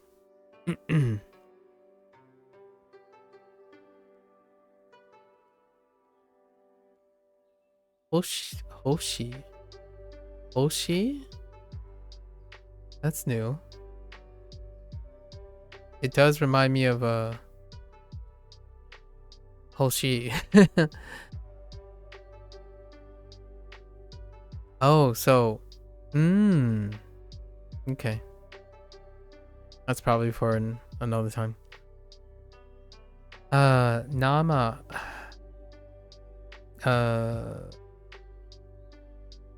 初めて生の卵を食べました。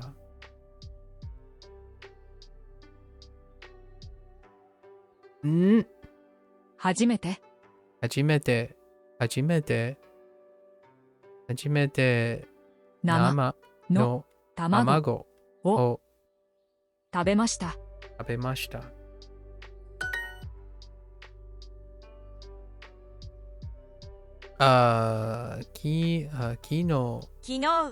日 oh my god. Okay.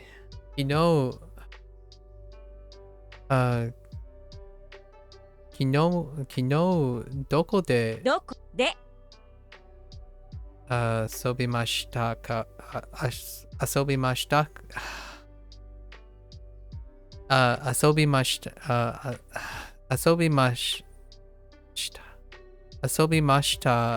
か？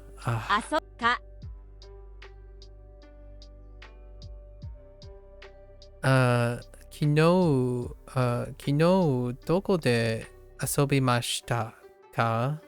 Asobimashita ka? Asobimashita ka?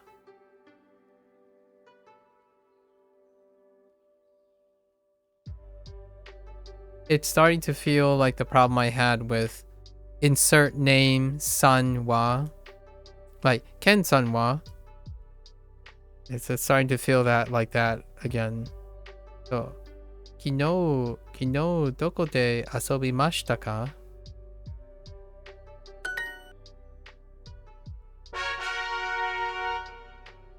All right. That's good enough. We're ooh, okay. All right. So tomorrow I might do a shorter day. Do I want to do a shorter day? Somehow we're gonna have to catch up. Somehow. All right, folks.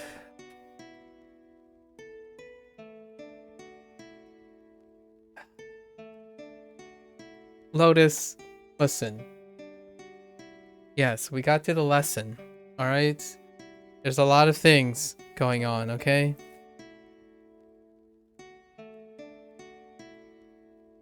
The review was pretty good.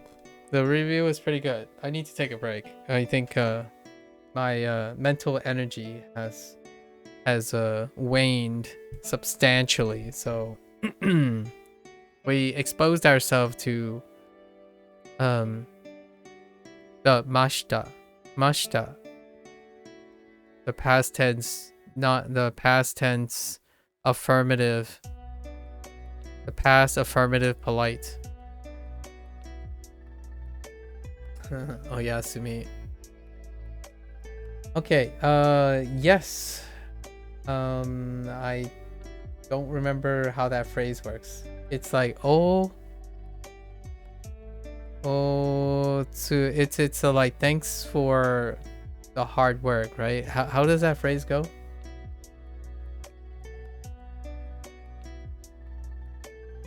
Oh, yasumi nasai. Yes. I know that one. How the previous one. How does that phrase go? Okari. No, Otsukare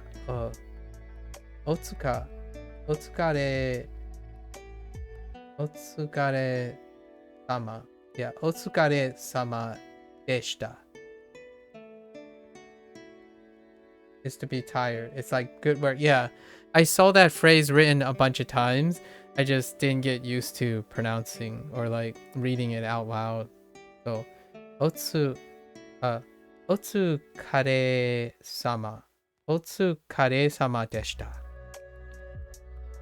I don't even know if that's where. Is there a break in there somewhere, or is it one entire phrase? Otsukare. Maybe like Otsukare sama deshita. Say the tsu faster, no break. Oh, okay. Otsukare. Okay, I see. Otsukare sama deshita. Okay. Otsukare. Okay. Otsukare sama. Otsukare sama. Otsukare sama deshita. I'll hear a couple of samples. Don't worry.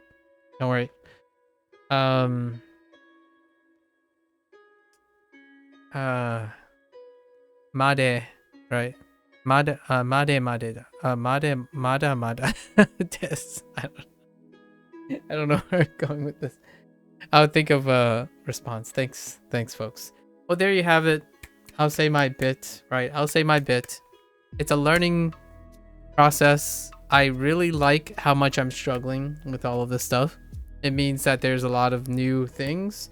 Every sentence involves a predicate on doing shita.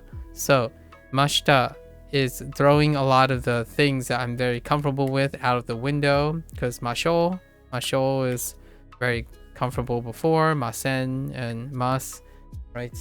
So it's kind of nice to throw more wrenches in. What did we learn today? How to incite kind of how to contextualize the past. So lots of past things was contextualized. And then they introduced that Japanese culture, like kabuki, the word culture. That's about it so far, actually. Yeah, that's about it so far. Not too bad. I gotta get used to saying all this stuff because you get so well practiced in something. I hope that they continue to introduce different predicate forms a little bit more rapidly. We'll see. All right, folks. What can I want to leave it on a positive note. You like how meticulous I am with the process? I think that's why it's worth it, in my opinion. If you're brushing through just doing what things have to do, right? Do you really get more out of it if you're rushing through things? I don't really know. Like, I think this is my thing. I enjoy this. I like when people have inputs. We can talk about weird things, and sometimes it makes us all better teachers, if you know what I mean. It makes us better educators and teachers if you see yourself going through it and be able to look back. At least that's what I'm doing this for. So it's gonna be exciting. I'm gonna see how I can change it up. I'm definitely gonna slow down. There's gonna be some slowdown, and then we're gonna keep working on our making things feel nice. And with that said, right, what should I end on? I hope all of you guys, wherever you are in your journey, like your language journey, like pick up a new language. It doesn't, you know, I can see that there are a lot of you are incredibly competent in Japanese. I would love to hear your little experiences and weird compare and contrast with other languages in the context of Japanese. I personally, I know this might sound very taboo, but I don't think I would be as interested in Japanese if I didn't stick with a tool that keeps it in the context of English. As far as I'm concerned, right, it would make it less interesting for me to stream rather than just to learn in the privacy of my own. Like, it would be me in complete silence the whole time, right? I'm not entirely sure if that meets the demands and the engagement of my quote-unquote brand. I like talking about things. I don't care how much it slows me down, but there's richness to be constantly thinking about other languages in tandem. And I love digressing about how English is this way, Japanese is another way, how they can be similar, that kind of thing. If it takes me triple the time or a lifetime, I'll do it with a smile. And that's what's worth it. So with that, I hope everyone else is doing something that's worth it. That you are self-motivated by your own strategies that are built upon other people's advice. It's not to ignore everybody's advice.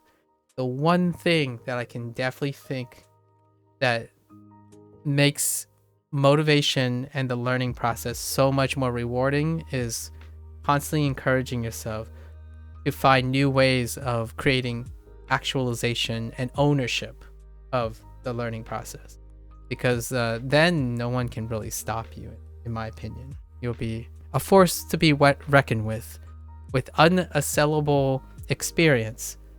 Regardless of how thin your skin is, it will be well protected by your ownership and all the effort and sweat that you poured into something that you're doing. So hopefully all of you have these things to propel you forward. That's probably the most wholesome thing I can do to summarize what today, day 75 or 75 days of Duolingo really exemplifies. So until then, stay safe, stay healthy in both mind and spirit, right? Mind and body. And until next time, as always, mata ashita. じゃあね。